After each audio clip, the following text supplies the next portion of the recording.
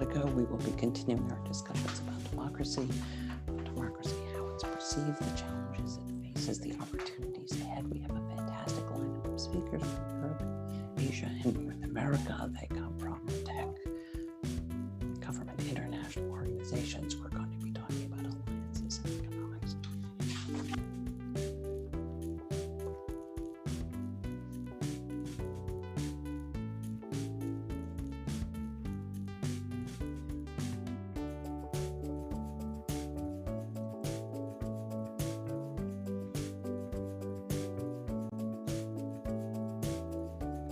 We'd love for you to participate in the virtual conference room or via social media.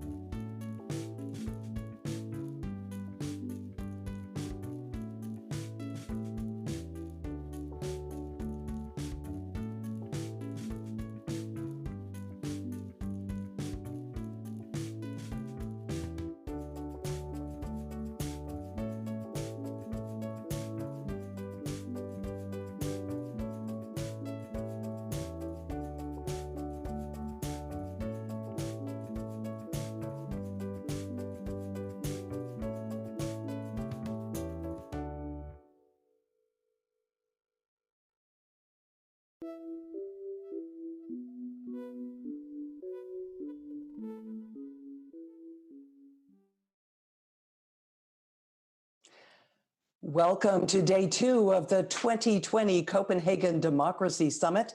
I'm Jean Meserve. I'll be moderating today along with Ryan Heath of Politico. We'll be continuing our discussions about democracy, how it's perceived, what challenges it faces, what opportunities it faces. We have an amazing array of speakers. They come from Europe, from Asia, from North America. They come from government and international organizations and tech. We'll be talking about economics and alliances, elections, and of course, because this is 2020, we will also be talking about COVID-19.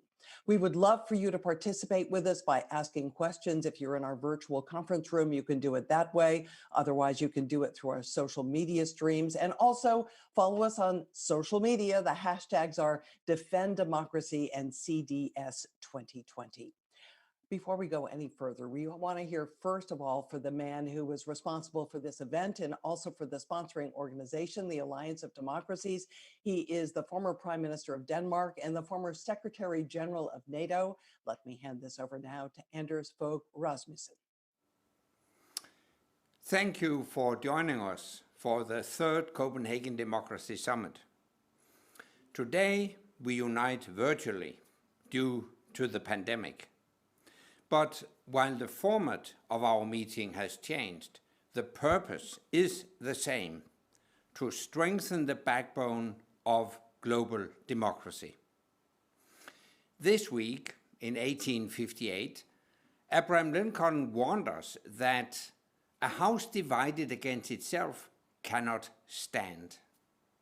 Likewise, democratic nations divided against themselves cannot stand either. Which is why we are here today to unite our democracies and rebuild the foundations of our house of democracy. You are joining with guests from over 50 different nationalities. I welcome all of you. Democracy is about dialogue and often fierce discussion. So, I invite you to raise your voice by submitting comments, tweets, and posts to our speakers today. Ladies and gentlemen, as democracy defenders, we could be forgiven for pessimism. As someone who dedicated my life to the cause of freedom and democracy, I too can be disheartened when I watch the news. Indeed, it can seem like autocracies are winning the fight, as we fail to confront their transgressions and aggressions. The Western world is suffering from debilitating self-doubt, a phenomenon where healthy self-criticism has morphed into unhealthy self-loathing about our values.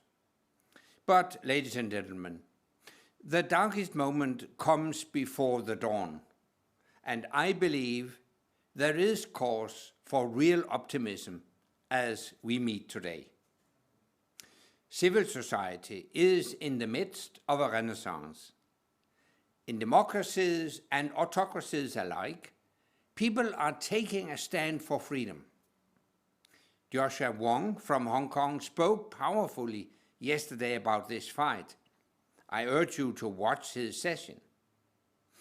In recent weeks, hundreds of thousands of citizens have taken to our streets, demanding police reform and an end to systemic racism. Yes, there were some shameful spoilers and looters, but the peaceful majority made their voices heard. Later today, we will present the 2020 Democracy Perception Index, a survey of 124,000 people across 53 countries. I invite you to read the study on our website.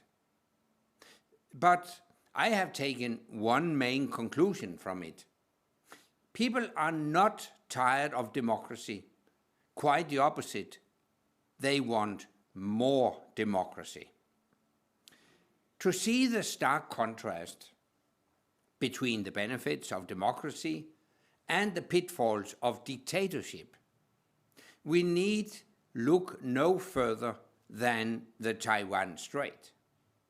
On one side, a democracy, Taiwan. It acted swiftly to alert the world on the new coronavirus and build transparent systems and processes to contain it. The result? Fewer than 500 cases and 7 deaths for a population of 23 million. On the other side of the strait, a dictatorship that covered up its embarrassment and spread lies around the world, that used the cover of COVID to rip up its obligations to Hong Kong, and that abused the multilateral system by again denying Taiwan's entry to the World Health Assembly. Friends, we know the challenges that we face. But our job today is not to wring our hands and lament the decline of democracy. Our job is to roll up our sleeves and join the barricades. With our work, we can lead a path to the sunlit uplands, because there is no stronger force on this earth than the human desire for individual liberty. Freedom is the driver of progress, peace, and prosperity in our world. Free speech defends our freedom and speaks truth to power. The free market creates wealth, entrepreneurs, and opportunities. Free trade empowers consumers, lowers prices, and increases choice. And it lifts poorer countries out of poverty. Freedom, freedom of speech, trade, commerce, and mobility create peace and progress for the entire world. We should never be apologists for the freedom that we have created. And thanks to more political freedom and more market economy, the world has achieved enormous progress during the last 30 years. The percentage of the global population living in extreme poverty has been reduced from 36% in 1990 to 10% today. Fewer people die of starvation. The number of people starving has been reduced by more than 200 million during the last 30 years. Life expectancy has risen, child mortality has decreased, and thanks to technological progress, we can communicate with each other much more than before. We must not allow the coronavirus to throw all this overboard. On the contrary, we should strengthen the spine of democracies. We should demand more freedom. Rising to this challenge demands a new world order. The time has come to build a global alliance of democracies. An alliance of democracies that will increase cooperation, trade, and interactions between countries with similar values. Already, there are positive signs that the democracies are less naive to the challenges we face. The British have proposed the D10, a group of leading democracies to complement the G7 with India, South Korea, and Australia.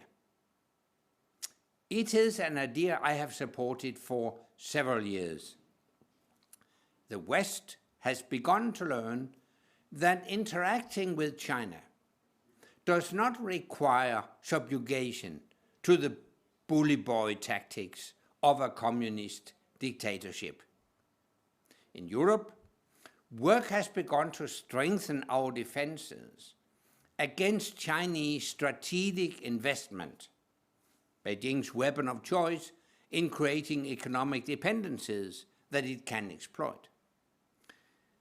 On the internet, we are taking measures to prevent autocrats from using our free and open societies against us by disseminating divisive fake news and disinformation. As we bounce back from COVID-19, governments should ask how they can return more freedom than they have borrowed, a freedom dividend. And leaders should also follow in the footsteps of visionaries like the American President Truman and take bold steps to build a new world order that will contain the autocrats and spur democratic forces into action. Because, my friends, there is only one antidote to autocrats, only one vaccine against tyranny, and that is freedom. Today, we make our contribution to defending democracy.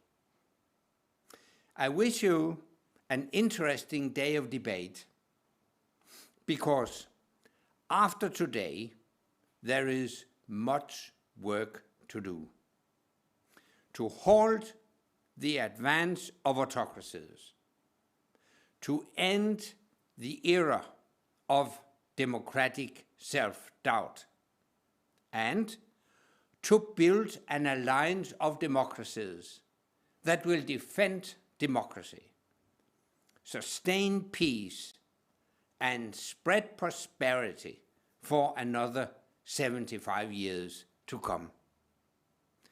Thank you for joining us.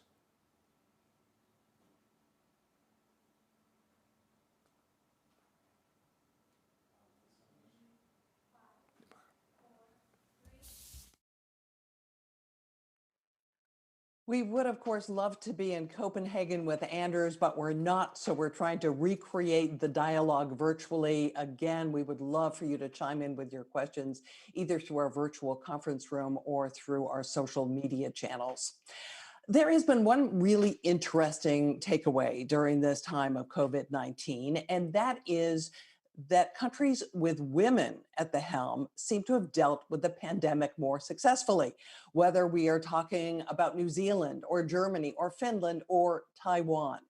So in Taiwan, the government was very quick to respond with a lot of testing and contact tracing. They never had to call for a national lockdown.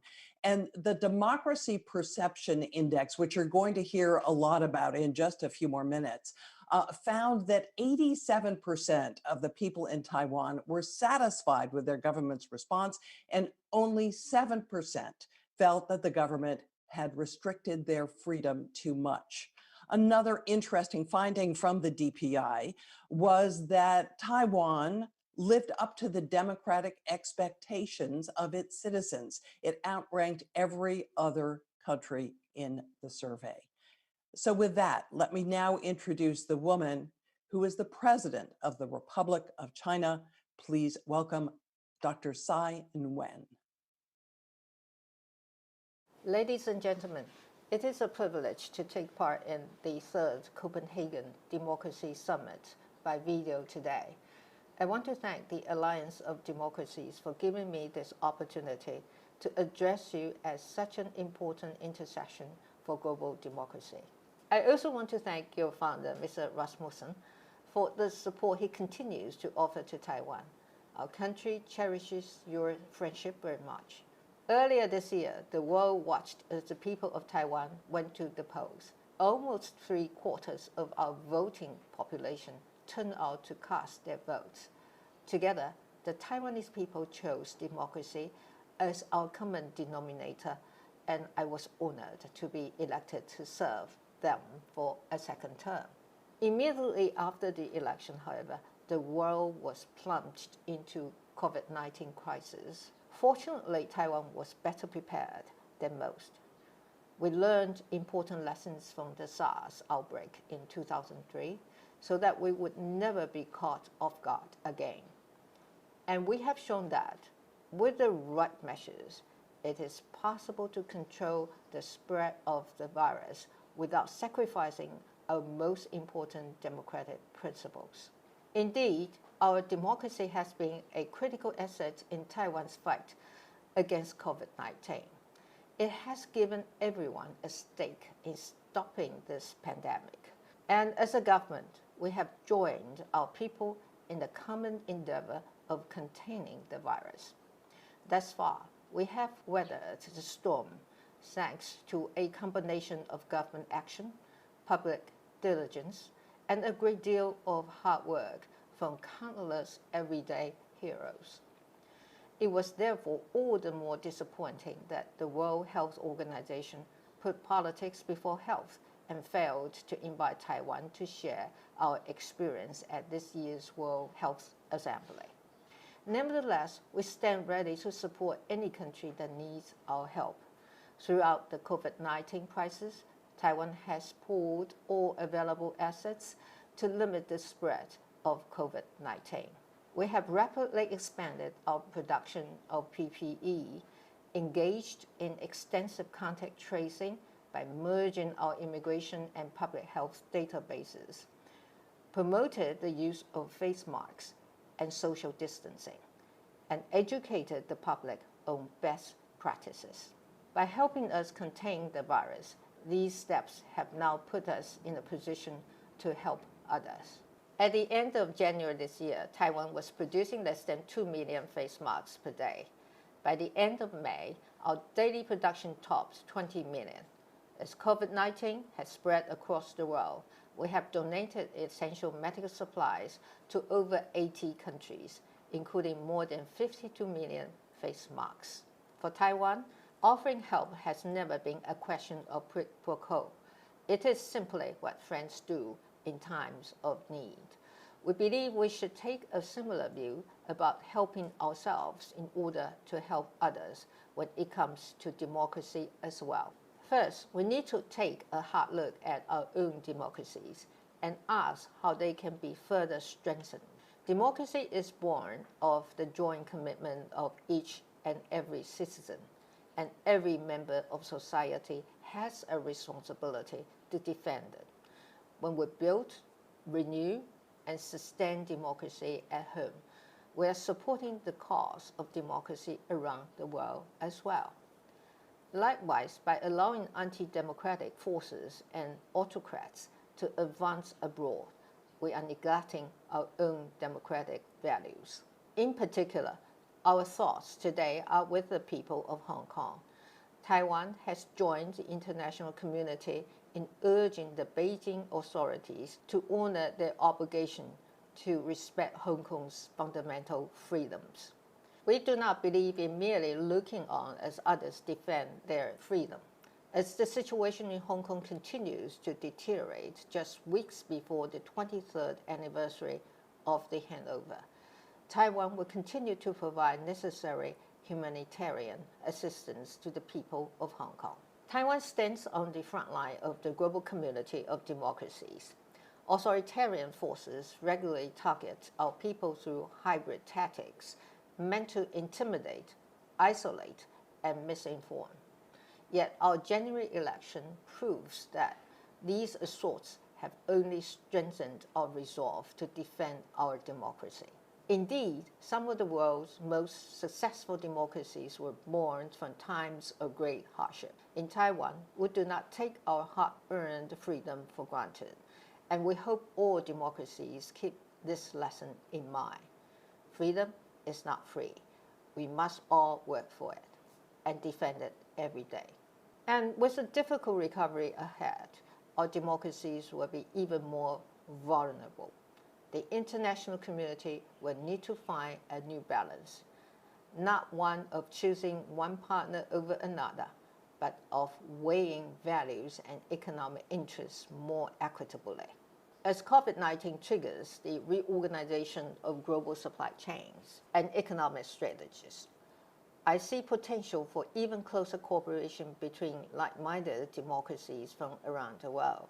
European and American businesses were looking for more reliable partners. To them, I say, democratic Taiwan, with its respect for the rule of law, human rights, and intellectual property, its talented workforce, and its strong and trustworthy track record in high-tech industries, welcomes your investment. Together, we can establish new, more diverse, and resilient supply chains. An investment agreement between Taiwan and the European Union, for example, would be a great first step, one that will align our norms and standards and permits business to flourish alongside protections accorded to traders and investors. What better way to show the world that democracies are willing to support each other in the face of rising challenges to our values? We should use the power of economics to strengthen our democracies. Ladies and gentlemen, I hope you will be able to visit Taiwan after the pandemic. Here you will see a vibrant, open, and respectful democracy, and a force for good in the world. Democracy is in our DNA. It is what makes us Taiwanese. To forfeit our freedom would be to forfeit the foundation of our nation. In my second term as president, Taiwan will continue to stand for democracy at home, and we will also deepen our ties with democratic countries around the world. I firmly believe that those privileged to live in a democracy must never rest until the entire world can share in the birthright that is freedom. In closing, I want to wish you a very productive democracy summit, and I look forward to working even more closely with you all in the future. Thank you.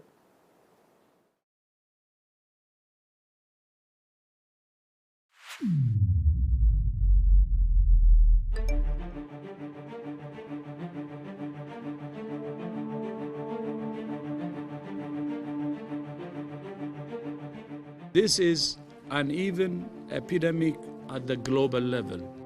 The Russians successfully meddled in our democracy.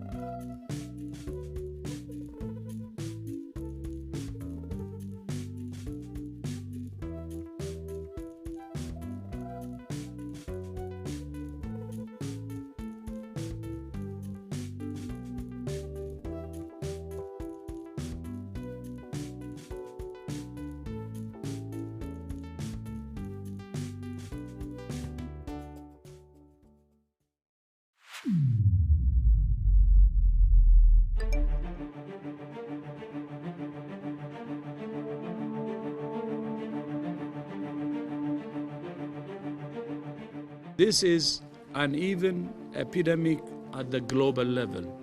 The Russians successfully meddled in our democracy.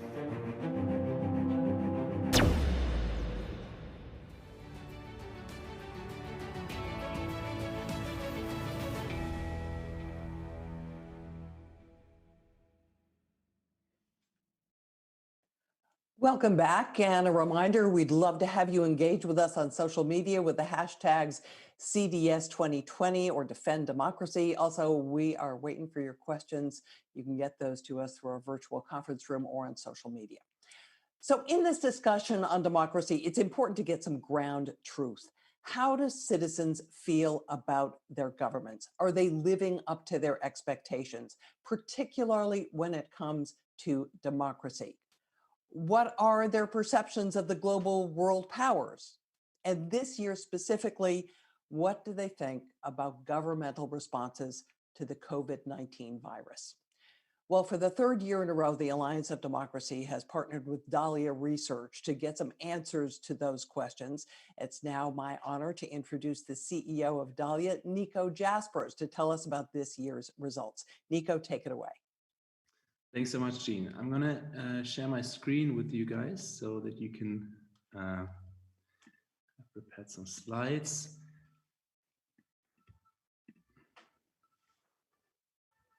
Excellent. Thanks, Jean.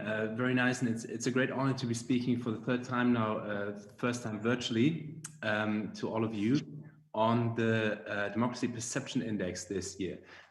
So quick. I can't go. Oh, there you go. Quick heads up on what this is. Every year now, for the third year in a row, we do what's probably the largest global studies on democracy. With the Alliance of Democracies, we do over 100,000 interviews across the world, across over 50 countries, representing roughly 3/4 of the world's population.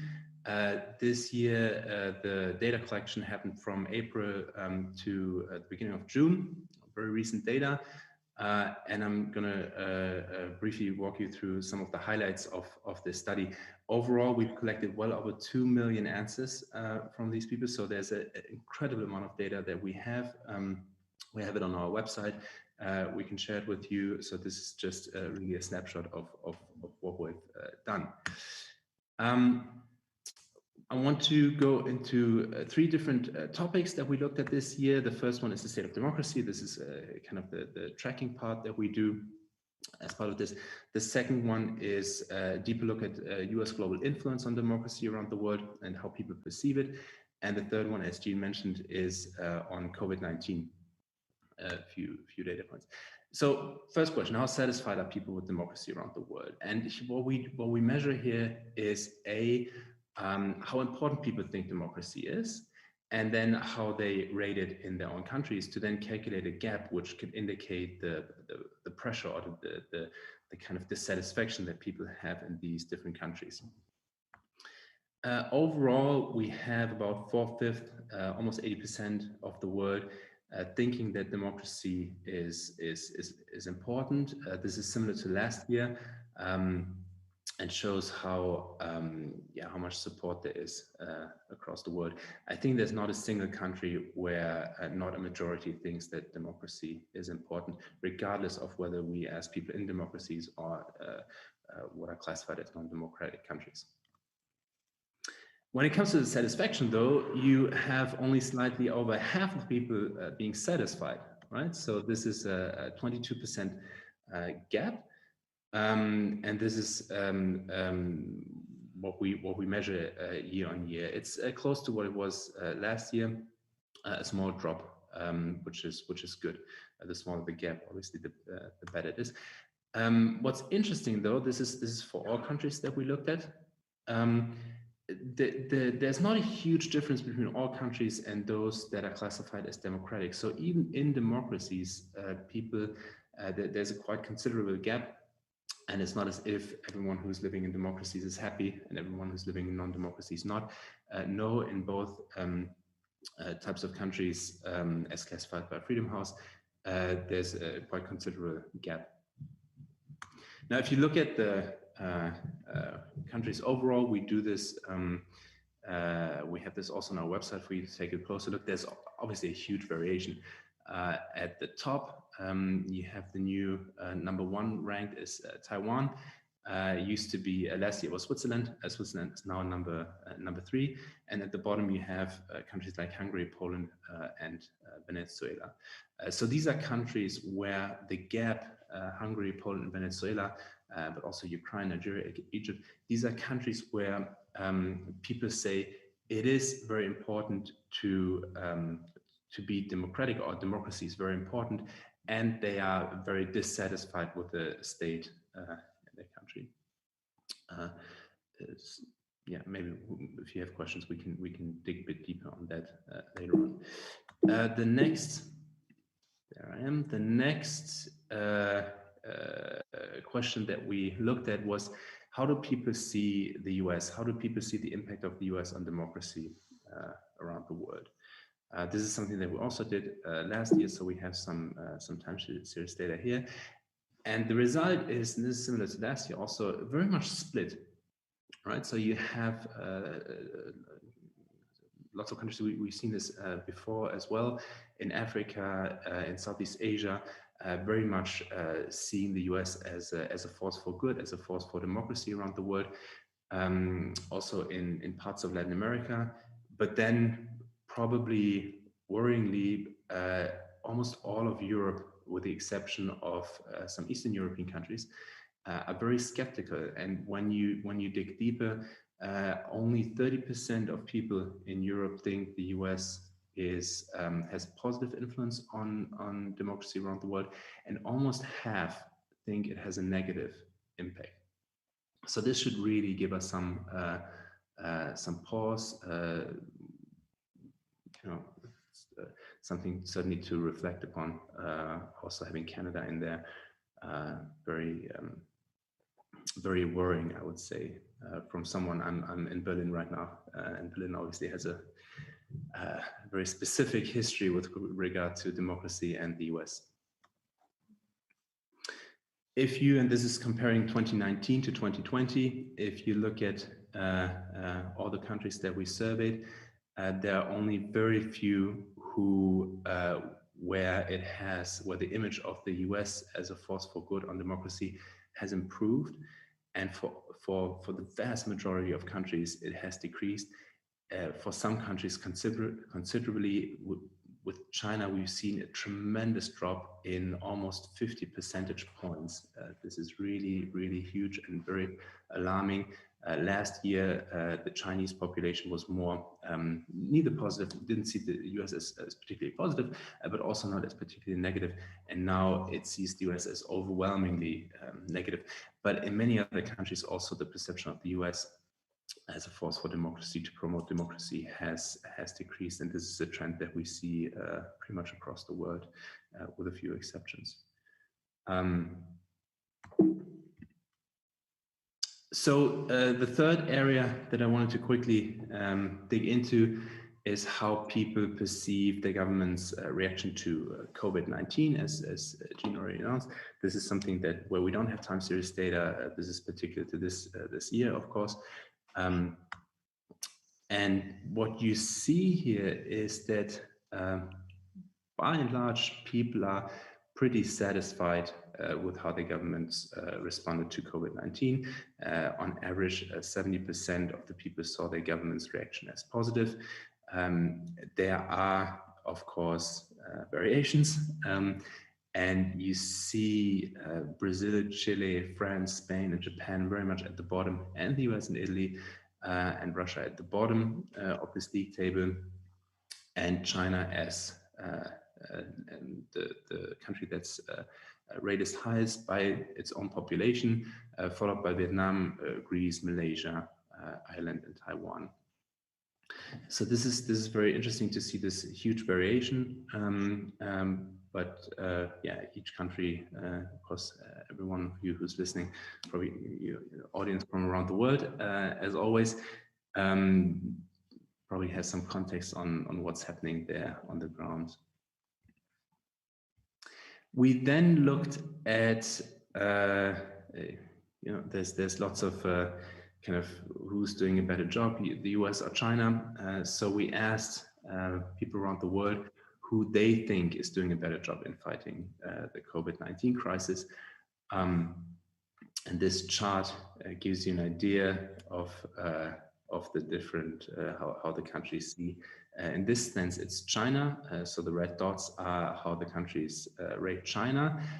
And you see that the Chinese think their government is doing an amazing job.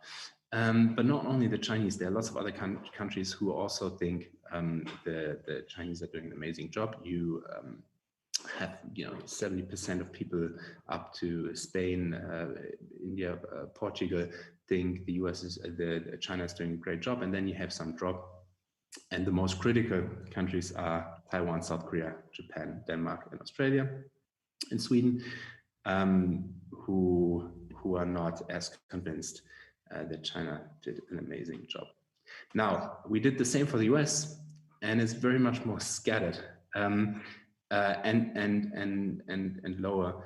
And then we calculated, which you can see here, the difference. And what you see really is that there's a huge a gap in how countries around the world perceive the US and the Chinese response.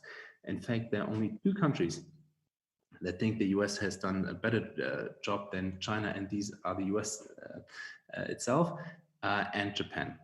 So that's quite interesting. Also interesting here is just the difference between of Chinese citizens, how they see China and the US. So they score the US as the lowest of any country in the whole world.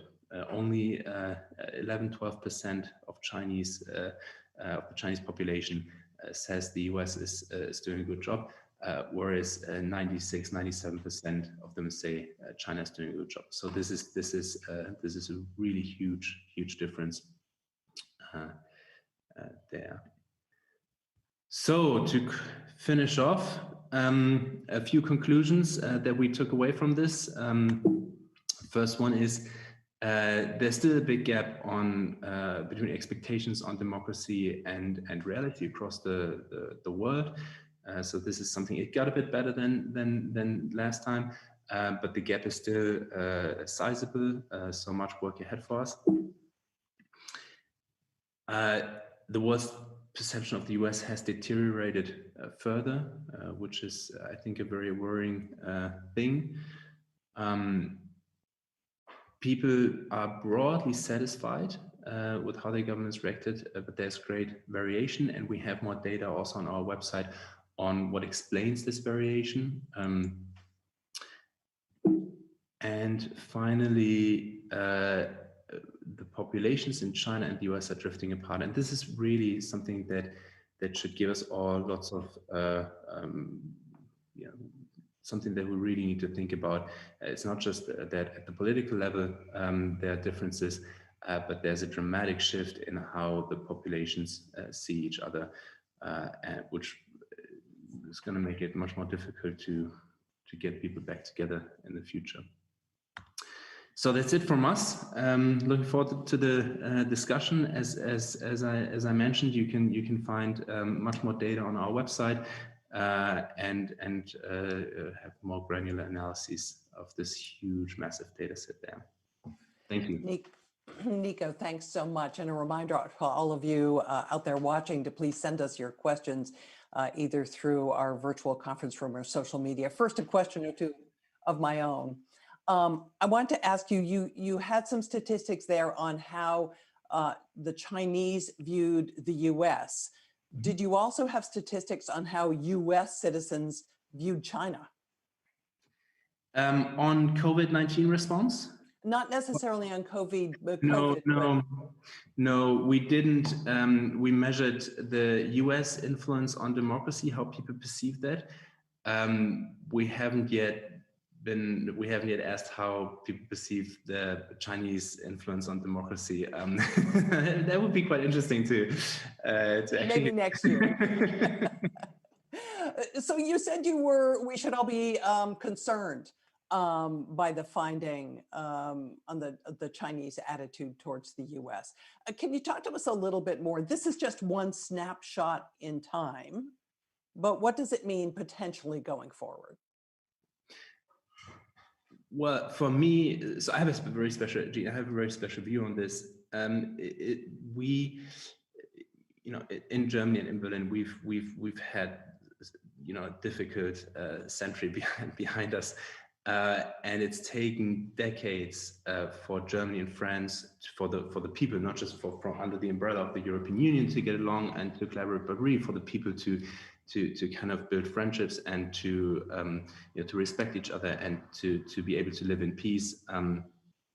And for me, there can always be political differences and problems, but these can be fixed, right? Once the populations, the people drift apart in how they see each other, it becomes much harder to fix. So for me, this is much more worrying to see that the Chinese population sees that there's such a dramatic shift in the public perception of the US there, and then presumably also to some extent in the US.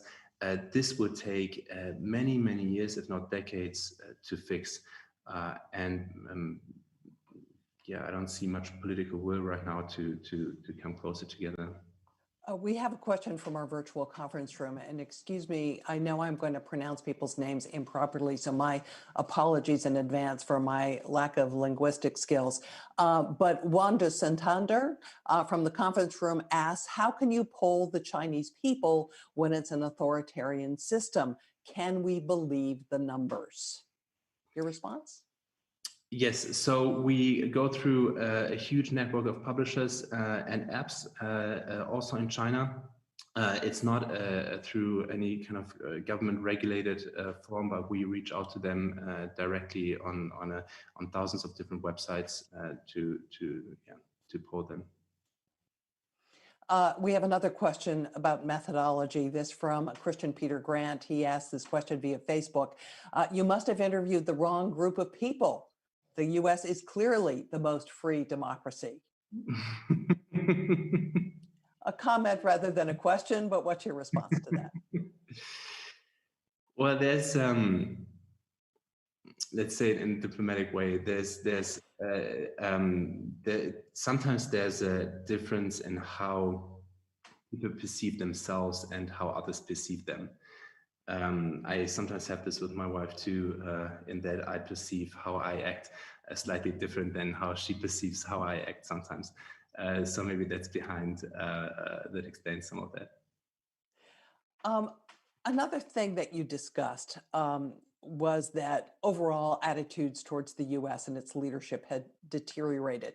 Were there some places where attitudes toward the US actually improved rather than deteriorated? Yes, let me kind of quickly take a look at the chart. So we have in Pakistan, it improved. In Mexico, it improved. In Australia, it improved. In all of these countries, only slightly, not dramatically. But there have been some improvements. And then also in Europe, you see some improvements in Austria, but from a very low level.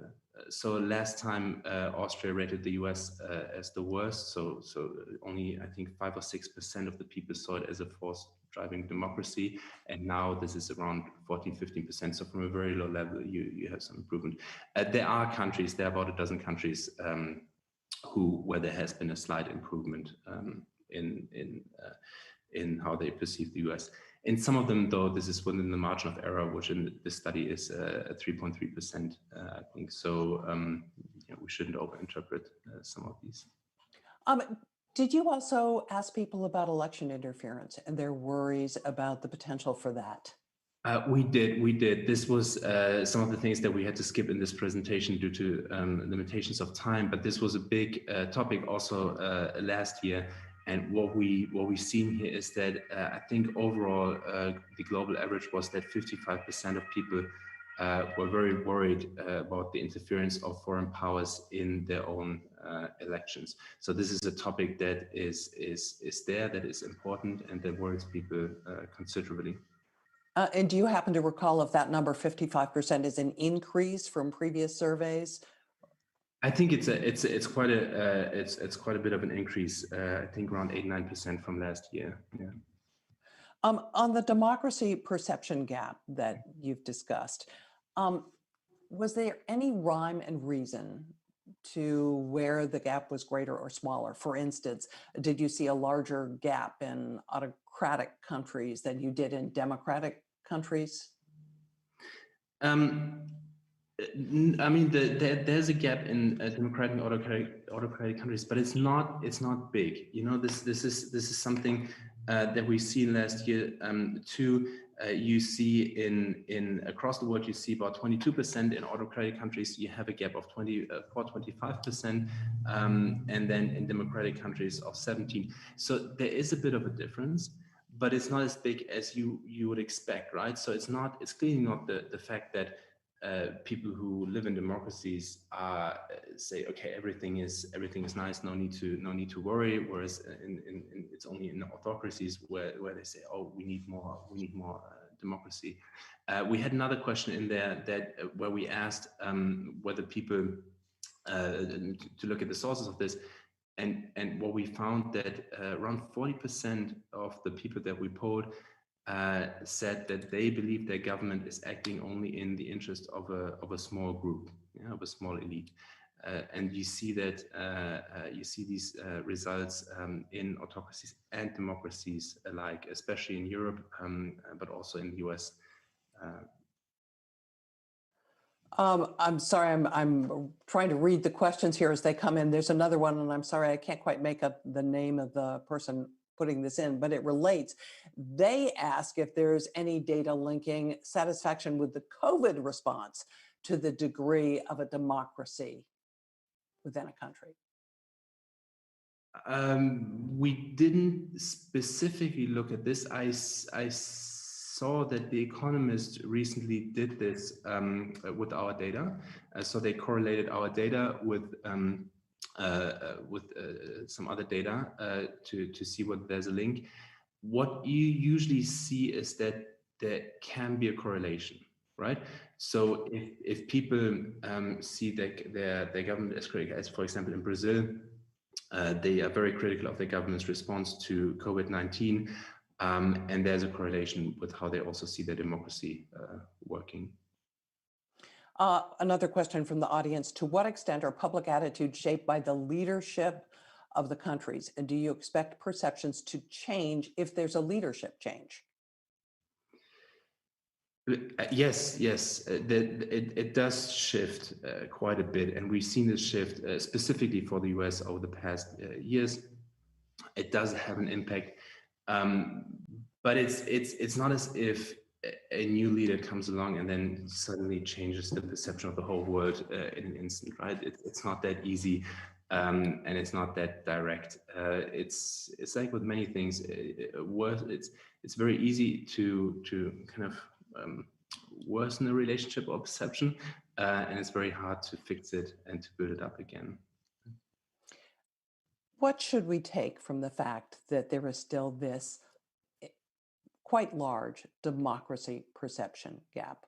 What is the concern here? For me, the biggest concern really is that people are not satisfied, and in countries where this gap is small, like Taiwan or Switzerland or Denmark for that matter, this might not matter so much. But in countries like Venezuela and Hungary and Poland also, there's something brewing, right? So there's something's going to happen, and this is we've seen this in the past with Brexit, with the rise of the far right in France. We've seen it also in Germany with the rise of the far right or extremist parties in general. And this is worrying. Whenever we see an increase in the gap in certain countries and overall, this is something to worry about, because it means that people have high expectations that are not met. It's fine. It's not good, but I guess it's fine if people have low expectations and the low expectations are met, right? And we see this in some countries. There's not a huge like in Saudi Arabia, for example, the gap is not that big, right? People seem to be satisfied, and in China too, they seem to be satisfied with the situation there.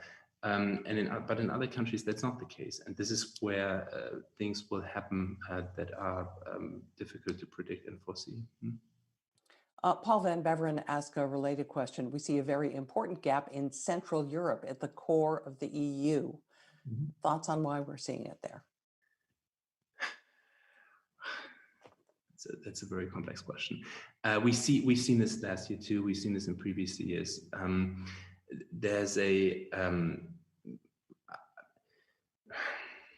in Germany, people might a bit arrogantly say that these countries have less experience with democracy, and there's more of a kind of higher hopes and then disappointment. I would say it's very country specific. You really have to look at the different countries. The situation in Hungary is very different from Poland. In the Czech Republic, it's again different. So each country has their peculiarities with regards to how they see democracy or the West, or what people hope, and then what they get. Yeah. Nico Jaspers, we're going to have to leave it there. CEO of Dahlia Research. We look forward to seeing what your results are going to be next year in 2021. Thanks for joining us. And coming up, stay with us. We will have an interview with the former Australian Prime Minister, Malcolm Turnbull.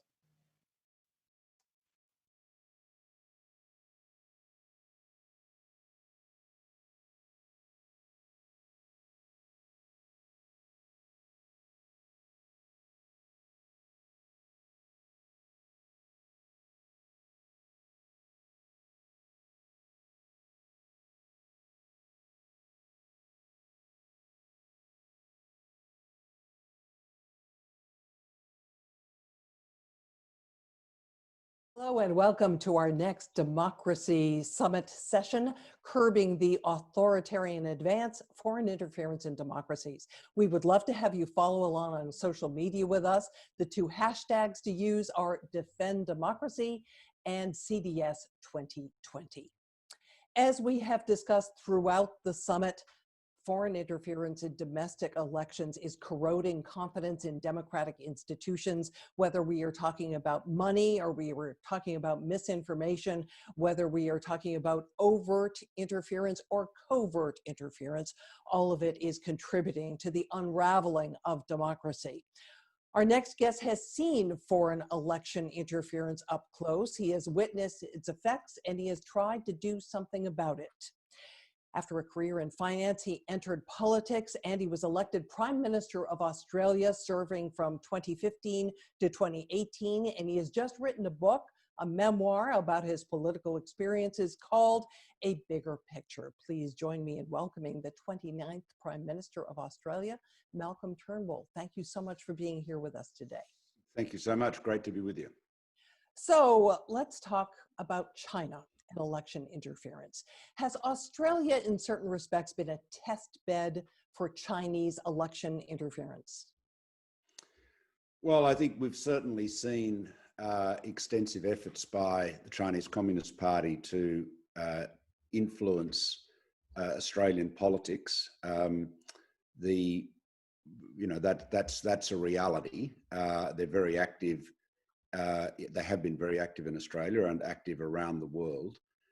So that's why my government introduced at the end of 2017 and legislated in 2018 a very up-to-date foreign interference and foreign influence legislation designed to combat that, and not just from China. I mean, China is either the biggest or second biggest economy in the world. It has by far the largest espionage operation in the world, but it's not unique. I mean, most major nation states engage in activities of that kind, but the scale of the Chinese influence operations are without precedent, mostly through the United Front Work Department. So talk to us a little bit, if you would, about the techniques that they have used in Australia to interfere with elections. Well, I mean, in terms of, it's really an effort in exercising influence, and it does, and the most effective way of doing that is obviously with money, through political donations, through putting people on retainers, through various front organisations. Now, you know, from our point of view in Australia, we're an open democracy. We do not have a problem with foreign governments or foreign political parties seeking to express a voice in Australia, but they must do so openly. It's the covert nature of foreign influence that we have sought to expose, and so the foreign influence transparency legislation basically requires you, it's similar to FARA in the United States. If you are seeking to influence, you know, public affairs in Australia on behalf of a foreign government or foreign political party or entity associated with them, then you've got to be upfront and say, yep, that's what I'm doing. And we don't see any reason why that shouldn't be so. But it is money is the most influential point. I mean, and it's a big issue in Australia. As I say in my book, any Australian Prime Minister who gets into an argument with the Chinese government will invariably find that much of the Australian business community is taking the side of the Chinese government. That was certainly the case when I was PM, and Prime Minister Morrison has had a similar experience very recently. And I want to talk about that economic and political bifurcation that you're dealing with in Australia. But before we do that, I want to probe just a little bit deeper on what they're doing. There was a case involving allegations that China actually tried to install an agent in the Australian Parliament.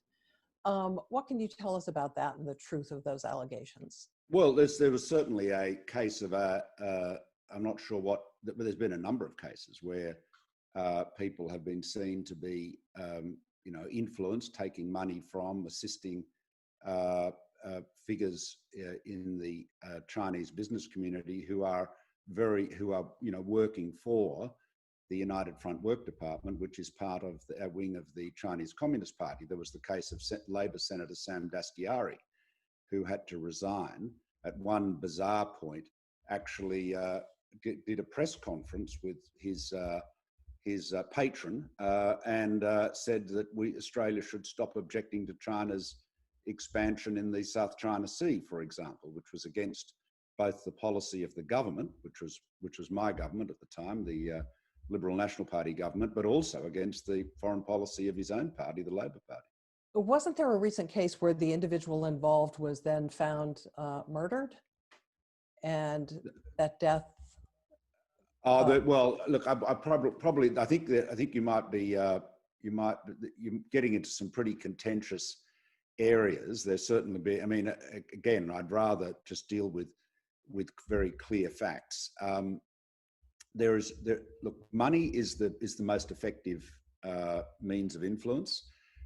The other area I would say that is very significant is that the Chinese language media in Australia, almost all of it, is either controlled by or overwhelmingly influenced by the wishes of the Communist Party in China.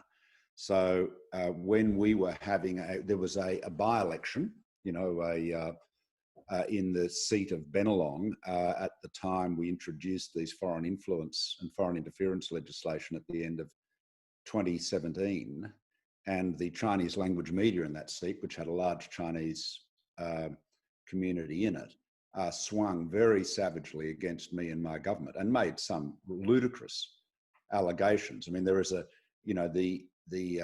think, one of the things that you could say about China's more bellicose rhetoric and foreign policy at the moment is that they seem to be wanting to match President Trump blow for blow, if not tweet for tweet, whereas a shrewder approach would be to be the complete, to provide a measured, consistent contrast. And instead, they're really missing an opportunity there, I think. So you've mentioned their influence on Chinese language media. What about in English language media? Is there a lot of misinformation? Are they active on social media the way some other countries have been? I haven't seen the same well, certainly not in English language social media, obviously massively active on WeChat, and the various Chinese language social media. But the real influence is over the business community. And you know, and the proposition is, I mean, look, Australia's biggest export market by far is China, okay? And there is and we have now got to the situation where whenever, and this is now on 2 occasions, right? Both, as I said, very recently and 2 years ago, the Chinese ambassador has actually gone out into the Australian media and said, if the Australian government continues to do X, you know, something that displeases Beijing, there will be trade consequences. Our students will stop coming to Australia, our tourists will stop coming. We know we won't buy your beef and so forth. And it is, and regrettably, far too many of our business community, as I describe in my book, and you know, university vice chancellors, then start complaining that the Australian government is not being respectful enough to Beijing. So, you know, money for all of its fleets and armies, for all of its brilliant military, you know, technology as it seeks to catch up to the US, the most influential weapon China has, as usual, is money. So where ultimately do you think it takes Australian democracy? Well, Australian leaders have to just stand up for their own sovereignty. And that's the point that, you know, I've consistently made, that we respect China's sovereignty and we expect China to respect ours. And we believe that our politics and public affairs should be determined by Australians and no others. And we don't, you know, frankly, we don't care whether the foreigners are Chinese, American, Japanese, or French. It's not foreigners' role to be seeking to influence our politics, other than, of course, if they choose to do so openly. In which case, then they get seen. Then it gets seen for what it is, and that's what democracy is all about. Well, certainly a noble goal, but as you've mentioned, the economic ties are so deep and so extensive, and they have, you know, such a big stick that they can hold over the Australian economy. I just wonder if you have total faith that Australian leaders will, in future, be able to stand strong and take the position you've advocated. Well, I hope they will. I think I set a good precedent for that, and certainly my success is continuing with that. But look, you know, Australians have got to have confidence in themselves. You know, China does not buy our iron ore because they like koalas. They buy our iron ore because it is good quality and at a good price. Their students don't come to Australia as a favour. They come because it offers the best, you know, opportunity, English language in their time zone, a safe environment, all of those things. And so, you know, we've got to recognise that while we do have a lot of trade with China, it is two-way trade. It is win-win, as they say in the classics. And so you've got to have confidence in that. And, you know, people who want to use trade sanctions and use trade as a weapon will often be doing as much damage to themselves. So in fact, we've had much more bluster about trade than we've actually had reality. The threats that I was put under in 2017, 2018 were really quite considerable. And yet our trade continued to increase. So you've just got to stand your ground. Don't, if you're leader of a country like Australia, you know, so a middle power, it's important always to be courteous, respectful, measured. Don't sort of start trading, you know, barbs or tweets with the Global Times, but don't back down. Because I say one thing, Jean, this is a really important point. In the imperial capital, whether it's Beijing or, dare I say it, Washington, they regard deference as their due. So if you go to a superpower, you go to anyone who's seeking to suborn you or bully you or, you know, stand over you in one way or another, the more you give in to them, the more they want. So the right posture to take, and this is why all of the countries in our region, it's a very influential region in this side of the Pacific, the approach we should all take with, you know, greater powers is one of respect, courtesy, but stand our own ground. So at the moment, we're in the midst of the COVID-19 pandemic, and Australia has been amongst those saying they'd like to see an investigation into how this all started. And of course, that investigation takes us back to China, and China has retaliated in this instance. Your thoughts on this, your observations? Well, I thought the Beijing's reaction was completely and utterly unreasonable. I mean, it is, look, I think part of it was because the remarks of the Australian government followed some pretty inflammatory comments by President Trump, who's obviously seeking to shift as much of the blame to China as he can for his own political purposes. But the reality is, Jean, that we need to have an open books, no shame, no blame investigation into what happened, who knew what, where, and when. I've got no doubt there was administrative denial and attempts to push things under the carpet and a refusal to believe the horrors that were approaching in China. I mean, that bureaucracies do that, even in the most transparent of democracies. So, but we've got to learn from all of this. We've got to be careful, though, that we don't engage in the rhetoric of trying to find the guilty person, because the fact is that there will have been mistakes made at every level from the outset, originally in China, and in terms of the responses in democracies. I mean, you've only got to look at the different responses. I mean, let's assume we all, outside of China, let's assume we all started off at the same starting line. Some countries' responses have been more effective than others. We should examine that and learn from that as well, because this is not the first pandemic, and sadly it won't be the last. And Australia's response has been widely praised. Do you share that positive view of it? Yeah, I think yes. I think our governments, we're a federation like the United States, but with six state governments, 2 territory governments, and all of the governments of Australia work very effectively together, and shut down the borders when they did. I mean, there were some mistakes made. Absolutely, there've been mistakes made here, but overall, I think it's been a very effective response, and the leaders are to be congratulated for it. And what about as indeed the Australian people have been? They've by and large complied with the social distancing strictures at the time they were imposed. And any comments on the performance of the WHO? As you know, President Trump has been highly critical, withdrawing funds from the organization.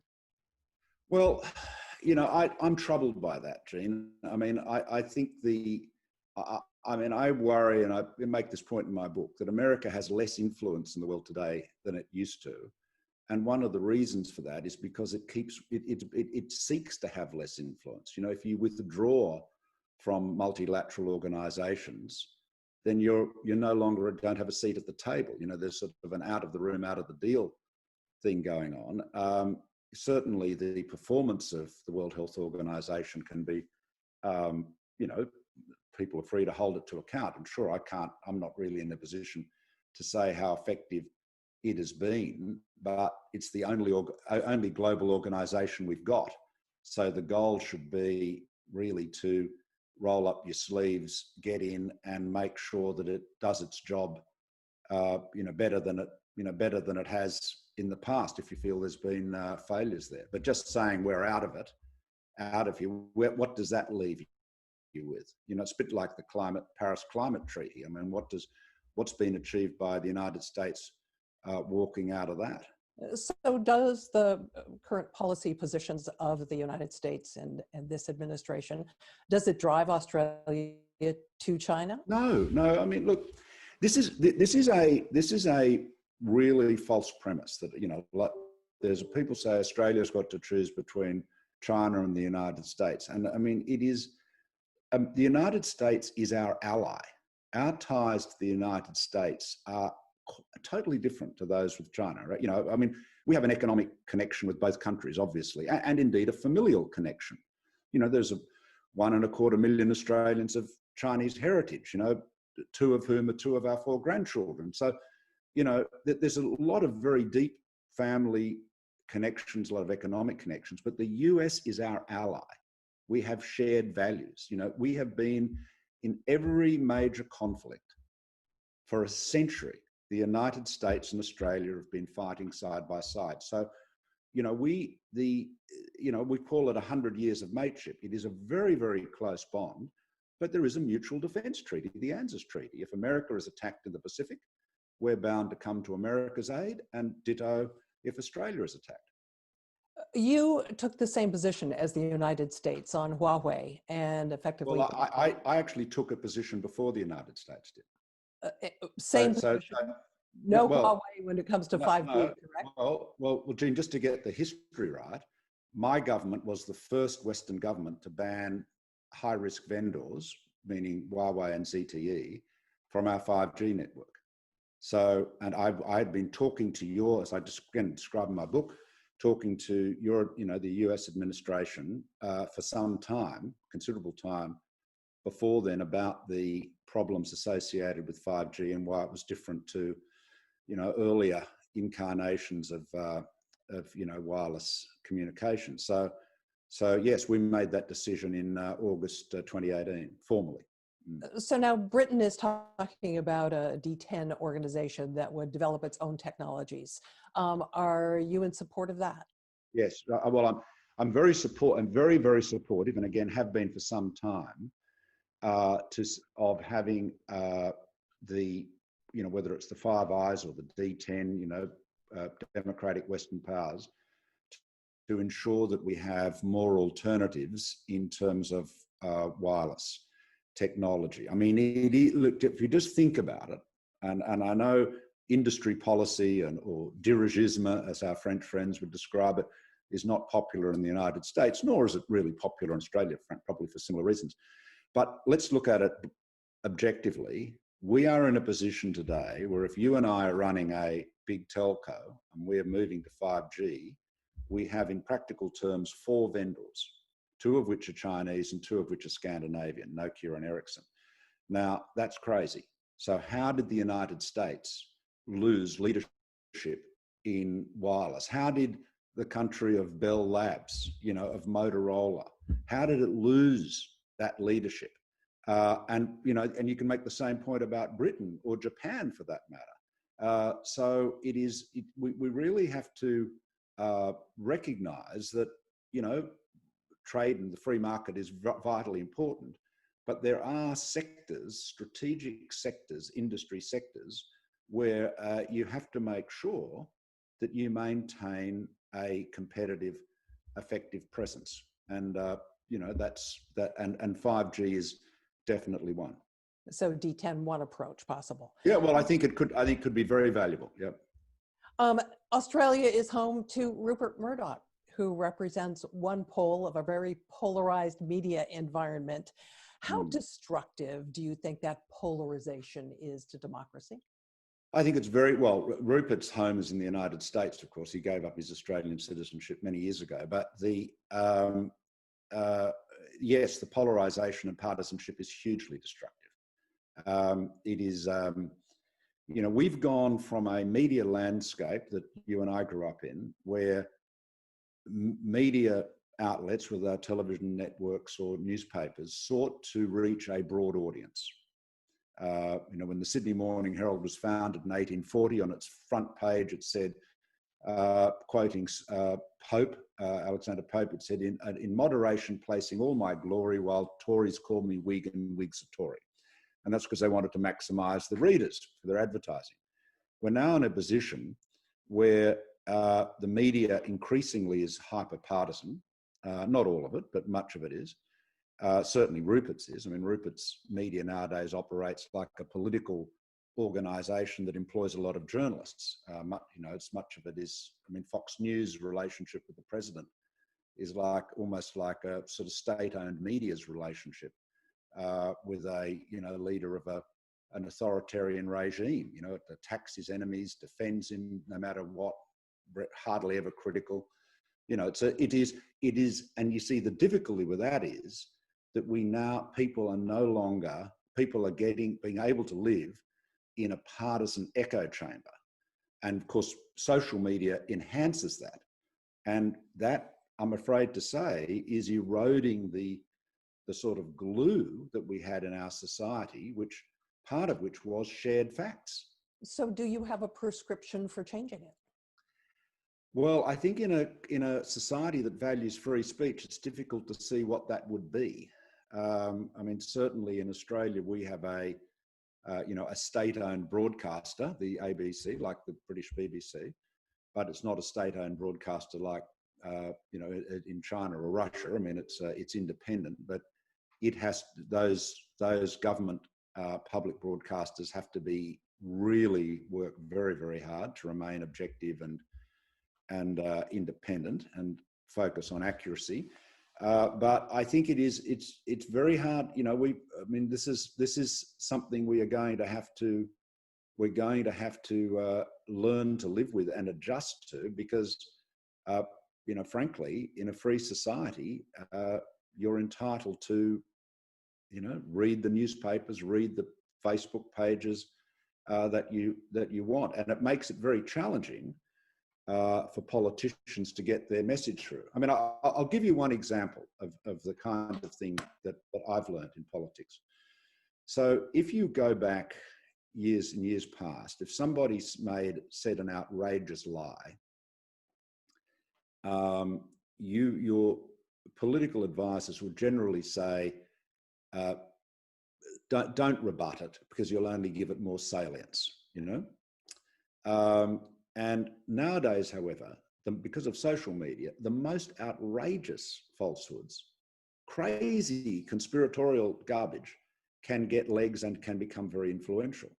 So it doesn't matter what people say, if it's adverse to you, you have to be able to hit it on the head very, very quickly, which means that the most outrageous allegations will now get responses. But the alternative is that they get enormous currency. So we had that experience in the 2016 election, where we were damaged by a truly crazy claim that we were going to sell the National Health Service, which of course you couldn't do. I mean, it'd be impossible, but it was bonkers.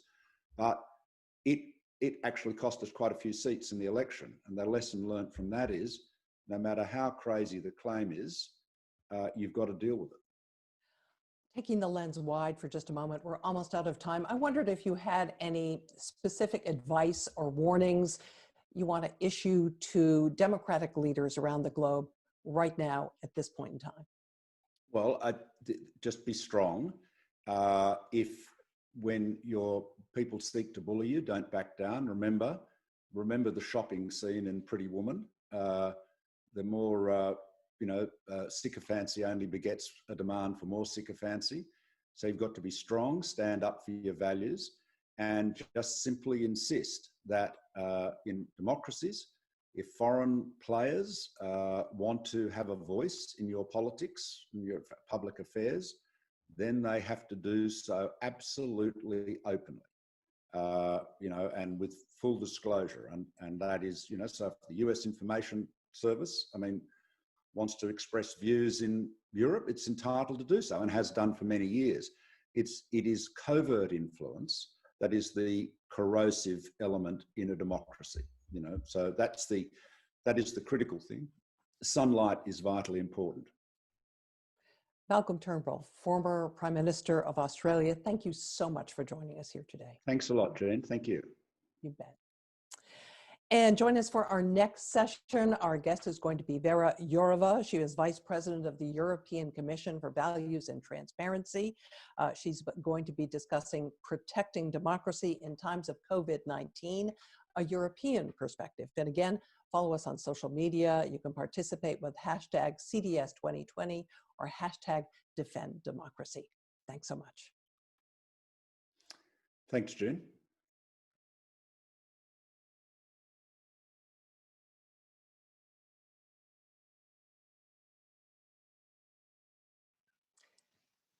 Welcome back, and a reminder once again that your participation in this event is welcomed. Please send us your questions via our virtual conference room or on our social media channels. COVID-19 has impacted all of our lives, and it certainly has impacted governments. presenting some new challenges and exacerbating some old ones. We're going to talk now about the European perspective on protecting democracy in this time of COVID-19 with a woman who was named one of the world's 100 most influential people by Time magazine.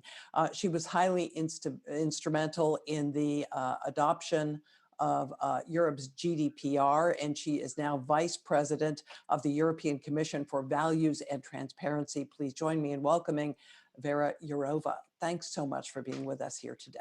Thank you for your invitation. Thank you very much. So the world is facing a pandemic, the economic fallout from a pandemic, and also a torrent of disinformation about the pandemic. Which one of these three things concerns you the most? And do you worry that one of them or all three of them in combination could pose an existential threat to European democracy? Yeah, thank you for this very difficult question.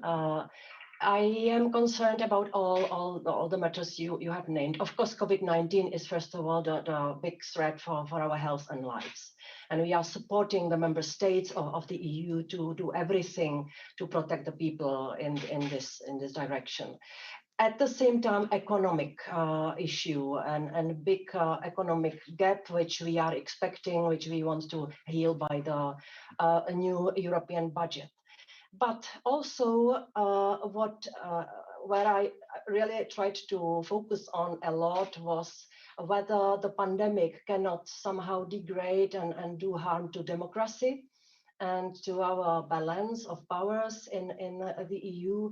And also what you mentioned, the infodemic, which is one of the features of pandemic, which we see is dangerous not only for the health of the people, but also for the democracies, because it has a big potential to decrease the trust of people to institutions. And now we need the people to have good information, trustworthy information, not only in how to say, how to behave in pandemic, how to be best protected, but also to have good information, to be well-informed citizens and to trust the institutions. So this is the combination of factors. You are absolutely right. I think you said it at the beginning that all the negative trends which we saw already before COVID are now amplified. So we really have to deal with all these bad trends.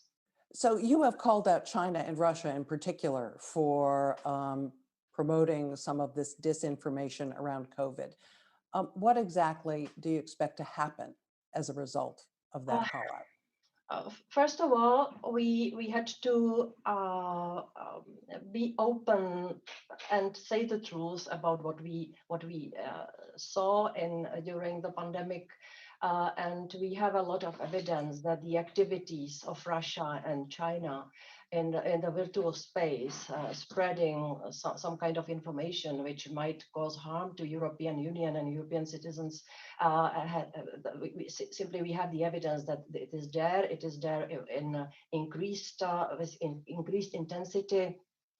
Websites and social media accounts linked to China and Russia engaged in targeted influence operations and disinformation campaigns around COVID-19 in the EU, also in its neighborhood and also globally, seeking to undermine democratic debate and exacerbate social polarization, and also to improve their own image in the COVID-19 context. So we had to be open, and we had to share our evidence with the citizens to be aware of what's happening. But on China more generally, China is an important trading partner and at the same time a rival promoting another governance system. So these are the factors which we have to have in mind, and I am sure that the EU needs to stand up for its values and interests, and it means a more reciprocal economic relationship and standing up for our values and fundamental rights, especially in the digital society and economy. But is that standing up for those values, is that going to change the Chinese behavior when it comes to disinformation? Or do you have to engage in some kind of sanctions regime if you really want to see change? Well, first of all, we have to have an open debate with the Chinese partners. So you know that we are ahead of the summit, where also these new findings and the evidence we have should be discussed. We must not be naive. The EU did not manage to get our story out. Yeah, we left too much space, especially in digital platforms, unoccupied by our story and our information. And we clearly see that if we leave this space free, it is occupied by some others. And speaking about the foreign actors, Russia and China were mentioned as those who were very agile in doing so. Just a short time ago, we presented the results of the Democracy Perception Index, polling done by Dahlia Research. And one of their findings was that the world overall looked at the Chinese response to COVID-19 much more positively than the US response, certainly. Do you think that this opinion about the Chinese response is a reflection to some degree of the Chinese disinformation campaign around the pandemic? It's hard to say because there is a lot of hesitation whether we can trust the information and the figures which are provided by China. So I think that we will still have to wait for some time to understand who was better managing the crisis and what is the result. I don't believe the story, which was also spread across Europe, that the regimes which are more authoritative can manage such crisis better. I believe that democracies like the EU countries are very much able to manage such crisis. But again, what I said before, by means of having well-informed citizens who can deploy their own responsibility and their own action to protect themselves. That's a long-term solution, perhaps. A shorter-term one might be to ask the platforms to do more. I know that the European Commission at this point in time has asked the platforms to issue periodic reports on what they're seeing. Again, is this going to be enough to create change? Do you need something more forceful? Do you need regulation?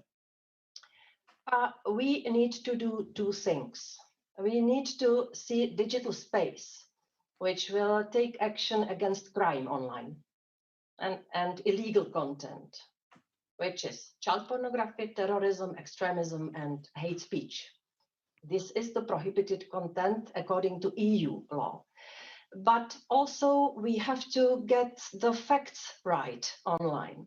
And so we need more facts to appear online so that the people can compare different messages and have first-hand available facts which are verifiable. The facts belong to everybody. The opinions belong to each individual. So we want the platforms not only to report on what's happening in their system, what kind of disinformation, who might be the origin, what are the channels, what is the manipulative technique used, what are who are the targets, but also we want more fact-checking because we believe that the facts are important. I want to ask you about a couple of recent news stories relating to the US. Facebook just yesterday pulled a Trump campaign ad because they said it had used a Nazi symbol within it. Given Mark Zuckerberg's often repeated statement that he's committed to free speech and doesn't want to be a policeman, were you surprised by what Facebook did? The US is a different legal system, and its approach to the freedom of speech is different from the European one for very strong reasons. The freedom of speech is not unlimited in the EU, while the First Amendment of the American Constitution says that the freedom of speech is unlimited. So I am surprised, but I have to say at the same time that I simply see that the big tech do not want to be the channels of pro-Nazi propaganda and the channels for lying and false information, that they are moving themselves. And also what Twitter is doing, that they are fact-checking now. I think that this is, from European perspective, the way it should be done, that the platforms are more proactive without censoring the opinions. Yeah, this is our approach. No censorship, just fact-checking and removing the illegal content. And pro-Nazi propaganda and the symbols, it is something which is prohibited on European territory. Let me ask you another current question. It has to do with Twitter, which has taken some steps as regards to President Trump's tweets. There were a couple that it labeled with fact-checking warnings. Yesterday, there was a tweet that they said violated their manipulation guidelines and was removed. And yet, the president also tweeted in recent days about a 75-year-old protester who'd been knocked over by police and said this person was associated with Antifa, although he offered no proof of that. So there seems to be some inconsistency in the way Twitter is policing. And one, does it worry you? And two, does it indicate to you that perhaps they are bowing to political pressure? I cannot judge it from my position, what's happening in the US context. The previous action of Twitter was something I supported publicly, because this was what we want them to do in the EU, to do the fact-checking. And let's be clear about that. We politicians, we should count with it that our speech will be fact-checked, because we have extreme influence, which is amplified by using the platforms and systems such as Twitter. So we have to count with it that our speech might be countered by some other speech, which are either other opinions or the facts, which might be delivered. So inconsistency, of course, the platforms use different internal policies and terms of work, and that's why also in Europe we will work more on establishing or developing some common rules which might bring more legal clarity in what should be happening in the world of the platforms. But again, no censorship. The priority of freedom of speech is absolutely clear, the right for information. These are our principles. And by the end of the year, we will come with the consistent approach, which will be a mixture of regulation and non-regulatory measures. I want to bring in some of the questions from our audience. Again, my apologies to everybody whose name I will proceed to mispronounce. But we have one from Sanoj Renselp, who asks, how do you see the role of social media platforms in amplifying foreign disinformation? You've talked about that a little bit, but this question says, are they unwilling or are they complicit? And what can the EU really do short of social media platforms changing their business models? Yes, indeed. We had a very big debate with the platforms before or at the beginning of COVID. It was the 3rd of March when we were sitting around one table and we were speaking about the dangerous information for the people which might endanger their health and life, but also about the foreign actors and foreign influence. And we agreed on the system, which is a combination of removing of the dangerous messages and dangerous advice relating to health, and also the fact-checking of the messages which might be more of some kind of propagandist content. Yes, of course, the platforms serve to everybody now can be a journalist, everybody can bring his or her opinions. For me, platforms are a more or less fantastic democratic tool, but at the same time we see negative things. We see the algorithms which are used to sell better the products, and I have big doubts whether the algorithms which they use as a good element of their business model should be used to sell the politicians. Yeah, because this is privatization of public debate to a large extent. So these are the things which we are looking at, and we will come at the end of this year with a democracy action plan which seeks to protect elections and free political speech. There are many good things, but also bad things. It's fascinating. The internet can organize in a very quick time humanitarian aid, but also it can be the place where humanitarian crisis can be started or incited. So we have to do everything to address the negative trends and to leave it open. So we've talked about foreign interference and foreign disinformation. Some of it is internally produced. What do you do about that? The same thing. We, of course, never said that the disinformation is only coming from outside and that we do not have our own internal producers. Sometimes it's not easy to trace the origin, yeah, to find out who is the original developer of such messages. So that's why now we want the platforms to report every month on what are the coordinated, well-organized, and intentionally produced disinformation. Here, I believe that the public, through these reports, will have a chance to see who seeks to manipulate them, because this is about manipulation. Can I ask you one other COVID-related question? Contact tracing is said to be an important part of controlling the pandemic, and various apps have been created to help with that process. How do you feel about that? Is there potential that these will infringe on people's privacy?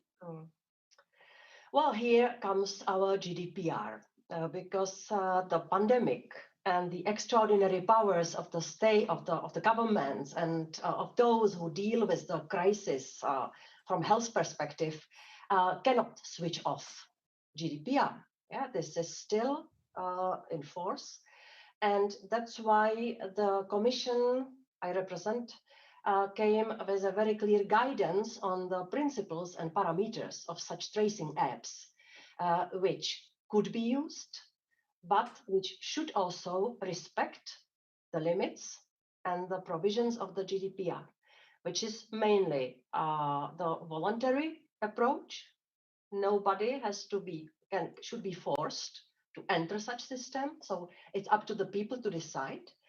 Then the very limited period for storing such data.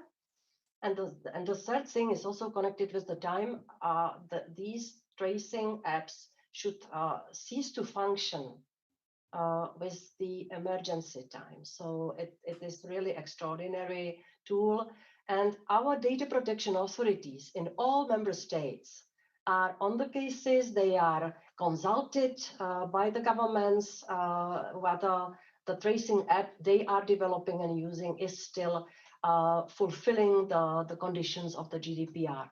Up to now, we do not have any alarming cases, but it's about tracing. When we speak about tracking, it's another story. There we said it is too intrusive and it should not be developed. But the voluntary access of the people to the systems is absolute pillar of what we want to see in all these instruments.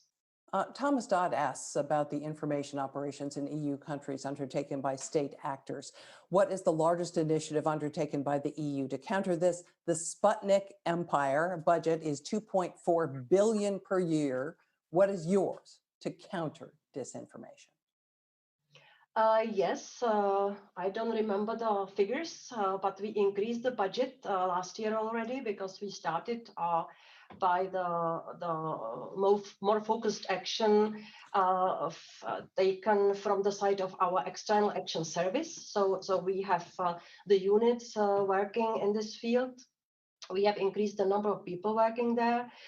But I always say that the capacities and the budget, it's not the only factor which has to be taken into consideration, because in the EU, we have a unique system of cooperation between the Commission, the member states, professionals.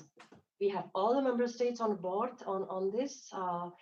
We have the platforms cooperating, and we have the civil society also contributing vastly to the fact-checking. For instance, we have the research area employed on that. So the system is invaluable, and I think that you cannot calculate everything in terms of money. We have another question not related to technology from Jesus de Copenhagen. If the EU needs to stand up for our values and fundamental rights, why are we not doing so on Hong Kong and Taiwan? Well, I heard Josep Borrell, the High Representative for Foreign Matters, yesterday in the European Parliament, who made a very strong declaration vis-à-vis Hong Kong and other places where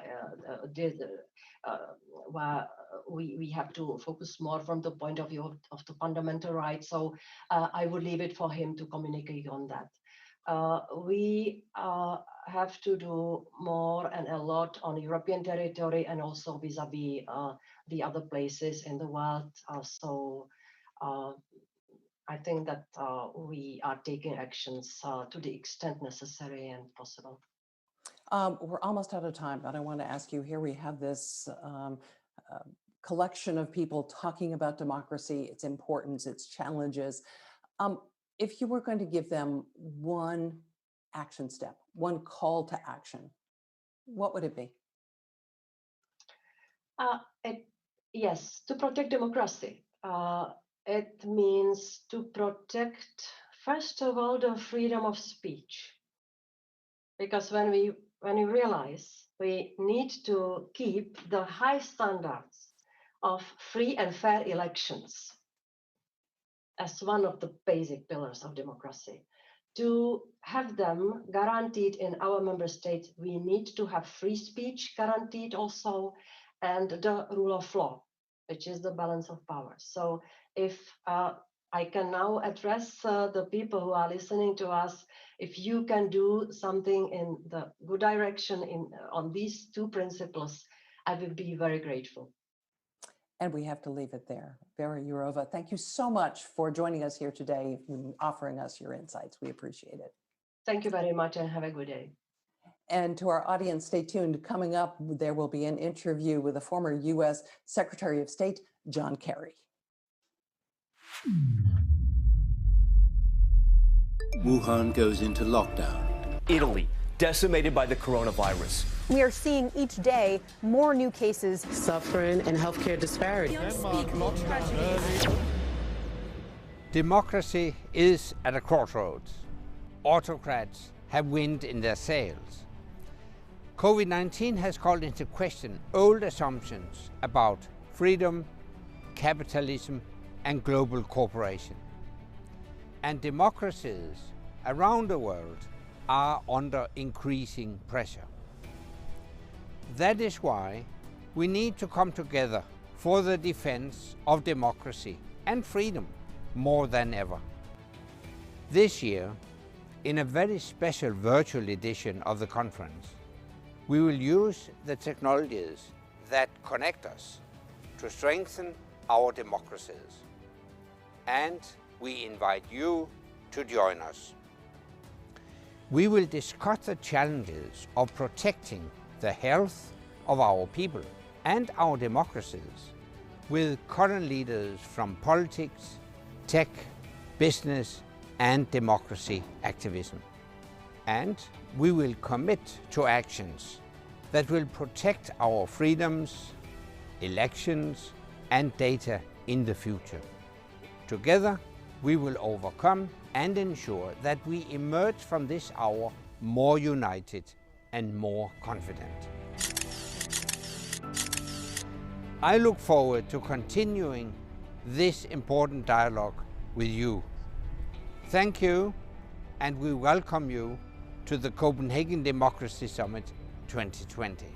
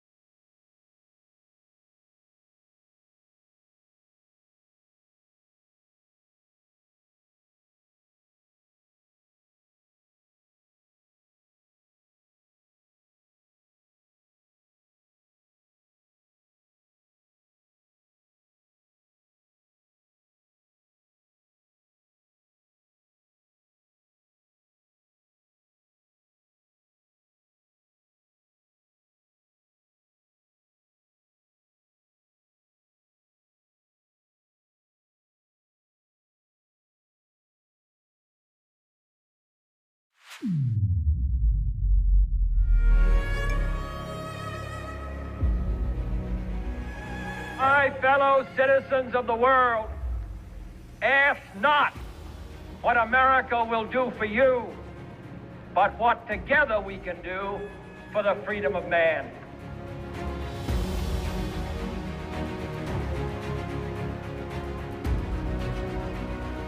Tear down this wall.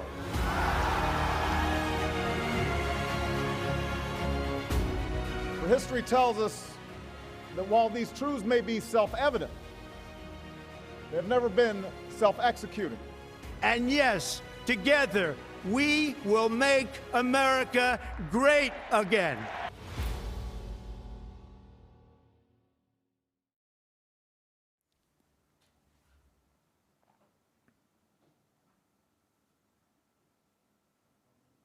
At Politico and the author of our Global Translations work.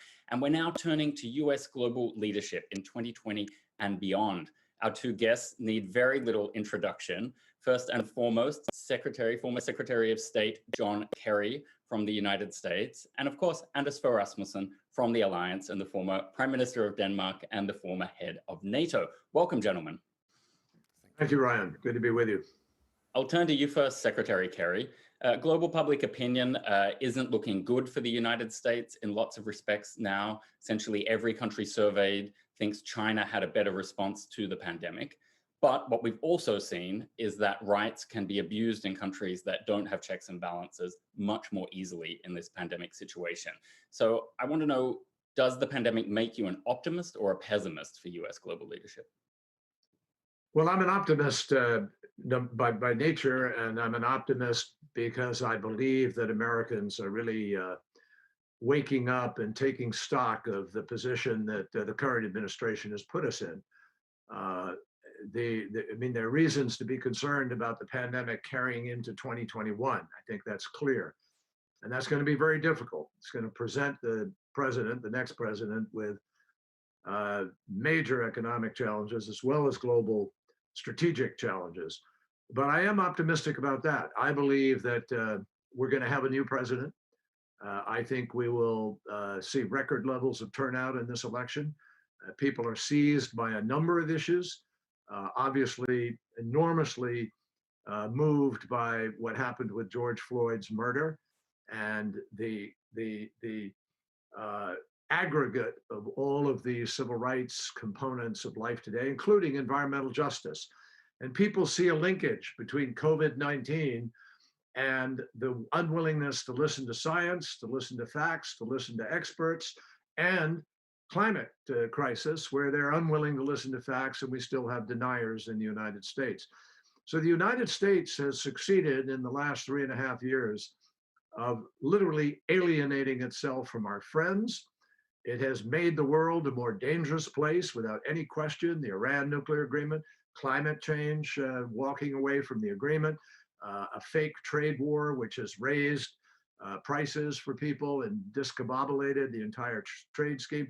You can run down a long list. The President of the United States standing feet away from President Putin and disavowing his own intelligence community, saying, why should I have a reason not to believe President Putin? So we've seen things that none of us literally would ever have believed we could have seen or heard from any administration, Republican or Democrat alike. And I think the dam is breaking now. I see the latest polls show Vice President Biden well ahead. I don't take anything for granted. I've run for president. I know what happens in the last weeks, and they'll pull out every stop. But I am quite confident about America's future, providing we have a change in leadership. If we don't have a change in leadership, all bets are off on many, many different issues. Well, now that you've raised the elections, I'll go straight to the heart of the matter. You were Secretary of State in 2016 when we saw Russia interfere in the election. Now that we're looking forward to the next race, what threats are you worried about most with the 2020 vote? And I'll get Anders to chip in afterwards as well. Well, Ryan, I'm really concerned about two things, obviously. I remain concerned about the foreign threat. President Trump overtly, according to John Bolton's book, invited China to get involved in the race and help him win. I think that we know that Russia is engaged, not just here, but in Europe and elsewhere in the world. Facebook took down 6.1 billion fake accounts last year. And you can bet your boots that that's not the end of the problem in any way whatsoever. They're very sophisticated at finding new weaknesses or opening up new weaknesses, and undoubtedly there will be attacks there. So there is the foreign front that we have to be concerned about. I'm also concerned about something that affected my campaign in 2004. It affected Al Gore in 2000. And it has obviously affected other campaigns in our country in the last few years, including most recently in Georgia, where certain officials of a particular party purposefully make it difficult for the other party to vote, where they control those matters. And so we have precincts where there aren't enough machines, people wait in long lines. It's already going to be complicated because of COVID. So access to the ballot is supposed to be one of the greatest things of democracy. And here we are, having held ourselves up as the leader of the free world for a long time, and certainly of the Western world and democracies, and we're not meeting the standard that we ought to be meeting. So I'm deeply concerned about protecting the vote. And thirdly, we got to make sure that people actually do vote. So I think those are the key items that are being worked on now. A lot of people are focused on this. I'm very hopeful that we're going to have so many people voting, and frankly, that the vote will not be close, so that things are definitive and we have a clear mandate for the future for the United States. And I don't know about you, but as an Australian, I find the voting access issues mind-boggling in the United States. For me, that's just alarm bells everywhere. I know that you see us drowning in misinformation and disinformation. So what's your top threat in 2020 that we need to have in our minds? Well, first of all, we definitely need an American global leadership, and I hope to see that after the elections. I'm concerned about the foreign interference, but I think the US is much better prepared than 4 years ago. But we have seen that the Russian playbook has been adopted by China, by other autocratic regimes in the world.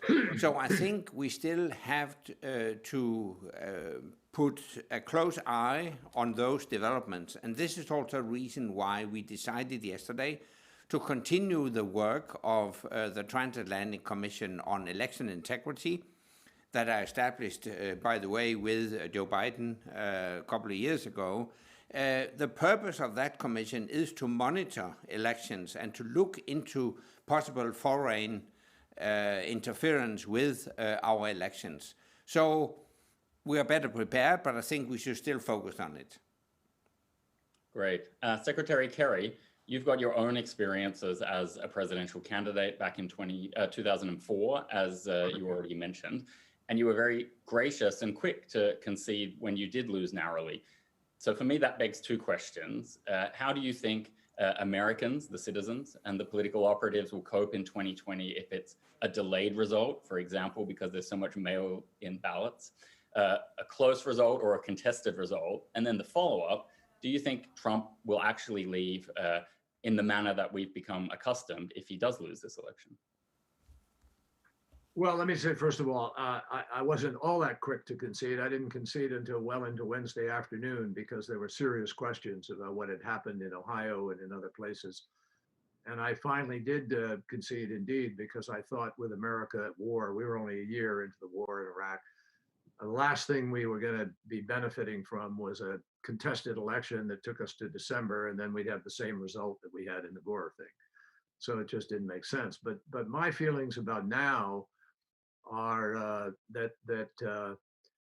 I'm going to do everything in my power, and everybody I know is going to work to make sure this is not a close election. And the way it is going right now, it will not be a close election. I can't speak to what will happen if it is. It depends on the circumstances of what were to make it so. But I believe that Americans want to move in a different direction. This has been chaos for 4 years. And as I said earlier, there are major issues, Ryan, and you know this, and Anders is so familiar with this. We're looking at cyber, where you can press a button and stop a nation's business completely and alter all kinds of services that are in that nation. We have, and nothing is being done to follow up on what we started in the Obama-Biden administration to work with China on setting the rules of the road for cyber. We have to do that. That is a negotiation just as important as a negotiation on nuclear weapons, as it was for Reykjavik, for Gorbachev and Reagan to take us in a new direction. We need leadership that's prepared to move in a new direction. We also have to face the nuclear issues coming back, not just India and Pakistan, but Russia and the US and others. And we're seeing the threat of increased arms race conceivably. It's stupid, it's dangerous. It's a vast expenditure of funds that we don't need to do.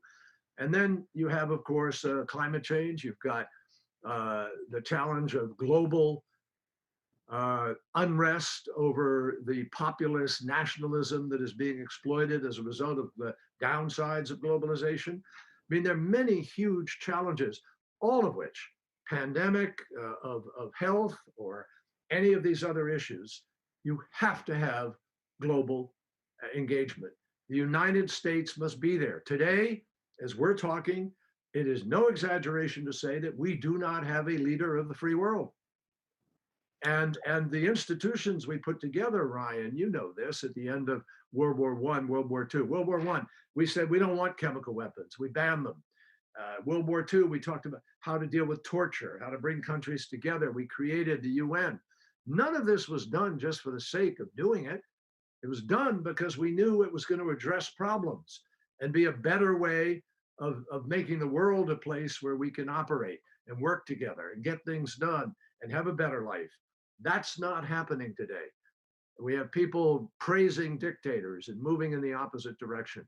So I'm going to continue to believe this election will not be close. We'll have a mandate in America, and if it is close, we'll just have to deal with whatever the circumstances are at that time. Hopefully, we've laid enough groundwork with the legal barrier that we will be well prepared. Picking up on that institutional point, we've got an audience question in from Anders Pedersen, who is a journalist with the news site Congressin. And he is asking about what you think the future of American democratic institutions is if Donald Trump is reelected. And I'd throw in there all of the international organizations that the administration seems intent on either withdrawing from or undercutting. For example, sanctions on the International Criminal Court, withdrawing from World Health Organization, and so on. What was the beginning of the question? How worried are you about the future of American political institutions? So I guess the two sides are— I'm worried. I'm worried. Right now, our democracy is not working up to par. Very simple. Too much money in our system, far too little sensitivity to the plight of a whole bunch of people who are living far more unequal lives. The disparity of wealth distribution in our country has grown worse and worse by the year. So we have major challenges. And if people don't have adequate access to the ballot, I mean, that's the stuff on which revolutions are built.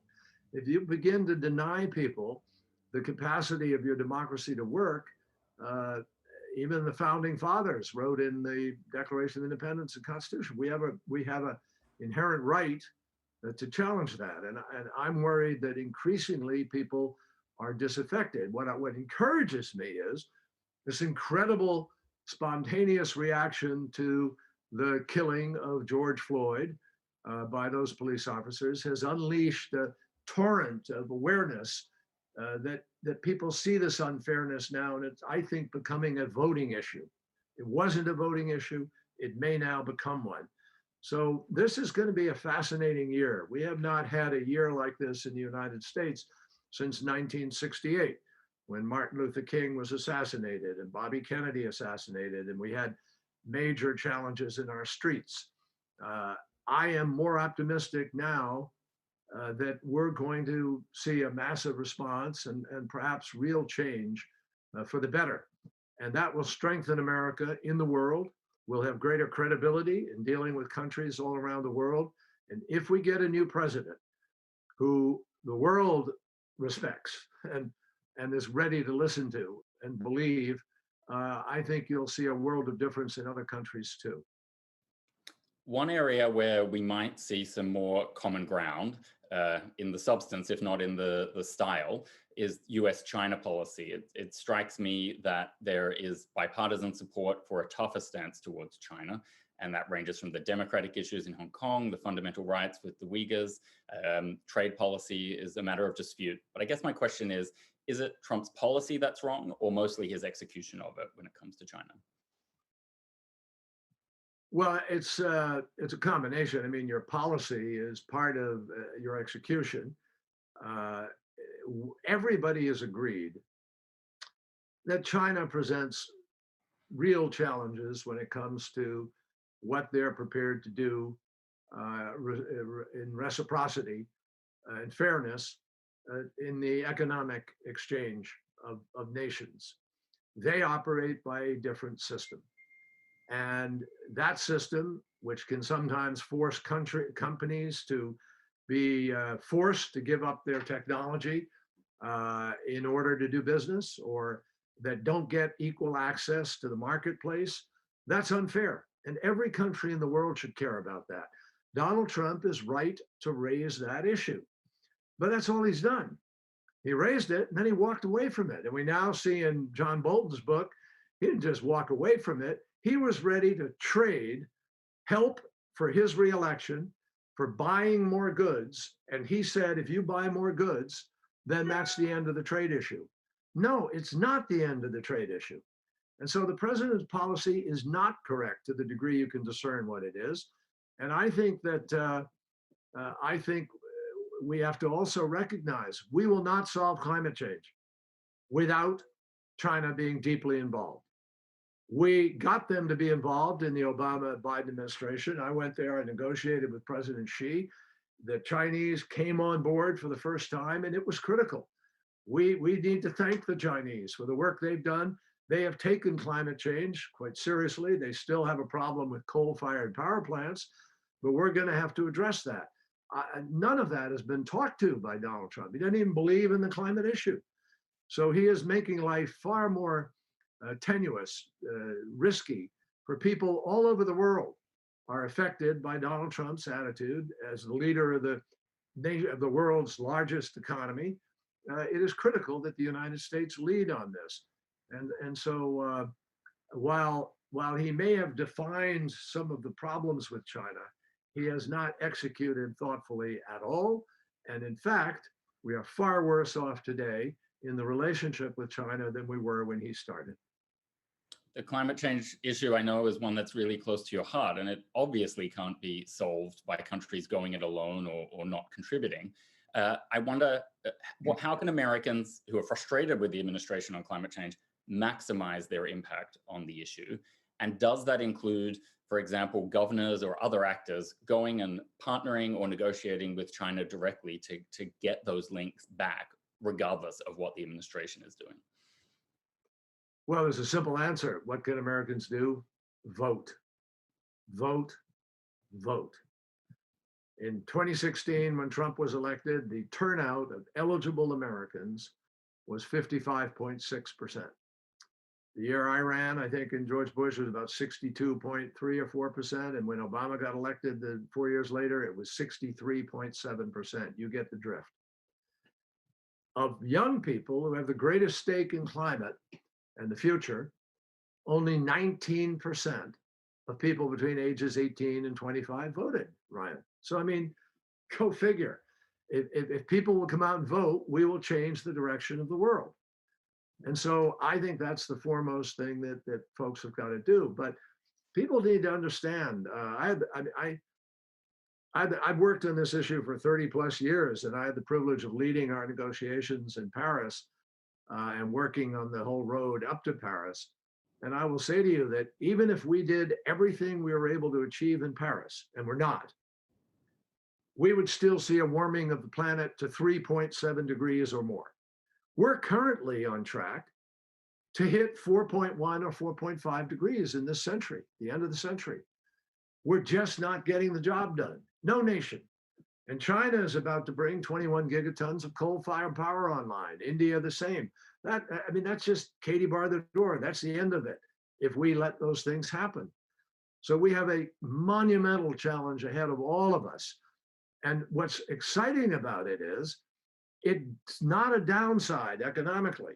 If we make the right choices and do the right things at the right pace with the right level of cooperation, there are millions of jobs to be created, extraordinary benefits to flow to our countries in terms of health, less particulates in the air, less cancer, less emphysema, less asthma for children and so forth. And there's a huge benefit of additional security to all of our nations by building new energy security base on which we're not at risk of sending people to the Middle East to fight a war to defend our ability to run our factories and our homes and heat our homes. So I think there's a very exciting future if we'll grab that future, but we only have about 9 years left, according to the IPCC scientists, to make the decisions that will make the greatest difference for us in avoiding the worst consequences of climate crisis. So we got to get to work, and we got to get to work fast. That can only happen with a President Biden. It simply will not happen if President Trump were reelected. A question for both of you now. I was interviewing Joshua Wong at the summit yesterday from the Hong Kong protest movement, and he was very frustrated that we're still in the zone of statements of concern about the situation in Hong Kong. And he was particularly critical of the EU for not doing more to stand up. But as two people who've been in those rooms crafting that diplomatic language, at what point do you flick the switch from the statements of concern and move into the trade embargoes, the sanctions, or other measures? He was clearly frustrated. And I want to know from two people who've had to make those judgment calls where you think it's time to step it up on Hong Kong.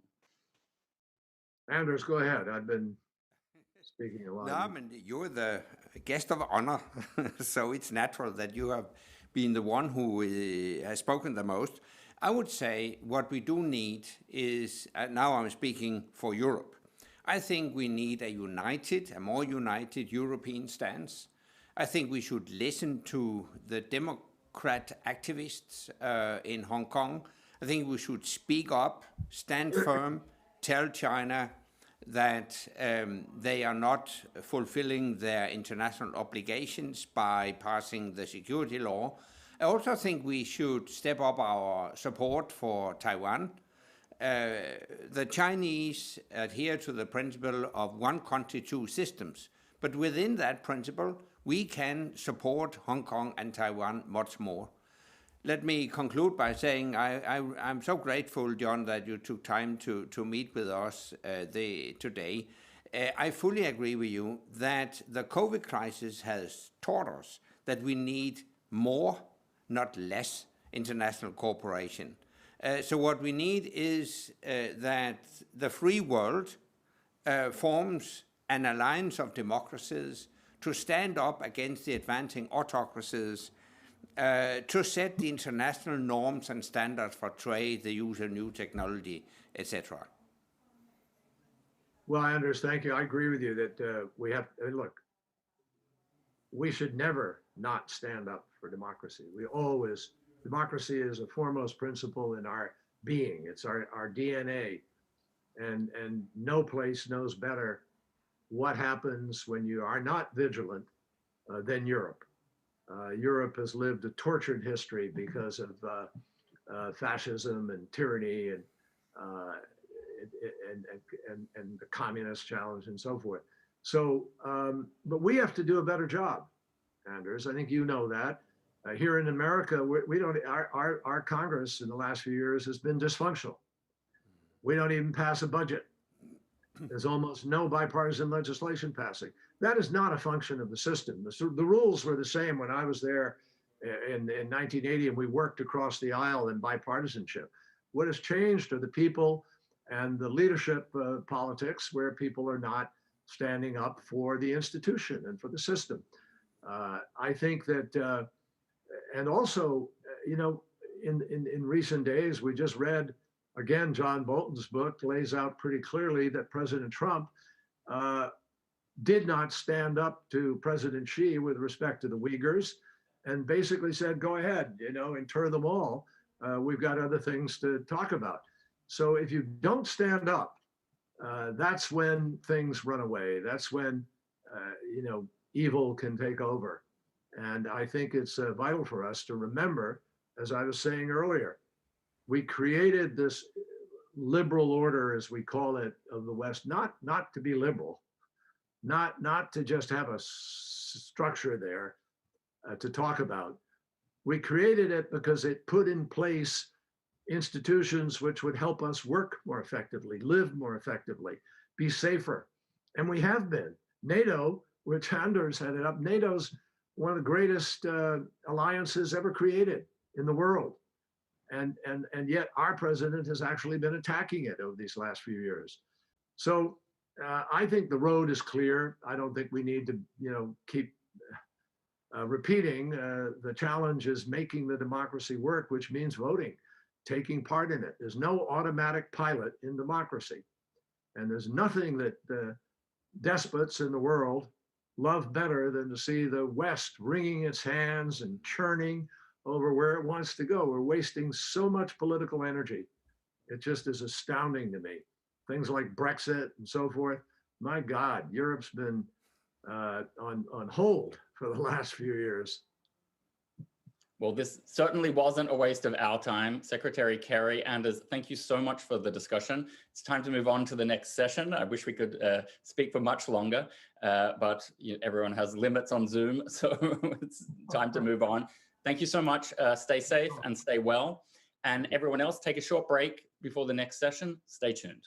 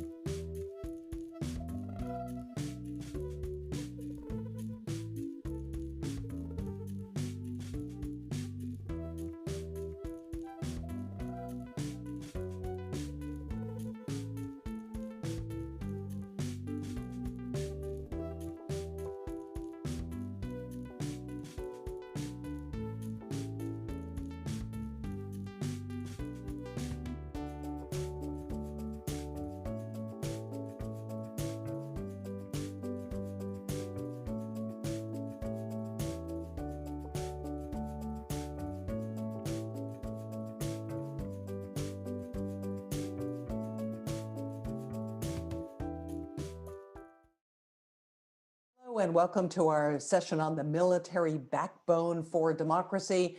All of you know by now, I think, that we welcome your questions. We want your questions. Ask them through the virtual conference room or through our social media channels, please.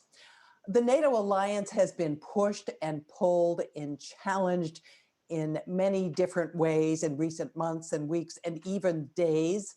Including by COVID-19. We're going to take a look at the health of the alliance here today and talk about some of the major issues around security and defense with our distinguished guest today. Mircea Geoană is a distinguished Romanian diplomat. He is a former Minister of Foreign Affairs and former ambassador to the United States. He now is serving as Deputy Secretary General of NATO. Thank you so much for joining us here today. Thank you so much for having me, and I'm looking forward to the conversation. I want to ask you, first of all, about an item that's in the news today, which is about a confrontation between French and Turkish naval ships in the Mediterranean. Talk to me just for a minute about this challenge this poses to have two NATO allies having this kind of conflict. You mentioned, or you asked the question about the health of the NATO alliance, and I have to say that we are in very good shape. It's an alliance that has existed for 71 years. We've seen in our long history already many delicate moments, tensions from the Suez Canal all the way to many other things. So from time to time, an alliance of 30 democracies, not every ally is seeing eye to eye to the other. And it's true that the complications that are abandoning in the Middle East are creating sometimes also some pressures for us. But I think, as Secretary General Stoltenberg mentioned yesterday after the second day of our defense ministerial, the two sides are presenting the information to our military institutions. We'll make, of course, a serious, objective, balanced investigation, and we'll find out. The most important thing I wanted to mention, that even during this great stress, this great crisis, this great drama, which continues to be the pandemic, the alliance has behaved very well. Our readiness is still intact. Our missions and operations are fully functional. We had to downsize, of course, some of our exercises, including a major American one on European soil. But by and large, the alliance has vitality. We show solidarity amongst allies. Many nations have supported each other. My country of origin, Romania, managed to send help to other allies, to Italy. Germany has helped in many directions. So I would say that sometimes small hiccups do appear, but by and large, the alliance is strong. Our resilience is there, and I'm very confident that we'll move on for many decades to come. So you characterize this confrontation of naval vessels in the Mediterranean just as a hiccup? This is something that does not concern you particularly? I'm not trying to diminish this incident that occurred. I'm just trying to say that we are accustomed to, from time to time, hopefully not very often, to have situations where national interests of allies not to coincide. And Libya is a very complicated issue. You see variable geometry of players trying to influence the game and the outcome over there. We are concerned about a transfer of Russian aircraft, a significant increase of Russian presence in Libya. We are concerned about the situation. What I'm just saying, that there is a tradition, there is a sense that amongst allies, when we have difficulties amongst allies, we discuss them in earnest. This was the case the day before yesterday and yesterday, the defense ministerial. There was a very frank conversation, and we are trying to find a solution, investigating the situation, and hoping that this will be an episode that will not occur again. The issue with Turkey is a longer lasting one. It has a larger frame and includes the purchase of Russian missile defense systems, just as an example. And I'm wondering if the democratic deficit, which we're also seeing in Turkey, presents itself as a strategic challenge to the alliance. Speaking of strategy and strategic, Turkey is an exceptionally important and full of strategic weight ally of ours. So while we are witnessing situations that are of concern, this intention of acquiring Russian missile defense systems is something that is of concern to us. While we see some actions that Turkey has taken that should have been probably brought forward to the alliance, we cannot underestimate the massive strategic significance and relevance of this great ally nation. It's a major military, has a geography which is complicated. It's a nation that has been affected by terrorist attacks like no other nation in the world. It has a complicated geography. So we try here at NATO to find the right balance between our interest to keep Turkey as a trusted and important ally, while when things are not going as they should, just to have a very candid conversation, which is the case here in Brussels or amongst the NATO capitals. And this is something which is already a public domain sometimes. I also want to ask you about another recent piece of news, President Trump's intention to withdraw 9,500 troops from Germany. I know that the defense ministers of NATO met this week. Secretary Jasper spoke with them. Is there any indication that there's going to be a reversal or a modification of this decision on the part of the U.S.?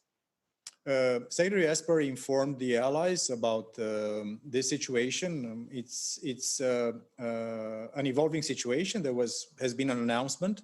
We have not seen as yet any practical steps.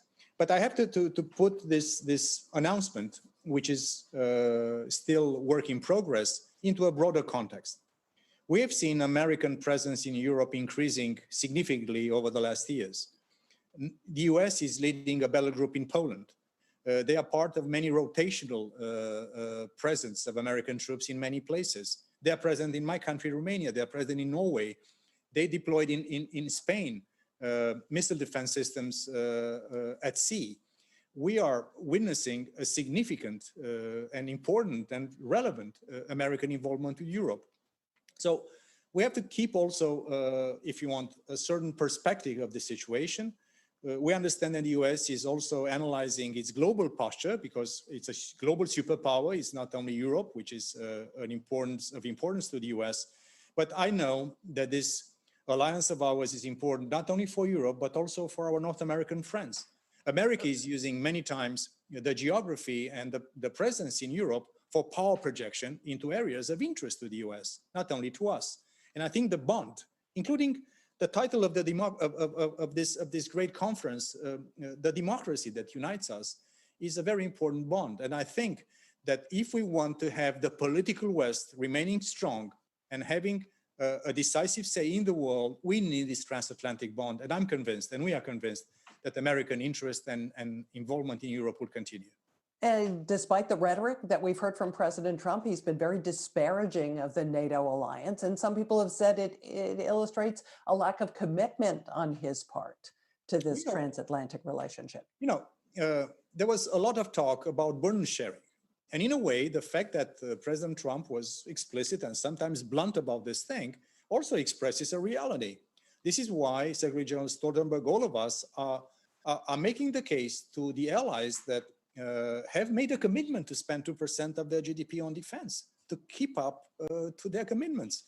This is not something that is an unusual thing. I remember in my days in Washington, President Clinton, and then President G.W. Bush, and then I remember President Obama and his Vice President, Joe Biden, always telling the European allies, or non-US allies to be more precise, to have a fairer burden sharing. I think this is not a criticism towards the alliance, is I think an encouragement for us Europeans to invest more in our own security. So I would say in the last period of time, the relationship between Washington and the alliance has been positive.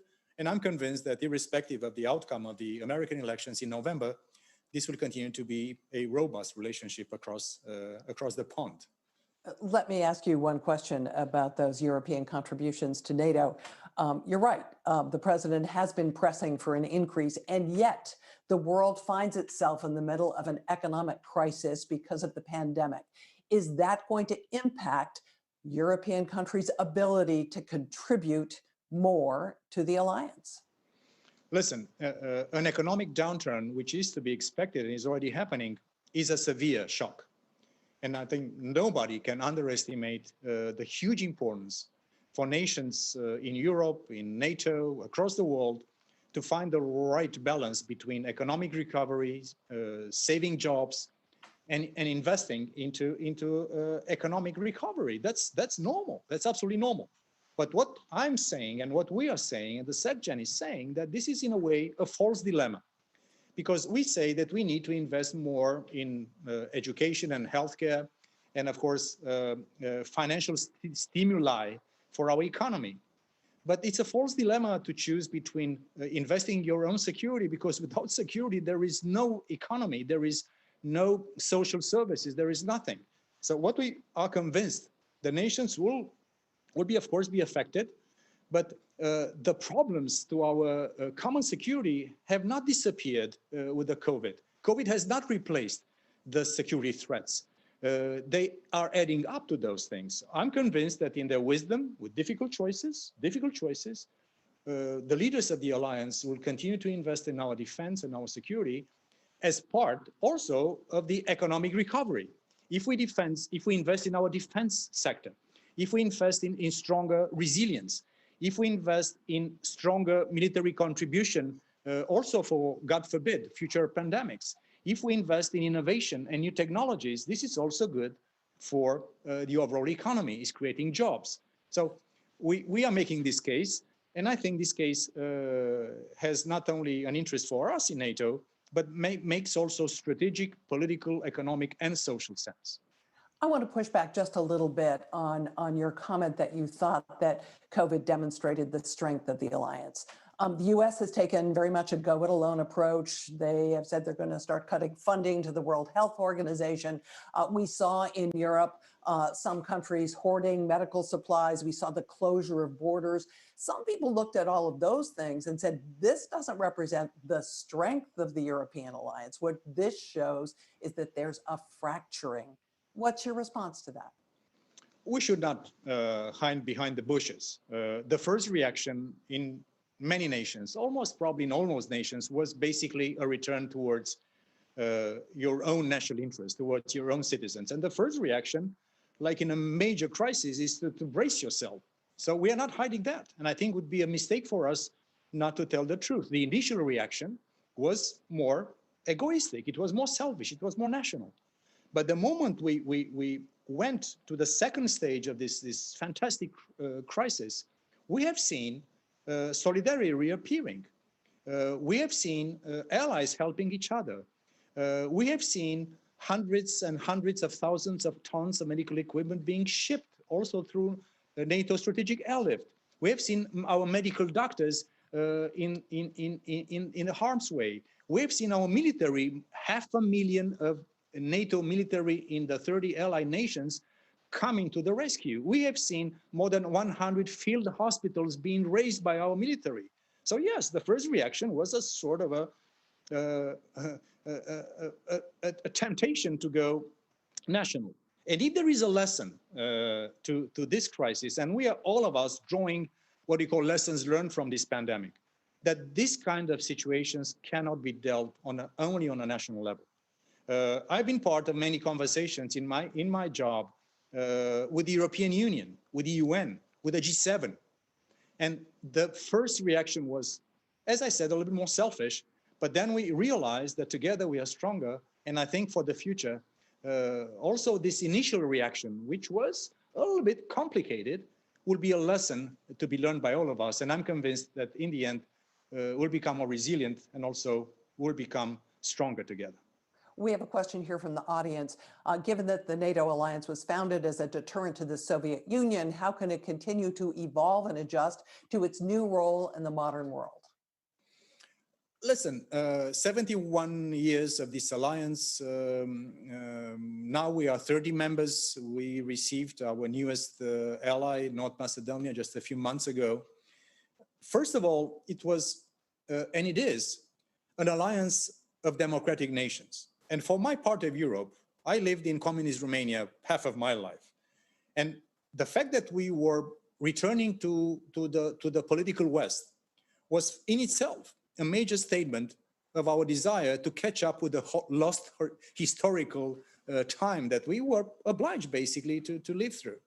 But beyond the idea of a reunified Europe based on values, on democracy, rule of law, and respect for individual freedoms, there is also a strategic proposition into this. We are a defensive alliance. We have not invaded Crimea and amputated Ukraine of a part of its territory. It has been Russia. So we have not invented terrorism and had these horrific attacks on 9/11. We were the ones who have to defend the security of 1 billion citizens that are living on NATO soil. So adjusting to new security challenges and evolutions is part of our DNA. So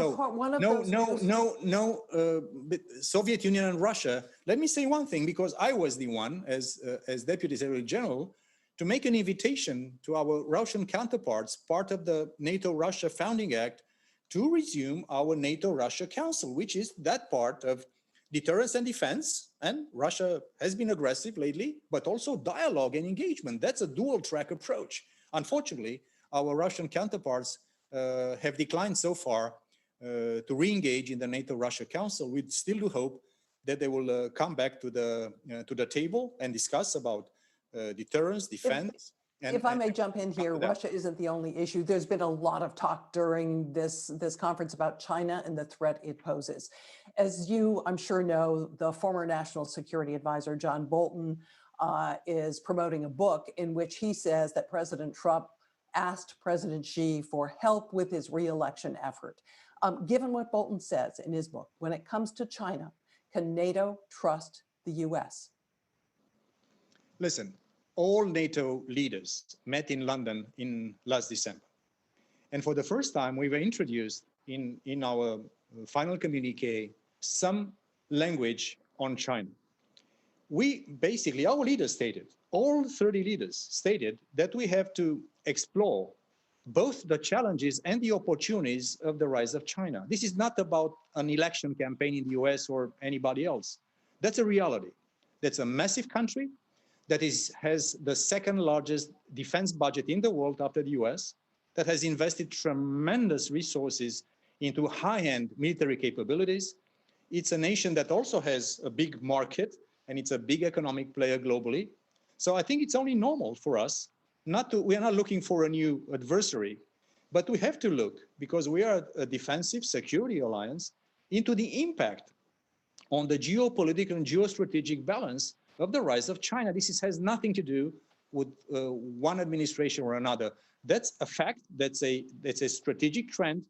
And again, we are very, very attentive in making sure that we don't create new enemies. We don't need that. But also that we are careful in making sure that China is well understood also when it comes to their defense capabilities. And let me make you one point. There's a lot of talk about arms control. China has developed a significant arsenal of missiles, of high-end technologies. And I think it's only normal for the US and also for European allies to ask China and Russia to come back with the US to the negotiating table on arms control. So when you have, and you are trying to find global power status, in the case of China, there are also responsibilities that come with that position. And we encourage China to engage in this conversation about the new architecture of arms control around the world. Part of the challenge with China is technological. There is at least the impression that they are ahead of us, certainly with 5G. Artificial intelligence, they're making a huge investment there. Can NATO overcome its aversion to risk and come up with the money and come up with a more streamlined purchasing set of procedures in order to be competitive in this space? Are you up to the challenge or not? Let me tell you what we believe in and what's the reality. It's also a race for technological supremacy between China and also other authoritarian regimes and us, the political West. And I say the political West, I'm including our partners, NATO partners in Australia, in Japan, in South Korea, in New Zealand, and many others around the world. We also know that we have the top universities in the world. 28 of the first 30 universities in the world are on Western soil, Western democratic political soil. We still have ingenuity and we have a capacity to adjust and adapt at national level, but also NATO level. So I'm absolutely convinced that this competition for technological supremacy, we have the arguments, the ingredients. We should not also underestimate the fact that China is mobilizing in a different way state and private resources in one hand, and also amassing significant amount of data that this can and is used for artificial intelligence and other things. But let me say one thing. Of course, sometimes we're a little bit risk adverse. Sometimes our, let's say, more bureaucratic system is much slower than the private sector. This is why us in NATO, myself, as chair of the innovation board in NATO, we are reaching out to the private sector. We try to find more agile instruments of financing things. We are also in the business of learning what the private sector sometimes is doing much better than governmental or big institutions like ourselves. So yes, I'm convinced that this is a race that we will prevail in, because again, there is nothing more conducive to ingenuity, innovation, and progress than a free society. There's absolutely no question mark in my head, and I think in nobody's head, that in the end, an open society, a free society, a democratic society is far more conducive for innovation. And in the end, we'll have the final say in making sure that we continue to have our technological edge intact in the years to come. Mr. Deputy Secretary General, we have got to leave it there. We're out of time. Thank you so much for joining us today. Great conversation. I enjoyed it. Thank you so much. And coming up next, a conversation with former U.S. Secretary of State, Madeleine Albright.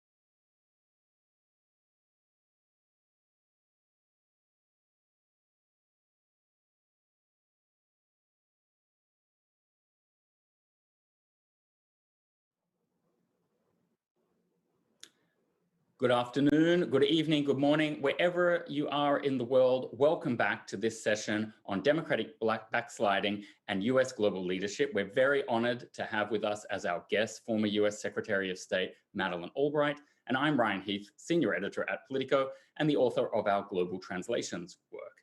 Welcome, Secretary. Good morning. It's very good to be with you.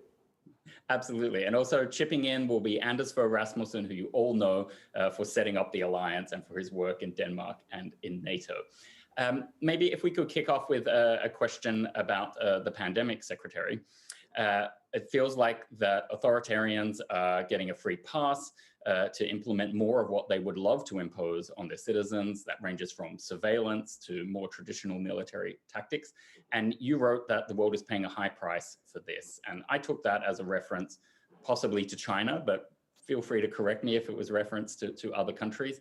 And of course, we have a situation where so many countries believe that China has been handling this pandemic better than the US. So what's the outlook there, and where do you think that leaves China's rise?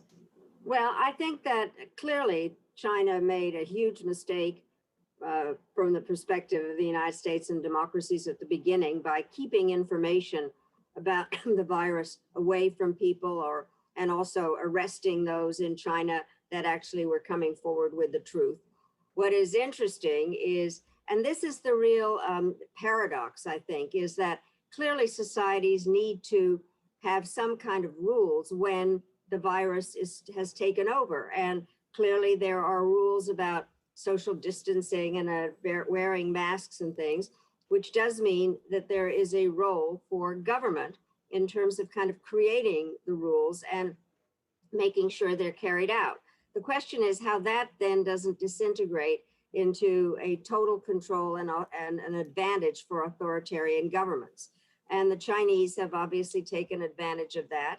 There has been kind of a return of the virus in China, and we are again seeing thoughts about various lockups and aspects that are dangerous. The part that is difficult, and I think one has to, in a discussion like the one we're having today, is try to recognize what is the role of the central government in trying to help develop those rules with when the virus is spreading. Also to have a government that actually recognizes the scientific basis of it, and then figures out how to allow local parts of any country to follow out the rules, and then give the people a chance to exist within a democratic society. So I think that we shouldn't underestimate the difficulties of this.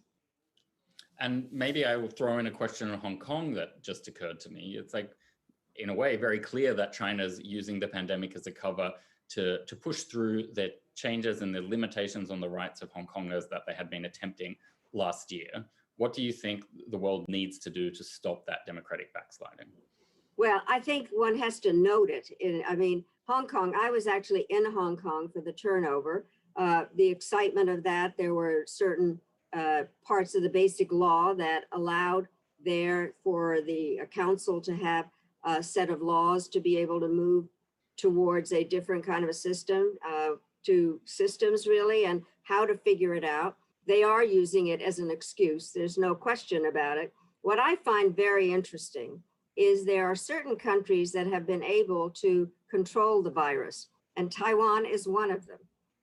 And one of the things, I hesitate to say this, is that countries that have women leaders have been able to control the virus better. So New Zealand, Taiwan, as I mentioned, Finland, Germany, Denmark, Norway, and Iceland. And so the question is how democracies control, what are the various rules and tactics, how is that carried out? It is definitely much more consulting with the people, seeing the people as part of the solution, not the problem. And then certain characteristics that I think women have in the way that they govern. But clearly, understanding the science of issues, understanding that the people are partners in trying to solve it, and then caring about the well-being of the people, and this is an important part, not pitting one group of people against another. So there are various aspects to it. But I do think democracies can control the virus. And I think we need to focus on that, while clearly those that have authoritarian tendencies are using it to push even further and create a really authoritarian governments. And some of them say, oh, well, it's because we're trying to control the virus, when actually they're trying to control the people and have power. Absolutely. Now, picking up some of the results from the Alliance's Democratic Perceptions Index, I think something that really struck me in the results is that fewer and fewer people believe their own countries are democratic, even those who live in democracies, where you have a situation where half of America doesn't really identify the US as a democracy anymore. Maybe that's about the polarization of politics. I don't want to speak on behalf of everyone who answered that survey. But what's your take on that situation there and that global trend? Is it something that we need to be worried about in democracies themselves, that they are going to disintegrate, move into the hybrid regimes that we see in Hungary and so on? Well, I'm very worried about that, by the way. And I wrote a book called Fascism, A Warning, even before the whole virus issue came up, and tried to figure out what was going on. By the way, fascism is not an ideology. What it is a method for taking power. And I went back and I looked at the history of fascism, which begins with Mussolini. What happened was Italy felt really disrespected and not thanked for the role that they played in the First World War. Their economy was a problem. There were divisions already in society. And all of a sudden, this character Mussolini, who was a very good speaker, an outsider, and was understood how power was gotten. And he then, and by the way, this is what's interesting, both he and Hitler came to power constitutionally, because in the case of Italy, King Emmanuel had a weak government and he turned it over to Mussolini. The best quote in that book was from Mussolini, which was, "If you pluck a chicken one feather at a time, nobody notices." So we saw that a lot in a variety of places around the world. And we were talking about Europe a minute ago. Orban is a perfect example of this, who then, in fact, had been seeking power in Hungary. Hungary had problems also as a result of World War I, feeling that they had been betrayed through the Treaty of Trianon. And I remember doing a survey in the early 90s, and we asked this of every country in Europe: do you believe a piece of your country is in the neighboring country? And 80% Hungarians did think so. And so Orban has operated on that, and then on the basis of keeping refugees out, and then to some extent trying to deal with the virus, and then declaring a national emergency and working off of that. So what happens if you have a leader intent on gaining power, they can use a crisis in some way to really justify it, but to understand that then that kind of a leader thinks that he is above the law, thinks that the media, the press, is an enemy of the people, and then does the other thing, which is to pit one group, align himself with one group and pit it against another, who then become the scapegoat. So that is the power procedure that takes place. And we've seen it obviously in Hungary, we've seen it in the Philippines, we've seen it in Venezuela, and to some extent in Poland. And as nationalism rises in a number of countries, it then also becomes a tool for saying we're better than you are. And it undermines trying to deal with something like the virus, which knows no borders. Just before the audience joined us, we were chatting a little bit about social media, and those points you were making. It reminds me that a lot of these discussions can happen very quickly and at scale, but still privately and out of the public eye and out of the way of accountability because of social media. So in a sense, you can do everything quick with social media, whether it's good or bad. I was wondering if you have any reflections about what we might need to do to make sure that those platforms are not doing harm in the way that it seems they now may be when it comes to democracy. Well, let me say that when social media became obvious, I remember, by the way, I'm chairman of the board of an organization called the National Democratic Institute, which is part of the Endowment for Democracy, that was started by President Reagan, who thought that democracies were not real good about explaining themselves vis-a-vis communism.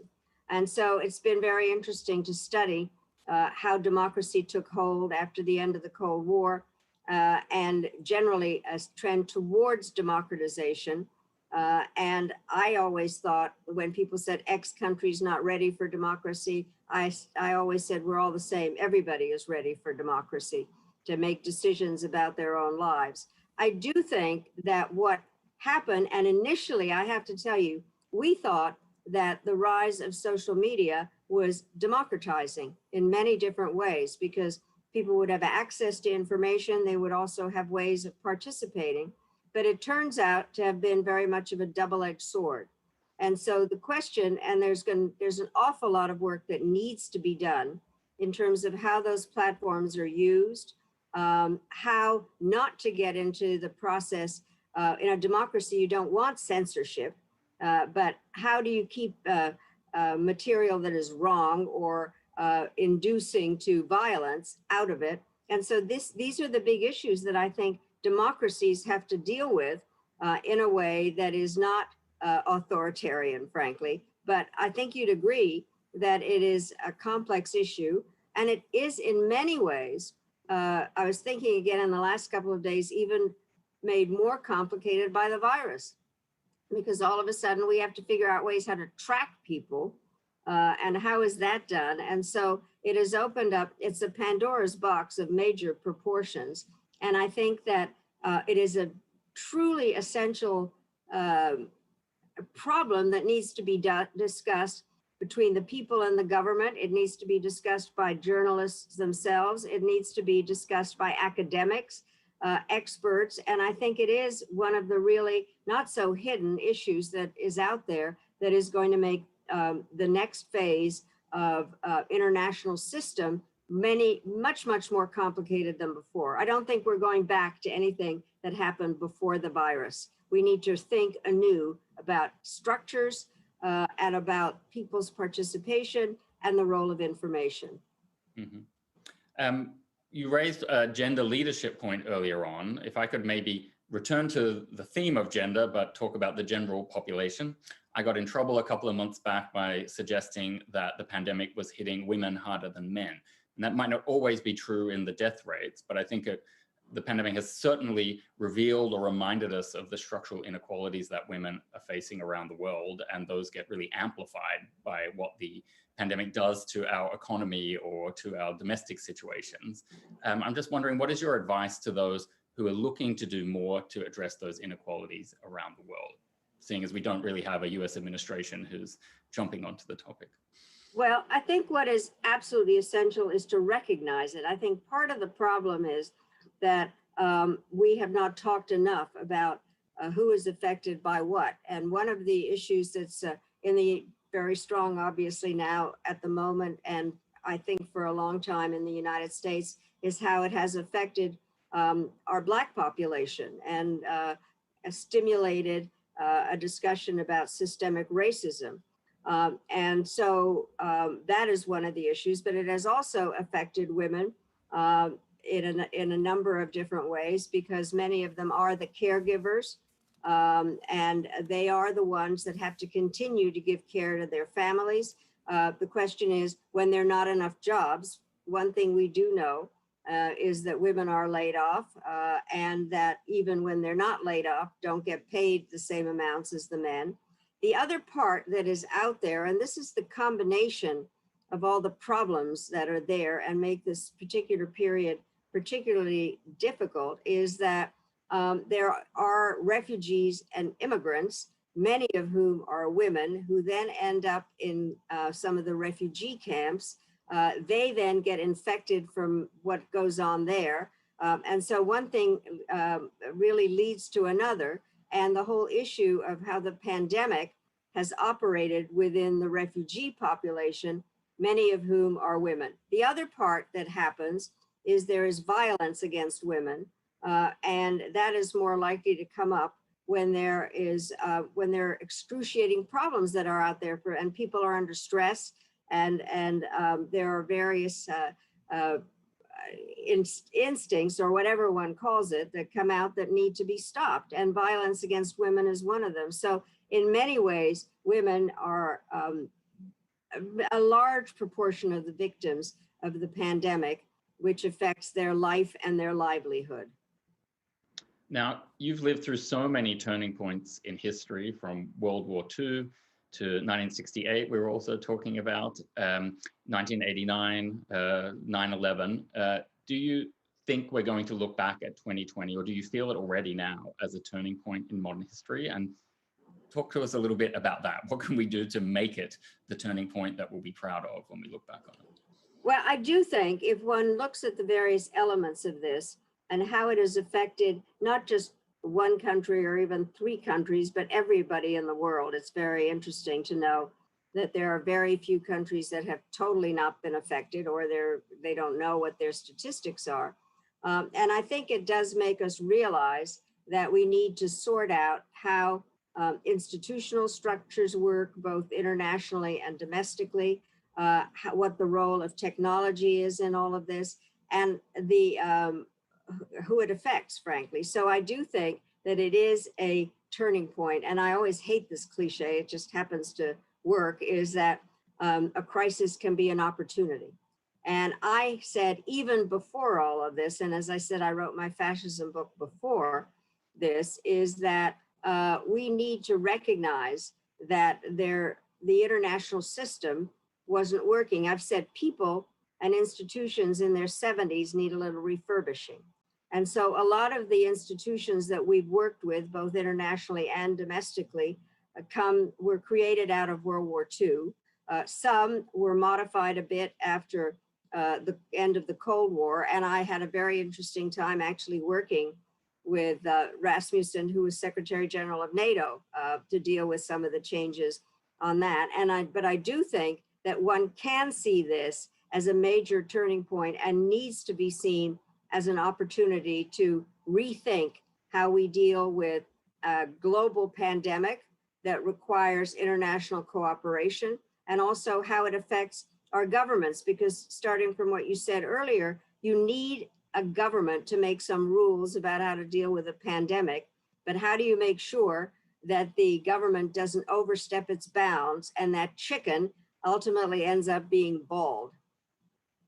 Now, it's almost time to introduce Dean Fritz Meyer from the University of Denver. He's got an exciting partnership to announce with you. But you just made me think of a final last question that I'll squeeze in. All the work that you did as Secretary of State, how much harder would that have been if you didn't have membership of international organizations like the World Health Organization, or if you were cutting off those links? I'm going to assume that you disagree with President Trump's decision to undercut those sort of organizations, but in practical terms, how much harder would it have been to do your job without those relationships and things? Well, it would have been impossible, frankly, and I had been ambassador at the UN, so before I became Secretary of State, so I understood the importance of the relationships. We were, in fact, dealing with some very serious issues, Kosovo, for instance, where there was ethnic cleansing taking place, and we wanted to undertake whatever we had to do with partners multilaterally. And in many different ways. I teach at Georgetown, and I teach a course which talks about the National Security Toolbox. And what you need are partners, and you need, especially in at the end of the 20th century, you needed partners. I was the first Secretary of State of the 21st century. We were constantly building bridges to the 21st century, and it has turned out to be even more complicated, having started with the terrorist threats and looking towards climate change and now this pandemic. So there is no question that you need international organizations to work together and to complement and work and recognize the national governments and how they fit into an international system. And one other aspect is to realize there are other stakeholders, which is the private sector. You know, whether it is corporations, NGOs, universities, individuals, you need everybody working on what are very, very complicated new problems and recognizing that democracy is ultimately the only answer. Secretary Albright, thank you so much for the conversation. It's time for me to leave now. You'll stay on the line, but I'm going to say goodbye to everyone watching and welcome Dean Fritz Meyer from the University of Denver for the announcement. Thank you. You're welcome.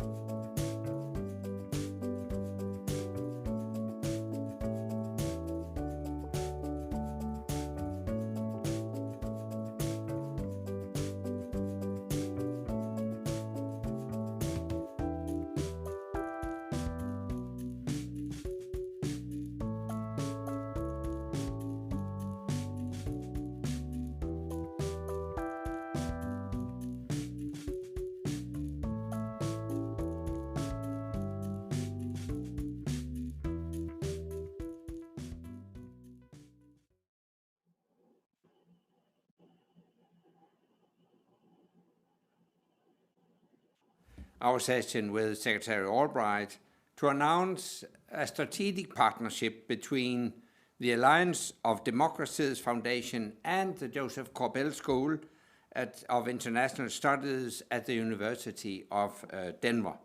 So let me welcome the Dean, Fritz Meyer, of the Corbell School at Denver University to our virtual stage. Welcome, Fritz. Thanks so much, Anders.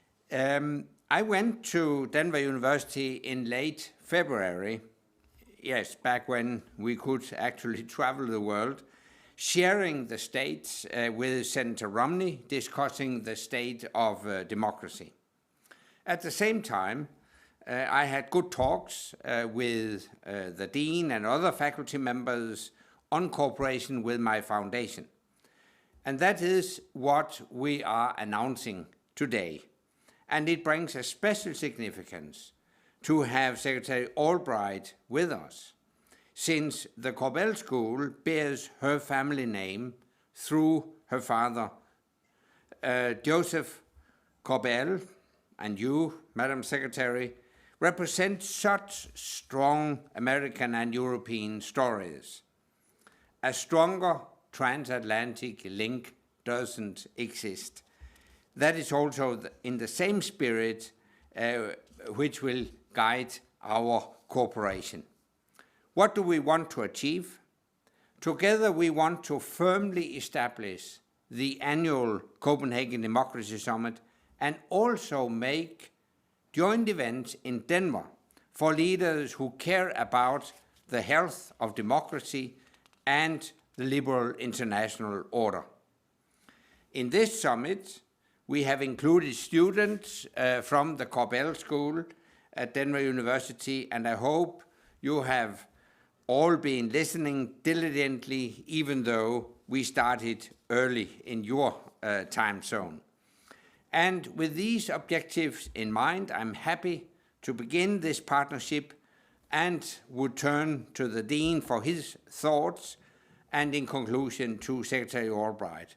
First you, Fritz.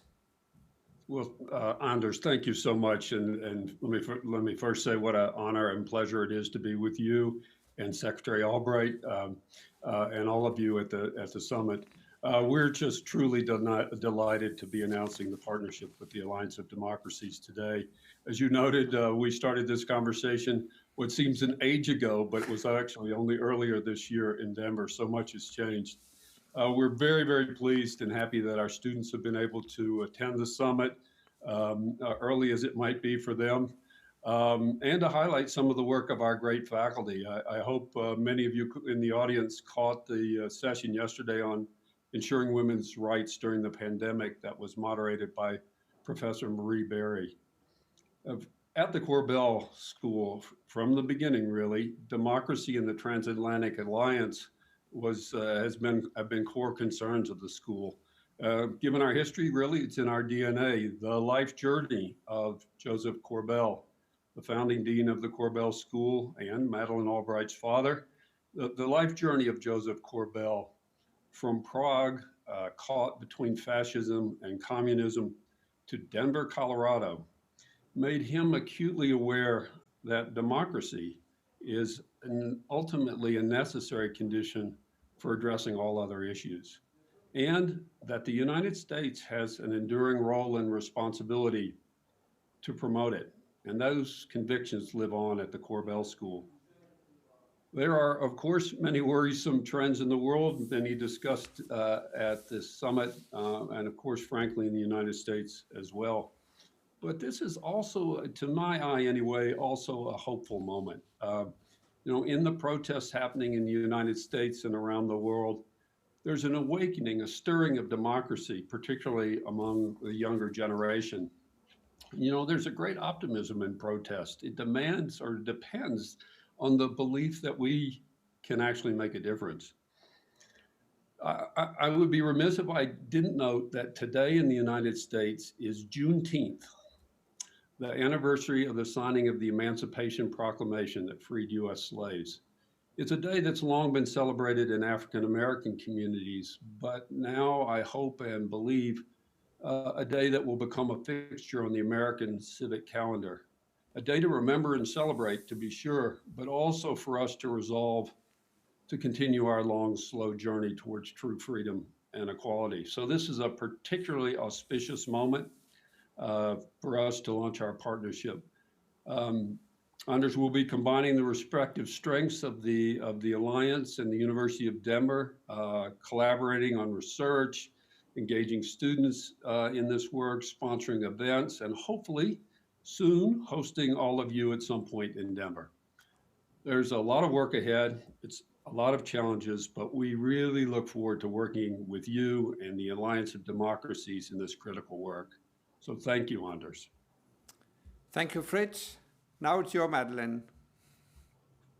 Well, thank you very much. I'm really sorry that we're not in Copenhagen, which was the original plan, and to spend some time together. You and I met 10 years ago when we were doing a review of the NATO alliance, and so I call you Secretary General.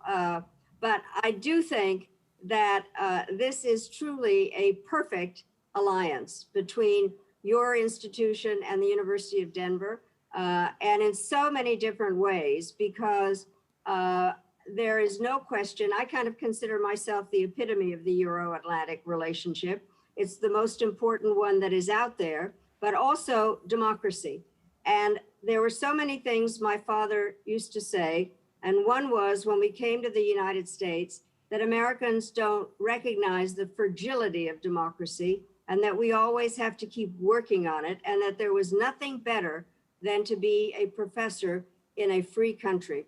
And he loved being at the University of Denver and to be in Colorado and to spend time with the young people and talk about diplomatic history and the importance of democracy and people participating in it. And so I do think this is one of the truly great agreements that have been made of the linkage, because you know, Anders, you and I have seen each other quite a lot in between. We've testified together in front of Congress on the problems of on authoritarianism.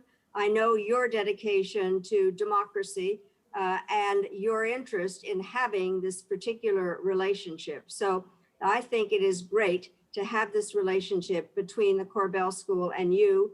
And Fritz is a terrific person to pull it all together. I look forward to occasionally being invited and having a chance to really link these two great organizations together and understand that democracy is under threat and it has to be developed by understanding what the 21st century has brought and to understand the importance of relationships. So I thank you both for doing this, and I think it is a great time in a very difficult moment to look forward and understand that there are structures that can make us functional and democratic in the 21st century. Thank you very much for those kind words. You will definitely be invited, Madeleine. Certainly. And I would like to thank you, Secretary Albright, dear Madeleine, for your time today and for blessing our new cooperation with the Korbel School. And Dean Meyer, Fritz, I look forward to working with you and with the school. Thank you. Well, thank you so much. We're very this concludes this session. Now we will turn to our session on business and tech responsibility for democracy. The moderator is Lisbeth Knudsen, editor-in-chief of the Danish magazine Monday Morgen, and in this connection, even more importantly, chairwoman of the Danish Management Society, VL, which comprises top executives from Denmark's business community.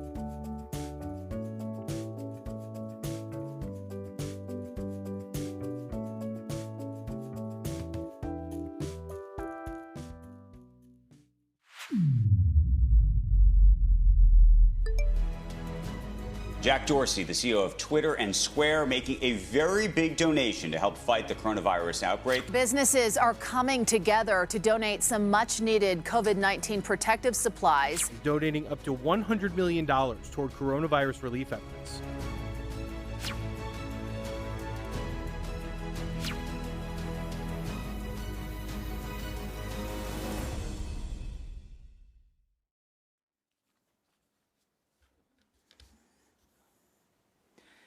Welcome to a new session here at this democracy conference. We are about to discuss business and responsibility towards protecting democracy and joining important discussions about democratic values. I'm about to talk with two very high-level leaders. One here in our studio and one connecting with us from San Francisco. So if you're registered for this session here for the conference, please join us at the virtual room and put questions to us during the talk we have here. And I will try to take it into our discussions here.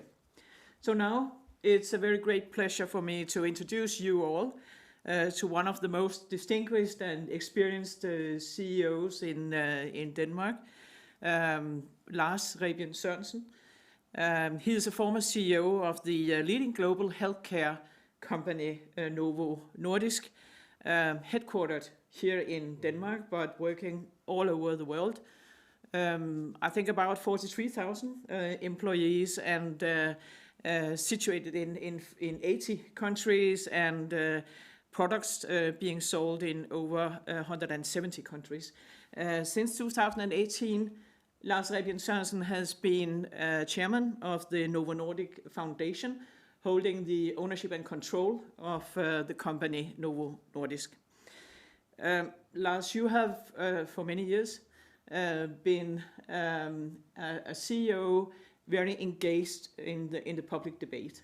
You have taken part in a lot of discussions, and a lot of your colleagues, both in Denmark and globally, they seem to be a little bit restricted taking part in public debate because they might be afraid that it could backfire into the brand and the company that they represent.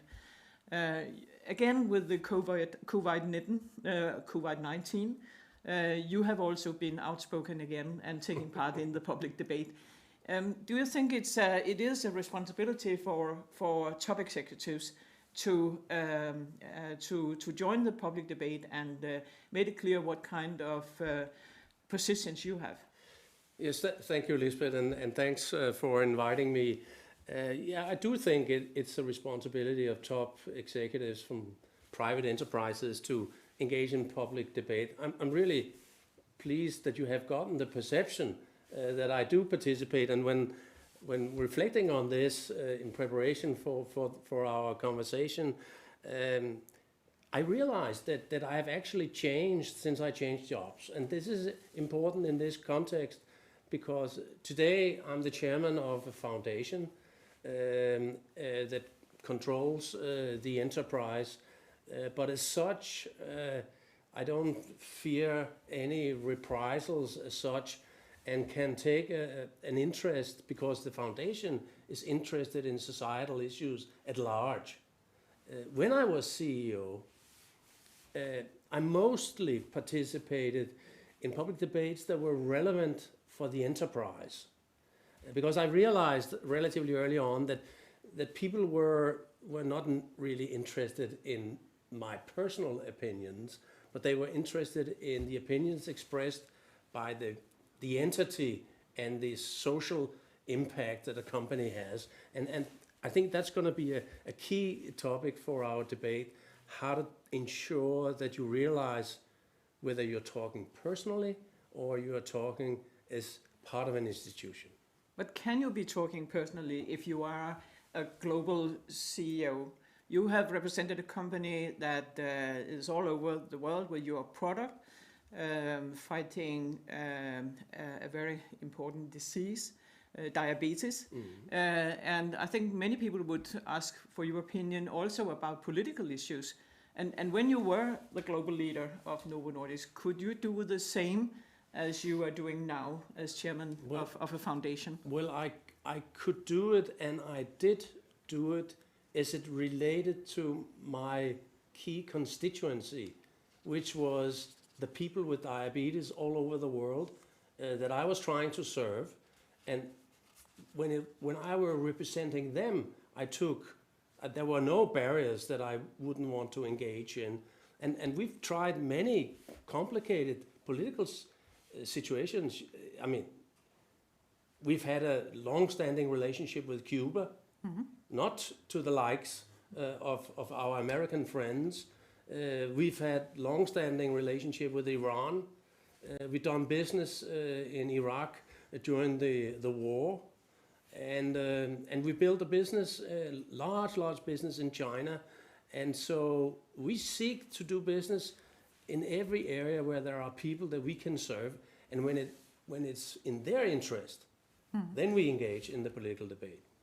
But for instance, take the very serious tensions now between the US and China. How to navigate in that environment, so to speak, that the business environment, when you have global powers like US and China having those kind of trade fightings and so on, how can you navigate in that and still represent the democratic principles and the democratic values that we have in the Western countries? Yeah, that is one of the most difficult tasks as a CEO, because the big powers, as they are, will use private enterprises for leverage when they compete for dominance. I mean, the debate between the United States and China are in some ways on democracy, but they're, in my view, much more on technological dominance for the future. And so we end up often in the situation, if you're not for us, you are against us. And this is, of course, for a corporation that has interest and legitimate customers in both camps, that's a very, very difficult debate to participate in. And at least in Denmark, we've had, and not unlike many other European states, we've had the division of labor, the business is doing business and the government is doing policy. And so we've had, in many cases, had foreign policy, and then we've had the opportunity as businesses to interact by being present in all the local markets. And by our presence and the transference of those values that we represent, we do influence the perception of democracy, because we will operate in China the same way within the laws of the Chinese territory as we do in the United States, as we do in Europe. The values are the same, but they're articulated slightly differently because of the local regulation in these two major markets. Let's take the pandemic situation now about the corona. What kind of role do you think responsible business should play in dealing with the corona crisis? Is there a special role for business to take there? I certainly think there is, and I've experienced it firsthand with all the companies that I'm engaged with. I'm on the board of a very large laboratory and life science company in the United States. They stepped up very quickly, expanded the availability of tests in the United States, and we're part of the task force in the United States to deal with this. We, as foundation and the operating company, have helped the Danish government in building national test capacity, and other companies are making ethanol for cleaning and hygiene. Other companies are making personal protection equipment, and so I see it all over the place. It's not a political debate. Everybody realizes that we can contribute, and the beautiful thing about this is that it illuminates the example of public-private partnerships going forward, and I think this may be one of the things that may be positive about this whole ordeal is that through this, we have shown the interdependency between state and private enterprise, and how we can feed on each other and how we can help each other and become much stronger as a result of that. If we look at the Democracy Perception Index that has been made for this conference and made public just yesterday, it is obvious that if you have big trust or solid trust in your government, the trust in business is low. And if you have little trust in your government, then people trust more business. What do you make of that? Well, we all need a mother. And if you have a strong state, that would often take the role as our common mother, protecting us when things are going very wrong. If that does not exist, and a strong civil society, then people will be looking elsewhere for support. It used to be, historically, it used to be the tribe, it used to be the family, the small group of people that formed your community. I think corporations are taking a much, much larger role today than it did so historically. And they should so. Absolutely. Also in the future. Absolutely. Looking at both the economic challenge and the but there's also a balance to be struck here, because I mean, this can be all-consuming. Yeah. I mean, in my old company, the problem was not making people engaged in participating in solving the mission. The problem ended up being that people were so engaged that they forgot about themselves and their family and civil society, because everybody was so engaged in solving the problem. So there has to be a fine balance where the company does not take over a total paternalistic role for the lives of people in the company. Okay. Thank you so much, Lars Rebjørn Sørensen. Thank you for being with us today. Thanks for having me. A pleasure sharing that you would share with us your experience. Thank you.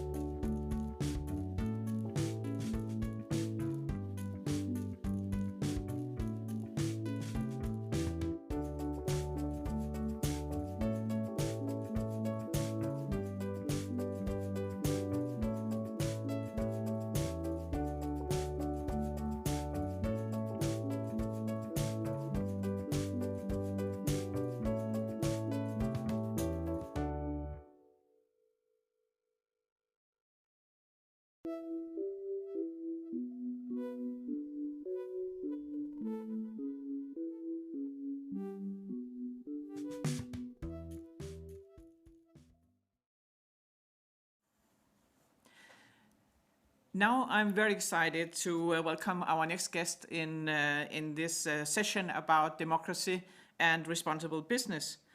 He's connecting with us from San Francisco, and it is on what I hope to be a secure, fast and reliable line, because that is the business that our next guest is really dealing with. Good morning to Matthew Prince, founder and CEO of Cloudflare. Welcome to our virtual conference, and I should say good morning, I suppose. It's very early with you. Well, I usually, I'm often in San Francisco. Right this particular minute, I'm actually visiting my in-laws in Massachusetts. So it's not quite as early, but appreciate it, and thank you for having me. Thank you for being with us. Matthew, I wrote about you that you made your first computer program already when you were 7, and you have been serial entrepreneur for some years. You launched Cloudflare in 2010. It is now one of the world's largest independent network. And I also see that you have experienced rapid growth.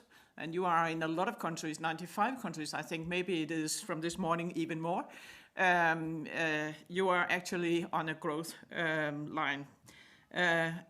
Cloudflare's mission is to help build a better internet, you have said. It's an internet infrastructure company providing speed, reliability, and security to companies. And I also wrote about you, Matthew, that you, I don't know how you get the time for it, but that you teach internet law. And I think that is very interesting also for our debate today about democratic principles and things like that. So now, I saw in another interview that you were saying that you could not at any time have built Cloudflare without a stable and functioning democracy. Many of your peers prefer to keep business out of the political turmoil and just focus on profit on the bottom line. You have been outspoken about supporting democracy and also Western values as part of your company identity. Could you please elaborate on that? Why did you choose to do that?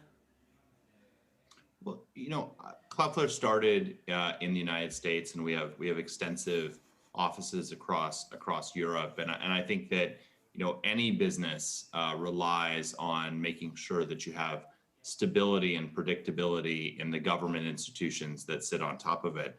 I think technology companies have largely thought of dealing with political questions and governments as something that they've tried to often avoid and only have gotten involved when they needed something or when they were in trouble in one way or another.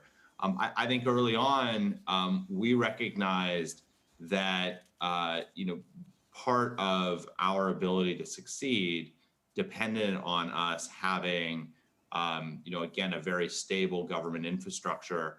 And part of our duty as a company was to make sure that when we could help ensure government infrastructure was stable and reliable, that it was important. And so I think, especially what we saw in the US in the 2016 election, where there was foreign interference trying to meddle with the outcomes, and we saw other technology companies being abused in order to help facilitate that meddling.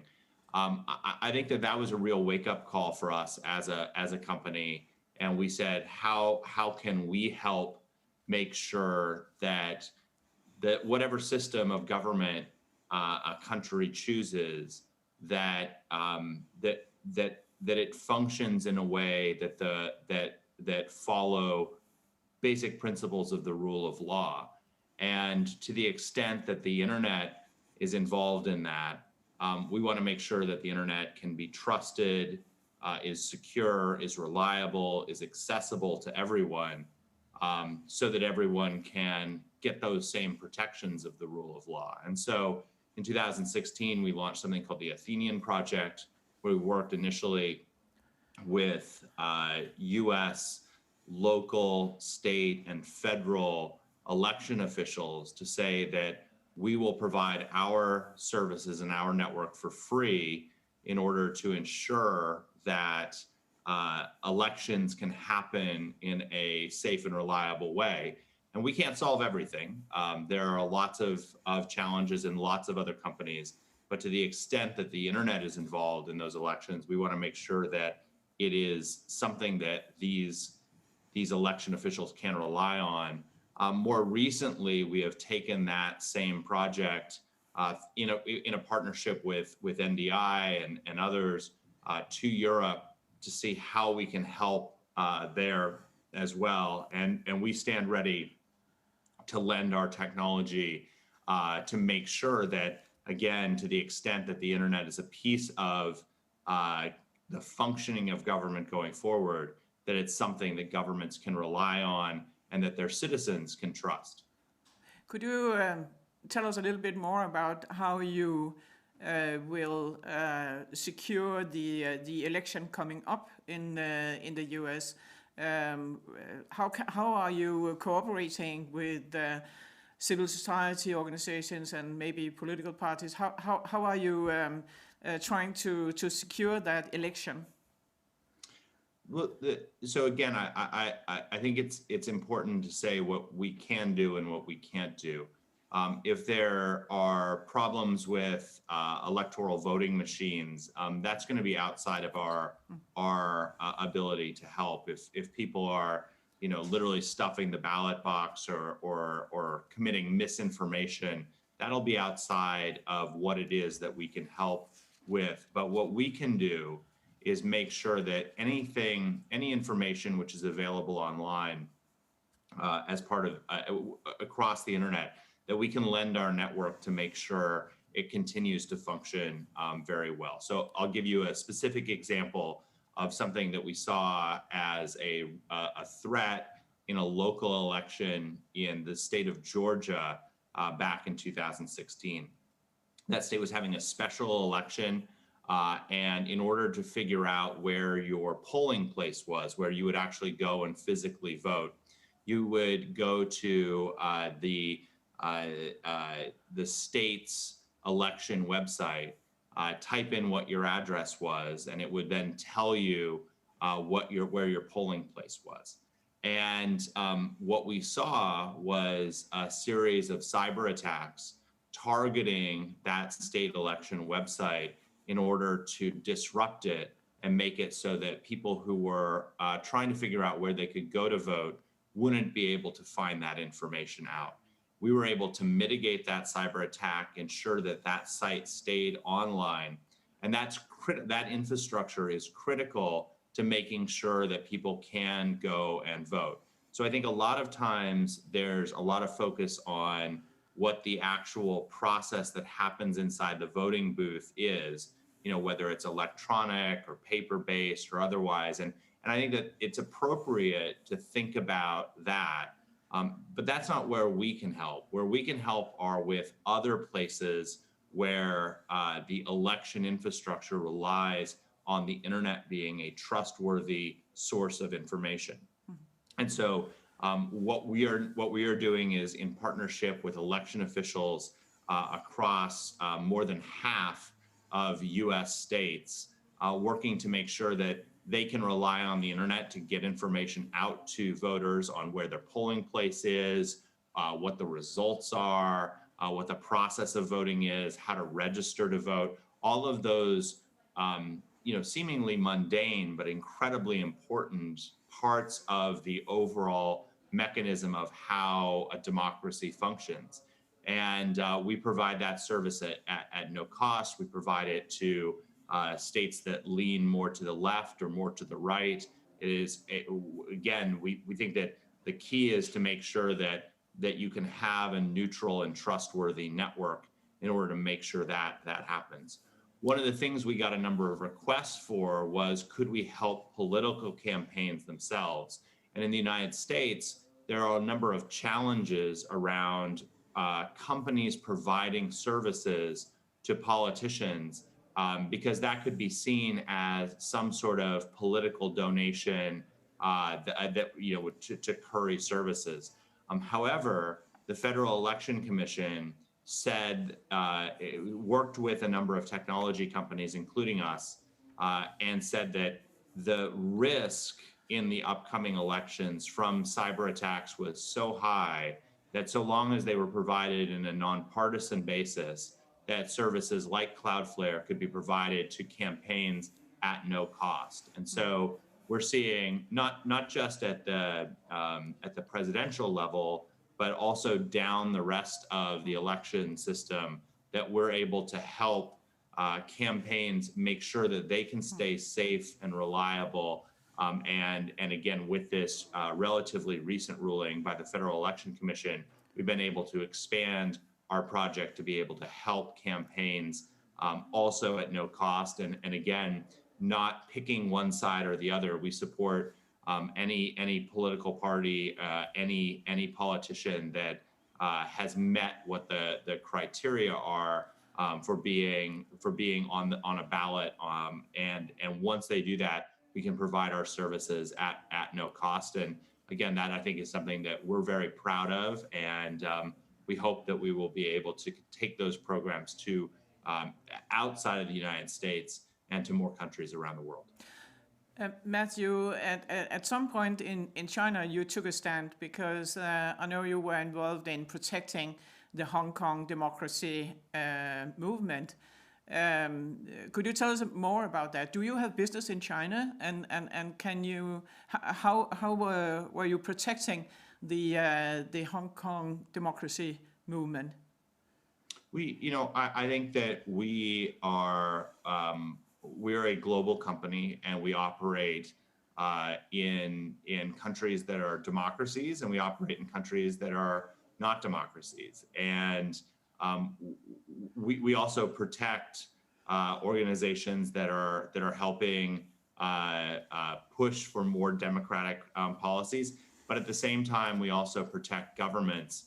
For example, in Hong Kong, the Hong Kong government, the Beijing Hong Kong government, used us to protect themselves against a series of attacks by the hacker group Anonymous. And so for us, I think it's less about taking a political stand to tell countries how to run themselves, but more about saying that whatever a country is choosing as its form of government, that we want to make sure that to the extent the internet plays a role in that, that we help ensure that it can be secure, reliable, and something that you can count on. Let's go to the pandemic situation, the corona situation. We had an infodemic connected to the corona pandemic. How much of this have you seen dealing with security on the internet and also the reliability? Have you taken special measures to try to deal with the infodemic? I think that the last 3 months have been pretty extraordinary, where as we saw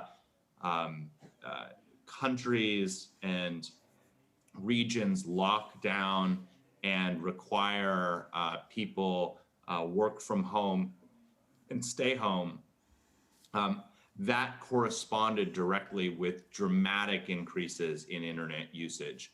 And we saw on average globally about a 50% increase in overall internet utilization. And that, if anything, probably understates it, because a lot of the growth in internet traffic would be through major video streaming platforms like a Netflix or a YouTube, which is traffic that we would not typically see because those Netflix and Google are not customers of ours. Okay. But it's hard to overstate how dramatic the increase in internet utilization was. And obviously the superheroes of this crisis are the medical professionals and the scientists who are taking care of the sick and looking for a cure for the disease.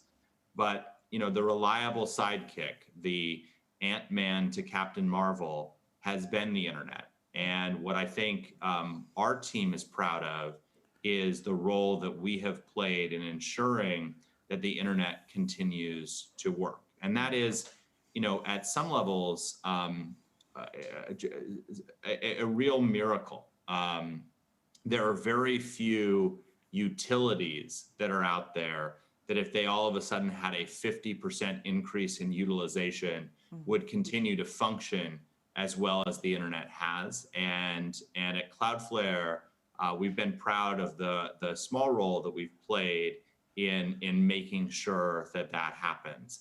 And so I think that was built on both the design of the internet from the beginning as a massively distributed, scalable network, and then the work that companies like ours have done in order to make sure that when the world needed it most, the internet continued to function.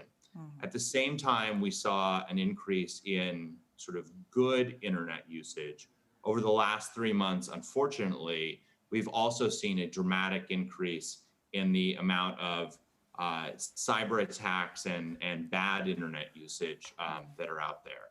And it's fallen really into two camps, one of which is less concerning than the other.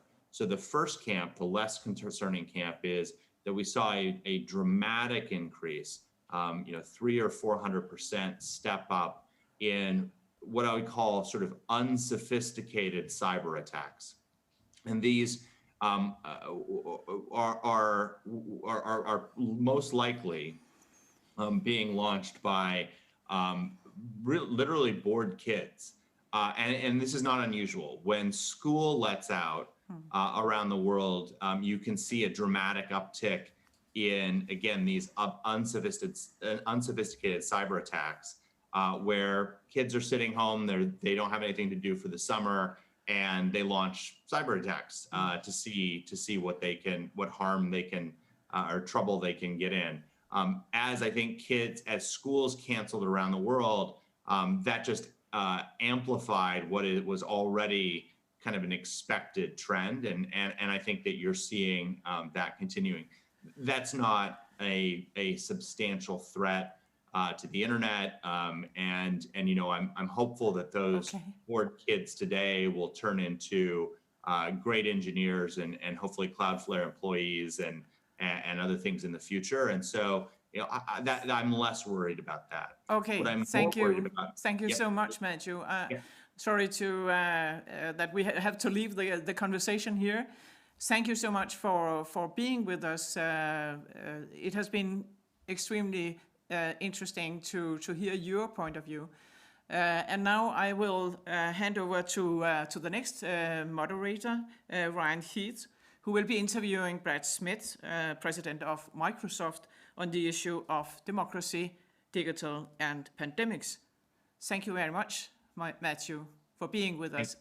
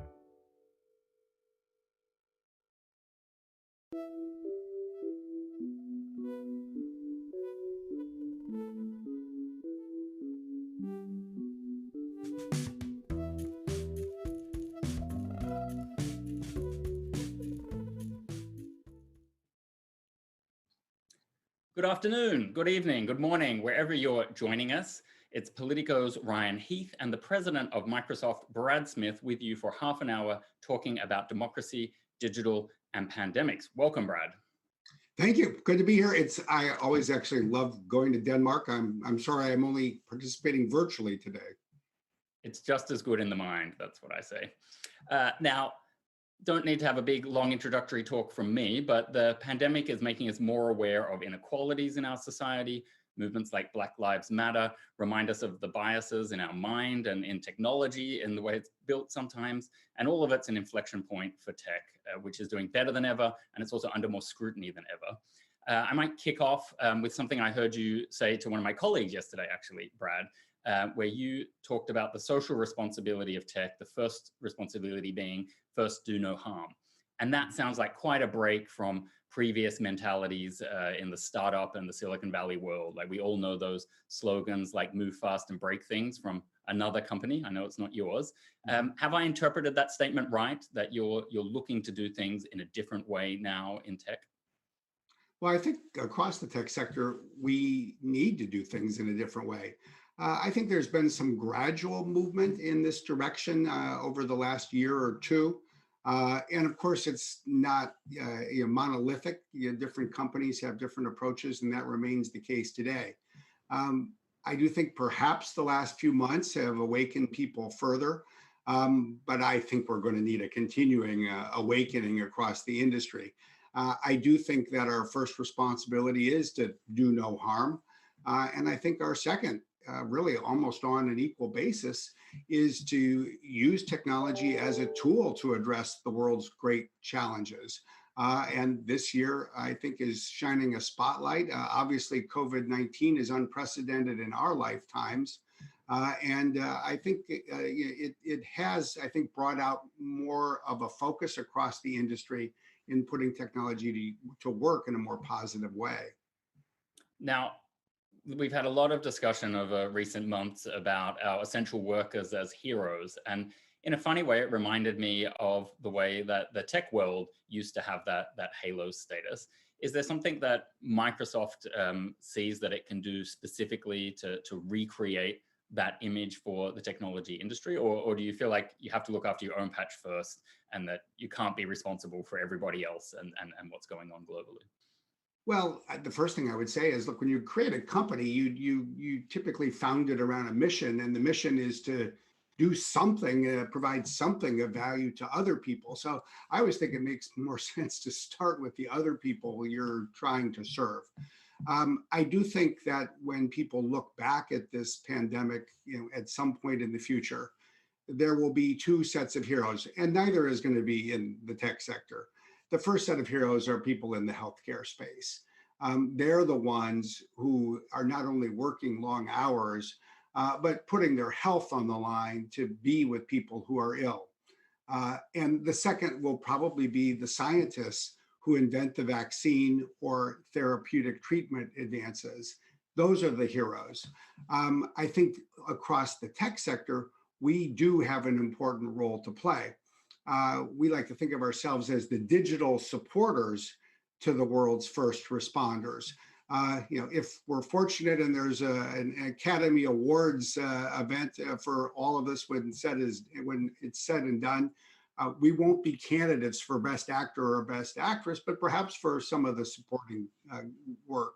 And we are doing a lot of work with data, with digital technology, really to support public health authorities and all the decisions they need to make, to support the healthcare providers themselves.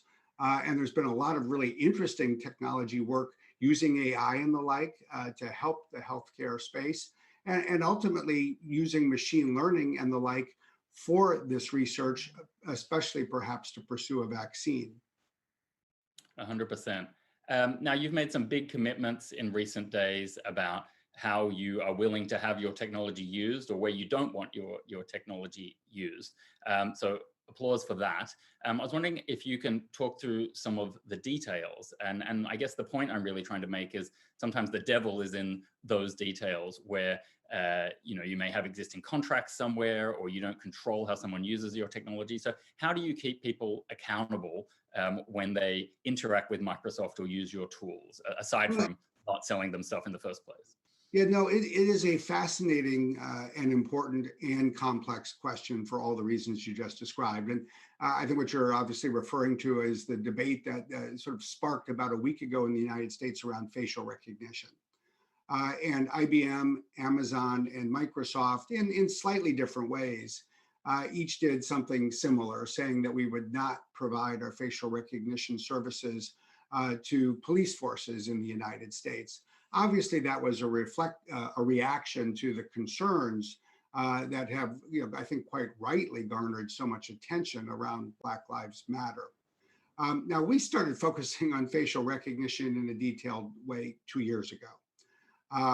We started by calling for a discussion about ethical principles needed to govern this technology. That was in July of 2018. In December of 2018, we called for legislation and even outlined what we think it would make sense to put in legislation. And we said at that time that we would apply these same principles to ourselves. And then just 3 months ago, we finally saw the first piece of legislation adopted. It's in our own state of the United States, Washington State. You might ask, well, what are the issues? I think there's really three distinct categories. One is about addressing bias. It's been documented that facial recognition services often have had higher error rates and have misidentified women and people of color. The second issue is really around protecting privacy, something that obviously is governed already in a detailed way in Europe by the GDPR, but there are some specific nuances that arise in the context of facial recognition. And I think the third perhaps speaks most directly to the theme of this event. It's so important in our view to ensure that facial recognition technology is not used in a way that would chill fundamental democratic freedoms. And it's really easy, I think, to envision how it might be used in that way. For example, it could be used to surveil everyone who is attending a peaceful protest. It could be used to then engage in ongoing surveillance of a person and follow that person literally down every street and into buildings and the like, and make it harder for that person even to meet with other people.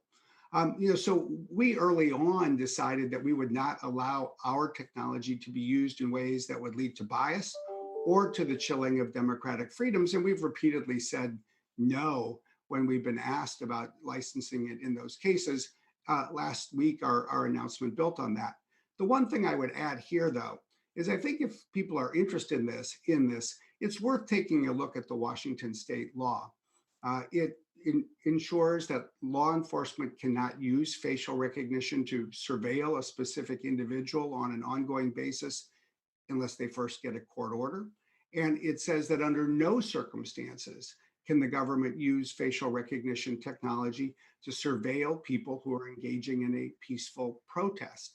So these are the kinds of concepts that I think reflect building blocks that I hope governments around the world, certainly in the democratic countries of the world, will consider as this technology continues to evolve. Mm-hmm. And do you ever find, or have you heard of other company examples where the technology pops up in places you didn't expect, or there's some kind of black or secondary market where it's appearing and you have to hunt it down and reverse engineer the situation?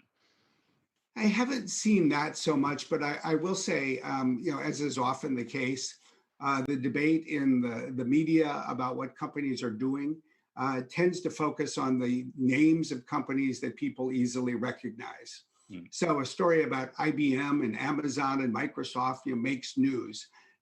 People haven't yet realized that, frankly, none of the three of us are among the top three companies providing facial recognition technology to law enforcement.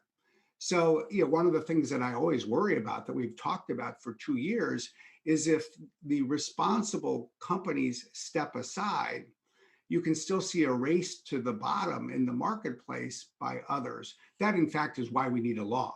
I think the law is the only way to guard against a race to the bottom. Exactly. Well, actually, that brings me to my next question, which is, will those sort of regulations and laws be one of the lasting legacies of COVID-19 when it comes to surveillance, or do you see some other lasting legacies emerging around that? Well, I think it's worth just sort of stepping back and asking for a second, what do we think the lasting legacies of COVID-19 will be?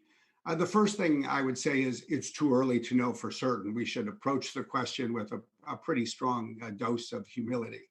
I do think one thing to consider is that a crisis is, in this instance, perhaps not completely different from what happens when a country needs to go to war.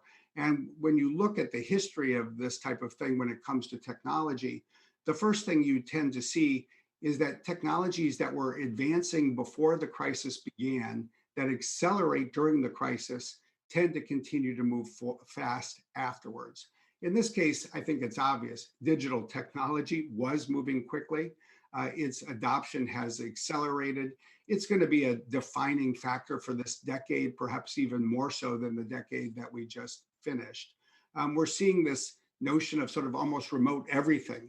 People working remotely, studying remotely, purchasing things remotely. We saw that before. We should assume we'll see many aspects of that continue. I think if there's another lasting legacy, it may be around an appreciation for the use of data. and the way data-driven decisions can lead to better decision-making by governments. We've never lived in our lifetimes, perhaps no one's ever lived in their lifetime, with governments using data the way public health officials have this year, literally to decide whether you could leave your home, where you could go if you left your home. We've all become very familiar with a number of concepts that frankly we had never heard about 6 months ago in terms of transmission rates and the like. But what we're really finding is that data is the indispensable tool for managing this public health crisis. And I think that we're finding that data can be a better and more powerful, more constructive tool for a lot of other issues like a green recovery and managing the carbon reductions that we need to pursue around the world. And what we need is more of a focus on open data that opens up data sets, that federates it among different users, and that enables better decision-making while protecting privacy. And putting those concepts together, I think we've been doing more of that in recent months. I think that will be one of the legacies from all of this. 100%. And I feel like alongside the explosion of data, something the Alliance here has been very concerned about is the explosion of misinformation, disinformation, bad information, whatever label you want to put on it. Are we going to drown in that other side of the explosion of information, or is there something that we can do? And I'll be honest, is it something that we need to trust tech companies to help solve, or is that another one of those things we need to regulate on? Well, the first thing I would say is I do think that we've seen as a result of this pandemic, some continuing evolution in the nature of, particularly of nation state attacks. We follow this very closely and we work very actively to combat it. And interestingly, we saw a fall in nation state attacks in March. It was as if the employees of the groups engaged in that at first had to go home and weren't able to do the same job from home, but within a few weeks they adjusted. And we've seen a resurgence and really an expansion in nation state attacks in April, in May, and in the first half of June. We've seen some broadening of the governments engaged in this. I think that's not encouraging. But mostly we've seen a small number of authoritarian governments engage in nation state attacks, including at a more aggressive rate. We've seen an expansion of the targets that they've been focused on. We have seen governments attacking public health authorities from the local level all the way to the global level. We've seen attacks on hospitals. It unfortunately, I think, is just adding to the woes that we faced when the year began. Fundamentally, I think it calls on all of us to do more. This is not a problem that any company or group of companies or even any government by itself can solve by itself. It's going to require continued multi-stakeholder action. We're certainly focused at Microsoft on our Defending Democracy program, on securing elections and voting, on fighting misinformation, on protecting candidates and campaigns. But we've also rolled out additional protections the last couple of months for hospitals and healthcare authorities. And we've joined the International Committee of the Red Cross in calling for the UN ceasefire and pleading with governments to leave healthcare providers alone during this pandemic. On the election front, Bing and LinkedIn, two of your products or product lines, have been very clear in not accepting political advertising. What's your outlook on the 2020 election, including how you deal with things like deep fakes, and why have you been so strict on that when other companies have a more laissez-faire approach to it? Well, first, starting with our approach to political advertising, we just don't think it's something that the world needs on these online platforms. There's plenty of opportunities for candidates running for office to reach the public and to advertise on other forms of media. We think that the risks of disinformation rise when you have political advertising on these kinds of platforms. It gives me great pause to just think about the nature of targeting of individual voters. I think one of the questions that every democracy should consider is whether there should be limits on the ability of any candidate running for office to precisely target individual voters with paid political ads. I think it's one thing to target a postal code. We've been able to do that since basically there was the post office with postal codes. You reach everyone who lives in a defined area. But when you start targeting with political ads, people with very precise characteristics based on age or based on race or based on certain political beliefs, you start to create these information bubbles where different people are being exposed to entirely different information sets about what's happening in the world. And I think one of the fundamental tenets that's been essential for the success of democracy over the last few centuries has been that we value, we even treasure a diversity of opinions and ideas, but we need a voting public that also all has access to a basically common set of information about what's happening in the world. And I think paid political advertising on social media platforms can put that fundamental part of democracy at risk. So, that's one aspect of this. As I look to the next few months in the United States, we'll almost certainly see, a lot of debates and arguments about misinformation. And we'll see, I think, sustained nation-state attacks, more sophisticated nation-state attacks in 2020 than we saw in 2016. Mm-hmm. We may see the use of deep fakes. I think we need to be prepared for that. We haven't seen it yet, but we need to be prepared for that. And then there's the ultimate concern that I believe we should worry about every day. And that would be a nation-state attack that tampers with a voter roll, that would eliminate the ability of people to vote if they turn up on at the polls on election day, or even worse, that would tamper with the voting results. I think that is the true version of a digital 9/11, and that is what we need to continue to do more to protect against, not just in the United States, but in every one of the 76 democratic nations around the world. 100%. And my takeaway from that is that we have national elections now, but we often don't have national conversations. So that's a really interesting point.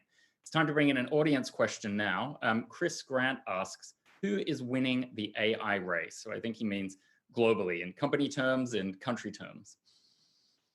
Well, I think it's a little early to declare victors, but you could certainly ask, as you have, who's in the lead at the moment.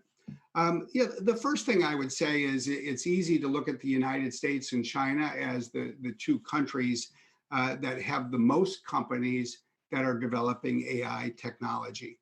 I think most people would agree with that, and they would probably put the United States in the first position and China in the second position. But I would then hasten to say that the situation is actually a lot more complicated than that, and that's actually a good thing.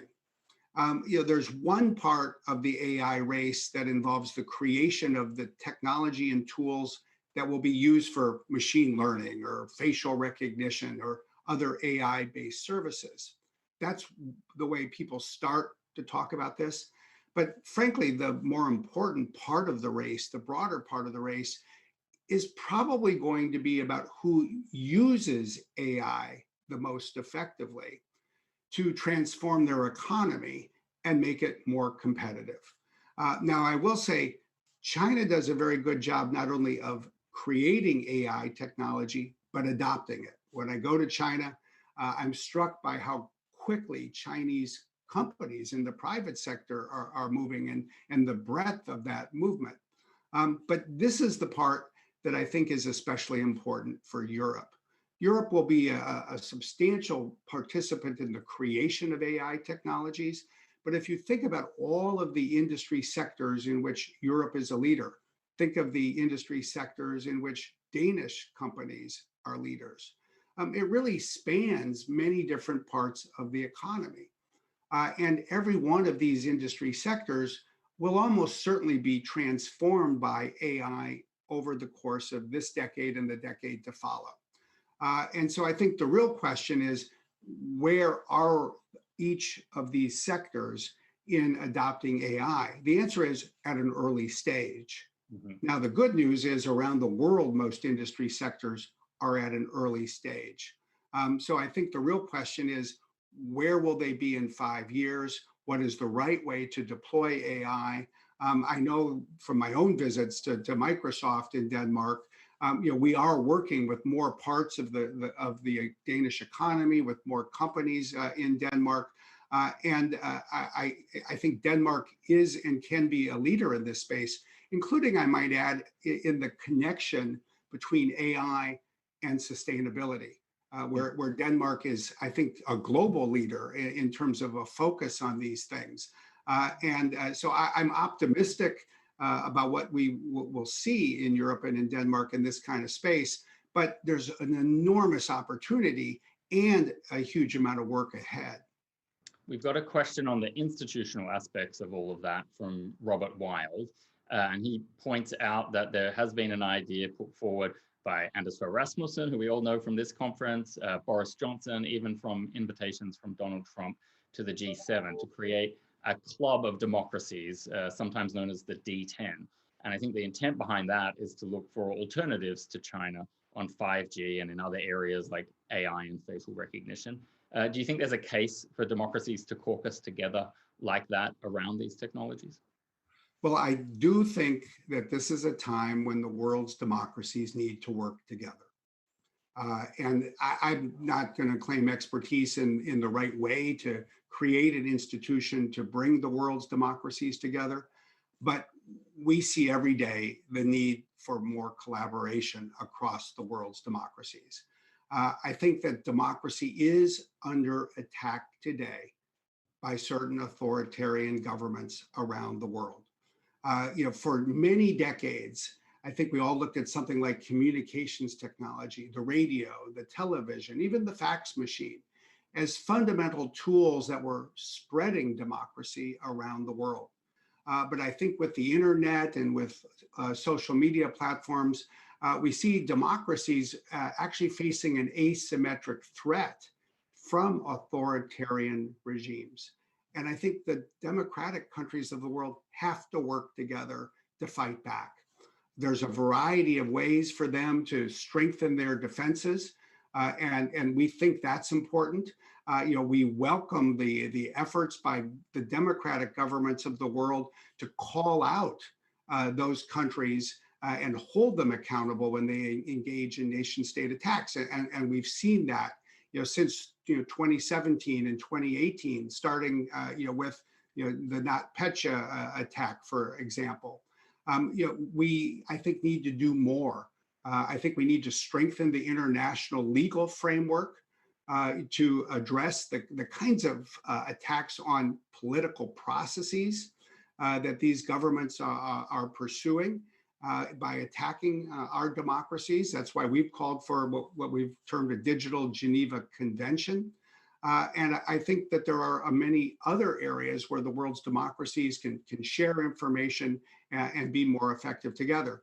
I think the 5G... How would that digital Geneva Convention work? Tell us a bit more about that.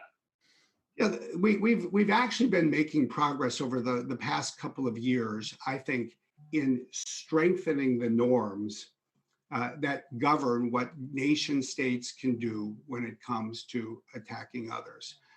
We were really gratified when the Paris Call was adopted in November of 2018. That's now been signed by roughly 70 nations and more than 1,000 participants overall, businesses, nonprofit organizations around the world. We've seen the creation now of a Cyber Peace Institute in Geneva, a new non-governmental organization that is working across the world's democracies to share expertise and the like. So we're seeing some of the building blocks emerge for what I think the world is going to need over the course of the next decade. And we as a company have been one of the first to call for these kinds of efforts and have been very involved in working to advance them. Brad, I want to thank you for your time. It's almost time for us to welcome Secretary of State Mike Pompeo now. So thanks for joining us. We hope you can stick around for that conversation. And for all of you watching, we'll now take a short break and we'll be back with the Secretary of State. Great. Thank you.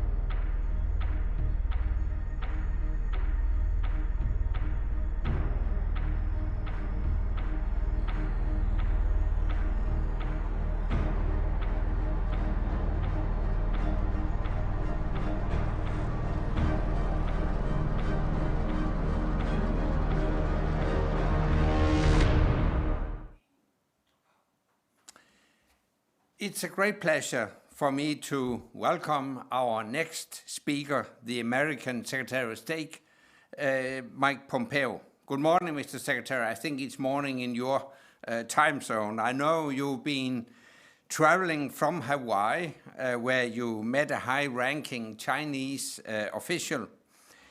Earlier this year, I listened to your speech at the Security Conference in Munich, and I enjoyed your upbeat message that the free world is winning. So we look very much forward to listening to you today. Please join me in welcoming the 70th United States Secretary of State, Mike Pompeo. Anders, thank you very much. Thanks for that warm greeting. It's great to be with you all today. And hello to the Copenhagen Democracy Summit. It's an honor to be with you and with Secretary General Rasmussen, a friend of freedom-loving people all across the world. I don't know if you all know this, but when it comes to strengthening transatlantic relations, Anders really walks the walk. His son and 3 beautiful grandchildren live here in the United States. They're United States citizens. Glad to have the Rasmussens on both sides of the Atlantic, bringing us together. Thanks for having me today. When Anders sent the invitation to me, I said yes immediately. So many of these conferences that you all participate in talk about what's wrong with the world. I want to focus on what's going right in the world today, what we've gotten right, and that's democracy, and we know it. It's how to preserve it that is the challenge. There's no nobler goal for all of us. I spent a few years of my life, it's been decades, when I was a young soldier, serving in Germany, patrolling along the Iron Curtain. I've seen tyranny firsthand, and I have dealt with all manner of unfree regimes in my previous role as director of the CIA, and now in my current role as Secretary of State of the United States of America. First principle, there's nothing brave or visionary about oppressing your fellow men or women. Democracy is the only system of government that honors human dignity and personal freedom and progress for mankind. The corollary is that capitalism is the greatest anti-poverty program in all of history. I want to make a few brief remarks, and I'm looking forward to taking questions. First, The idea that Europe is being forced to choose between the United States and China. I want to talk about that at some length. Second, the belief that it's costless to compromise your values. Everywhere I go, I talk to my counterparts and audience like this about the reality of what we see in the world, especially in China. Done in Europe, done in the Arctic, done in Central Asia, done in Africa, done in the Pacific Islands. For many years, the West, in an era of hope, believed we could change the Chinese Communist Party and improve the lives of the Chinese people along the way. That was the bargain. That was the bet. The rising tide of democracy in Eastern Europe and in the former Soviet Union 30 years ago made us believe, perhaps reasonably, that the spread of freedom in every nation was inevitable. So we engaged. We opened ourselves to an authoritarian regime that we knew was hostile to democratic values. Along the way, the Chinese Communist Party made a bet. It bet that it could take advantage of our goodwill while assuring us they wanted a cooperative relationship. As Deng Xiaoping said, hide your strength and bide your time. Talked about why this has happened. It's a complicated story. Fault is not material here. It's not important. Over decades, Americans, European companies invested in China with enormous optimism. I ran a small business. We had an operation in China ourselves. We outsourced our supply chains to places like Shenzhen. We opened our education institutions to PLA-affiliated students. We welcomed Chinese state-backed investment in our own countries. Now we're deeply intertwined. But even so, we must acknowledge a set of facts about who and what we're dealing with. And I think we're seeing this. I think all across the world, this is becoming more apparent each and every day. The Chinese Communist Party decreed an end to freedom in Hong Kong, violating a UN-registered treaty and the rights of its citizens. It's one of just many international treaties that the Chinese Communist Party has violated. General Secretary Xi has greenlighted a brutal campaign of repression against Chinese Muslims, a human rights violations on a scale we have not seen since World War II. The PLA has escalated border tensions. We see them today in India, the world's most populous democracy. We watch as it militarizes the South China Sea and illegally claims more territory there, threatening vital sea lanes, a promise it broke again. But the CCP isn't just a rogue actor in its own neighborhood. If it was, we might think differently about it. It impacts us all. It lied about the coronavirus, and it led spread to the rest of the world while pressuring the World Health Organization to assist in a cover-up campaign. By the way, a failure of transparency that continues even today.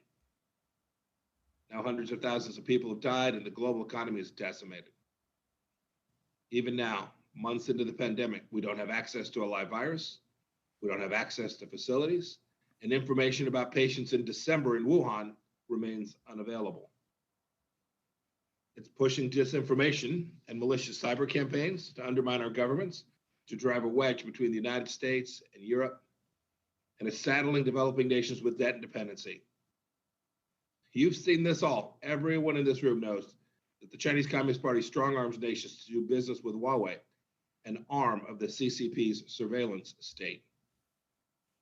And it's flagrantly attacking European sovereignty by buying up ports and critical infrastructure. From Greece to Valencia, we must take off the golden blinders of economic ties and see that the China challenge isn't just at the gates, it's in every capital, it's in every borough, it's in every province. Every investment from a Chinese state-owned enterprise should be viewed with suspicion.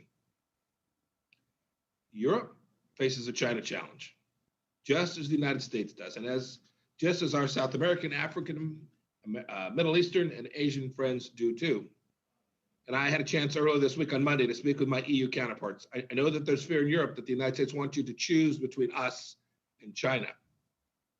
But it's simply not the case. It's the Chinese Communist Party that's forcing this choice. The choice isn't between the United States, it's between freedom and tyranny. The party that wants to throw away the progress we in the free world have made through NATO and other institutions, both formal and informal institutions, and adopt a new set of rules and norms to accommodate them is in Beijing. I don't believe that there's a uniquely European or American way to face this choice. There's also no way to straddle these alternatives without abandoning who we are.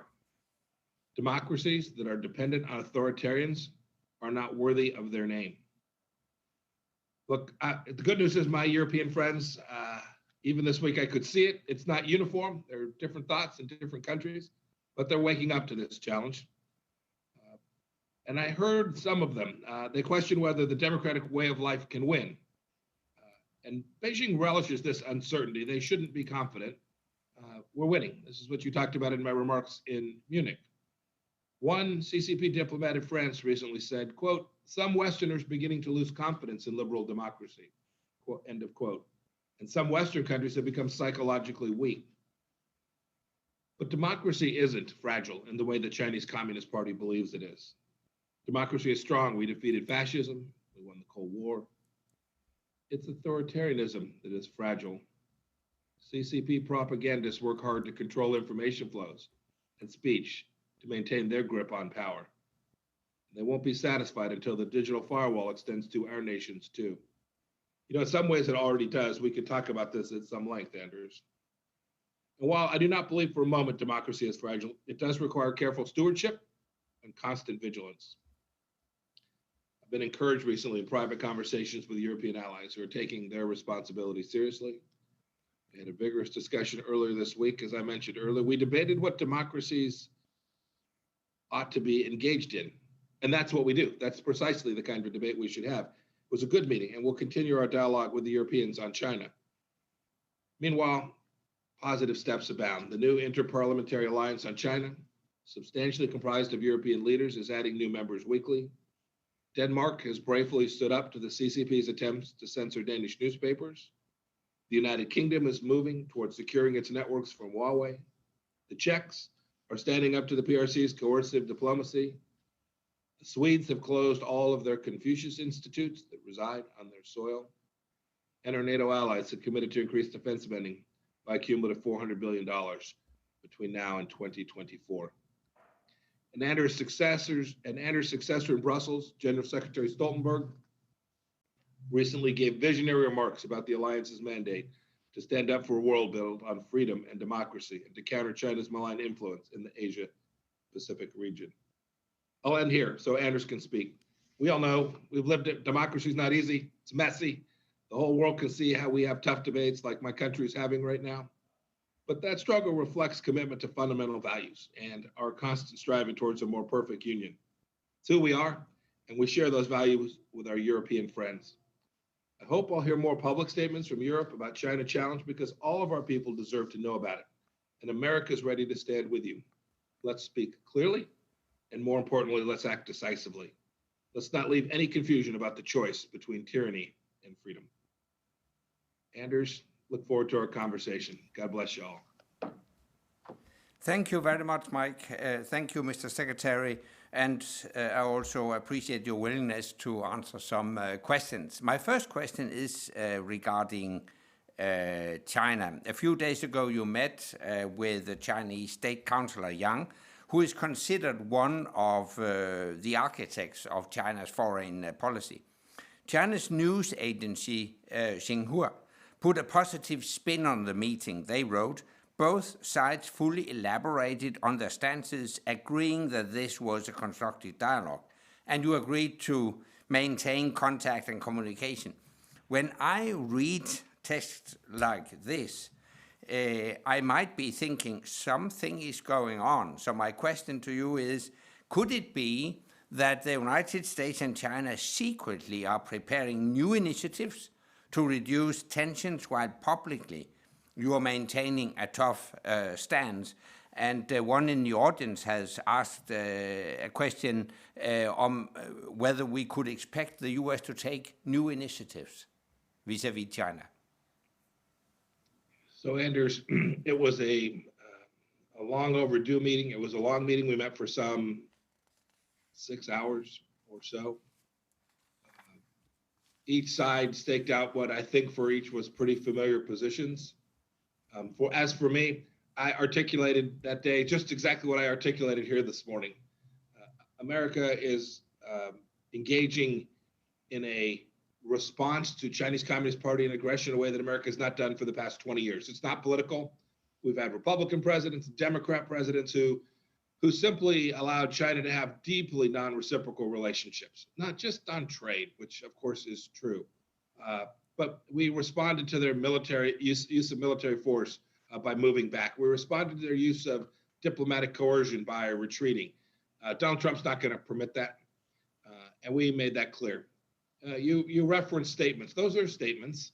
What I spent a good deal of my time speaking with Yang Jiechi about was the fundamental idea that we're just watching actions. It's no longer enough to listen to what the Chinese Communist Party is saying. We can see their actions. I ticked through a few of them. Hong Kong, Tibet, Xinjiang, what they're doing in India, what they've done in the economic zones along the Philippines, Malaysia, Indonesia, and Vietnam, the coercion on Australia when they had the audacity to demand that there would be an investigation of how this virus got from Wuhan to Milan, how this virus got from Wuhan to Tehran, how this virus got from Wuhan to Oklahoma City, and to Belgium and to Spain, and decimating the global economy. Look, I was a very frank conversation. We still don't have the answers the medical professionals, epidemiologists need to take on this challenge. If the Chinese Communist Party can't rise to that, forget what they say. If they can't rise to that level, what every democratic nation would have done in response to a virus that began in our nation, we would have participated in a global response where we shared information openly, we learned together, and we resolved the problem set together. Instead, they did what authoritarian regimes do. They disappeared doctors, they squirreled information away, and they denied the world the access it needed to respond to this virus in a way that could have reduced a lot of risk and a lot of costs. That's the nature of the conversation that we had. I think as America's most senior diplomat, it is always useful to be in a room together, to have a conversation, and to share the principles upon which your policy is based. That's the conversation we had earlier this week. You mentioned Hong Kong, and recently you indicated that the United States might consider to withdraw the special status for Hong Kong.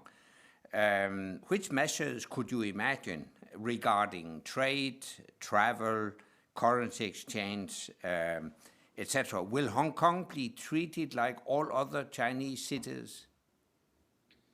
Well, it appears that that's China's intention. And I always, when I hear my European counterparts say, well, we don't want to choose, I always remind them the other side gets to choose too. So when you ask, will Hong Kong be treated as any other Chinese city? It will be, to the extent that the Chinese choose to treat it that way. Look, I haven't seen what happened overnight, but the Chinese Communist Party appeared intent on passing a national security law that will deny significant amount of freedoms that the Chinese Communist Party had promised to the people of Hong Kong would last 50 years. There are a set of elections scheduled for September.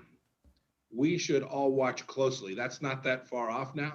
We should all watch very closely where those elections are permitted to take place in a free and fair fashion.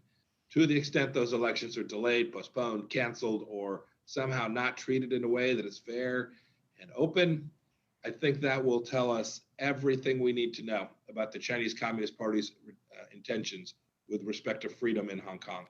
President Trump, as for our policy, President Trump's made very, very clear.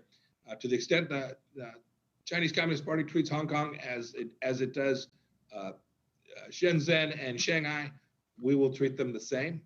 We have many agreements that are unique between the United States and Hong Kong, separate and different from those we have with Beijing. We will move away from every one of those. And then second, the president's made clear too, we have a responsibility to hold accountable those inside of China who failed to live up to those agreements as well. And so we are working our way through a decision-making process to determine who those decision makers were and what the appropriate mechanism is to hold them accountable. We don't want to harm the people of Hong Kong.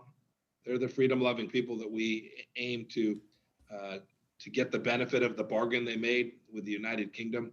But to the extent the Chinese Communist Party denies that, we're responsible to hold the relevant parties accountable. But what will happen if the security law leads to imprisonment of democracy activists, etc., in the autumn? What could you imagine to do? You know, Anders, I just don't want to get into particular decisions. I don't want to foreclose anything that the president may choose to do or not to do. We're still working our way through that process. Two things to think about, though. One is, what will the people of Hong Kong do? We've watched them. They've simply asked for the mainland Chinese to live up to the commitments that were made. We're on year 27 of a 50-year deal. You wouldn't take that. You signed up for a deal for 50 years. Somebody walks away at the halfway point, you'd not be happy. Or year 23, I guess it is. So it'll be interesting to see how the people of Hong Kong respond, and frankly, the freedom-loving people in the mainland as well. They're watching too. Never forget that while we see a unitary face from the Chinese Communist Party, that 1.5 billion people also have ideas that are different, and may well be watching how this transpires as well. I know the people of Taiwan are certainly watching how this transpires. And second, as for how the United States will respond, I want to leave open the range of possibilities. But the president has made clear, to the extent Hong Kong is treated by the Chinese Communist Party as just another piece of mainland China, there's no reason for the United States to treat them any differently as well. And we have a law that requires that as well. You also mentioned Taiwan. I think we agree that Taiwan is a beacon of democracy, a real contrast with mainland communist China. What more do you think we could do to defend the Taiwanese democracy? And shouldn't Taiwan be allowed, for instance, to join WHO and maybe other international organizations? So it's widely known how hard many countries, the United States amongst them, worked diligently to allow the Taiwanese government to participate, at least as an observer, as part of this most recent World Health Assembly. There's another scheduled for November. We think it both appropriate for them to do so, and perhaps even more importantly, very useful. They have a great deal of knowledge. They handled this coronavirus very, very well, and they have a high-end technology, high-end pharmaceutical capabilities, high-end scientists. We think it would be very useful for them to be part of the conversation that surrounds how the world is going to respond to the continuing pandemic. As for how we deal with Taiwan, the United States has had a clear set of policies that extend back to,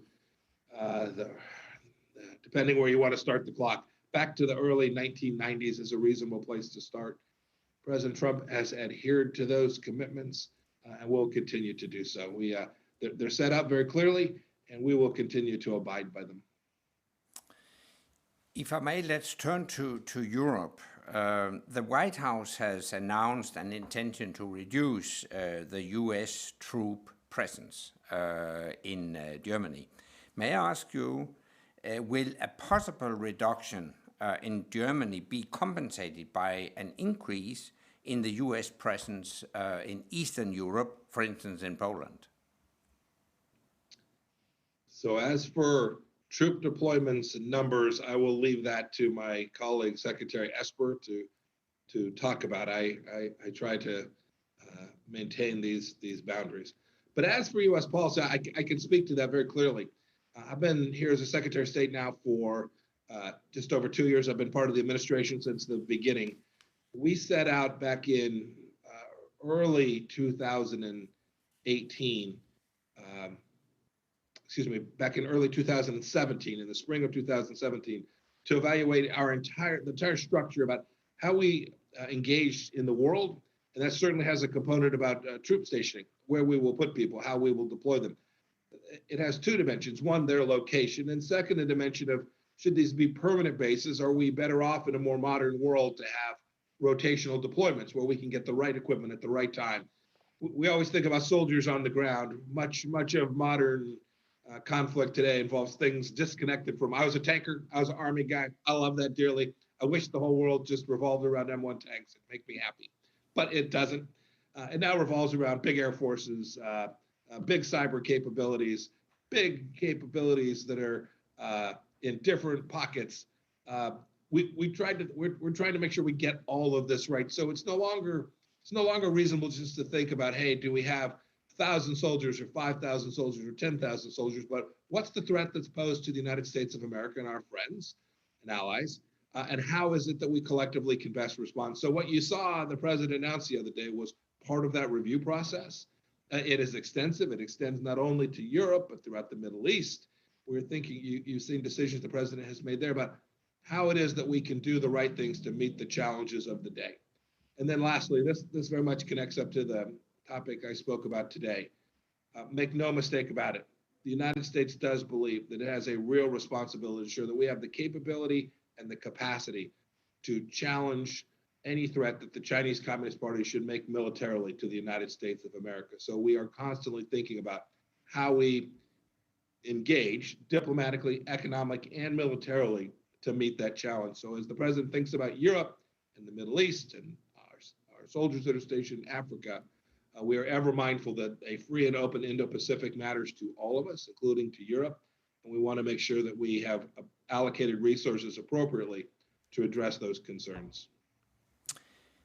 I've got a question from the audience. I read it. Do you understand if European friends and allies see a threat to democracy generates from the US due to a slow and dangerous breakdown of state institutions and democratic principles? No. That's a clear answer. No, look, 200 plus years on, we have the most, and I should be careful because I tend to want to brag about the United States, but this is a democracy that has withstood enormous challenges throughout its history, and our institutions have withstood enormous challenges.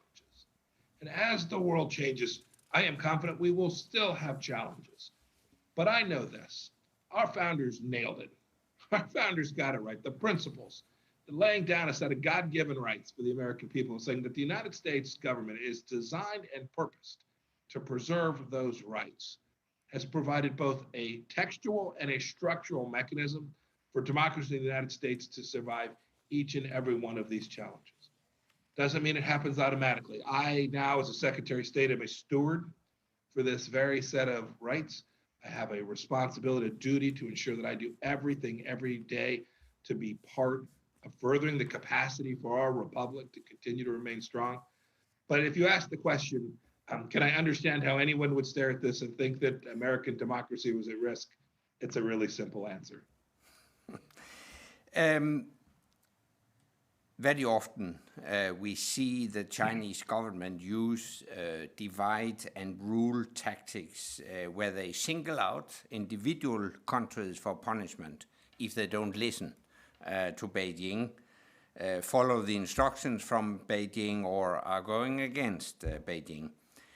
I will ask you, shouldn't the world's democracies form a united front, an alliance of democracies that can stand up against the autocracies, protect each other, and promote freedom and prosperity? Anders, it's an incredibly important question. A number of thoughts, but I'll start with this. You'll recall you said, should we create a united front? This is China's name, the United Front. This is what is in your countries in Europe, United Front. So maybe we'll choose just a slightly different name. But conceptually, you nailed it. You've got it exactly right. And I think the wonderful news for democracies and freedom-loving peoples is that I see that happening. I can tell you that when I met with my Chinese counterpart, he could see it happening while we were sitting in the room, while we were meeting. A statement from all G7 members came out about Hong Kong. The timing, I'd love to claim, was intentional and very well thought out. But the truth of the matter is we were just doing what freedom-loving peoples do, continuing to demand an ever more expansive conception of freedom and forcing, as best we can, other countries to honor commitments that they've made. So your core point, China's objective is, in fact, to single out and indeed to threaten to single out more directly. It's not just European countries. We've seen them do it in the Middle East. We've seen them do it in Africa. We've seen them do it in Southeast Asia, closer to their own nation. What I have begun to see over my 2.5 years as Secretary of State is the world awakening to this threat.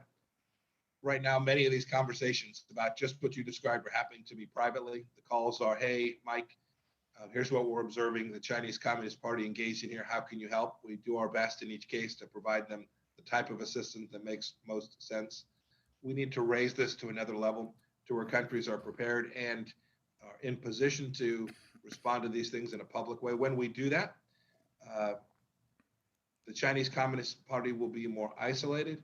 And I hope, because my objective isn't bad things for the Chinese people, I hope that the Chinese Communist Party will begin to recognize that if they want to rise, if they want to continue to build out their nation, that they need to do so on a Western rule set, a rule set that honors the rule of law and honors freedom and respect for sovereignty. If they can flip, if they can make that difference, because the rest of the world demands that of them, just like we do of every other nation with which we interact. It's not unique, it's simply reciprocal. We don't ask the Chinese government to do anything we don't ask the Belgian government to do.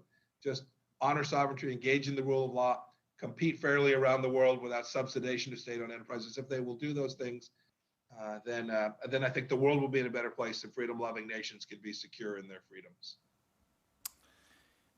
Thank you very much, Mr. Secretary. Thank you, Mike, for taking time to talk to us. It's a very important conclusion of 2 days democracy summit here in Copenhagen. We appreciate very much your support for freedom and democracy and your dedication to American leadership. So I feel confident that my 3 American grandchildren will be raised in a much better world. Thank you very much. Anders, thank you very much, sir. Thanks to everyone for giving me this time. So long. Thank you.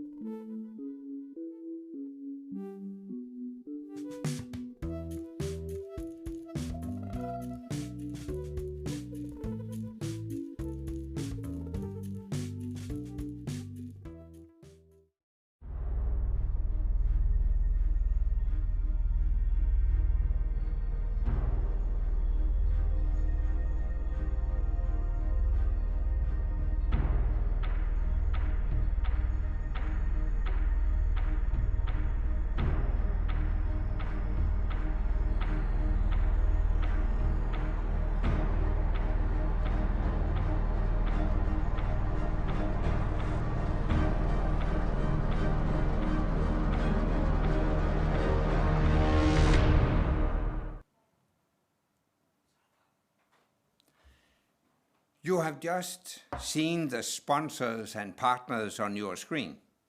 I want to thank each of you personally and wholeheartedly. Without your support, we would not have been here today. And thanks for your faith in us turning this into a virtual summit. We managed. That would not have been possible without our small, dedicated team in the Alliance of Democracies Foundation and our volunteers. I think we can see a small Zoom video of them all. Let me also thank our great moderators of the 2 days, Dean Mircea, Ryan Heath, and Lisbeth Knudsen. The words of many great speakers today resonate with me, and I'm sure with you as well. We hope that a vaccine against COVID-19 will soon be found. But we already know the vaccine against tyranny, and that is freedom. And this is the purpose of the Alliance of Democracies Foundation, to protect and promote freedom and democracy. I count on the support of all freedom lovers in the world. And this concludes the Copenhagen Democracy Summit 2020. We aim to be back in a physical format next year in Copenhagen and hope to see many of you then. Until then, I hope you will continue to support and speak up for freedom and democracy wherever in the world you live.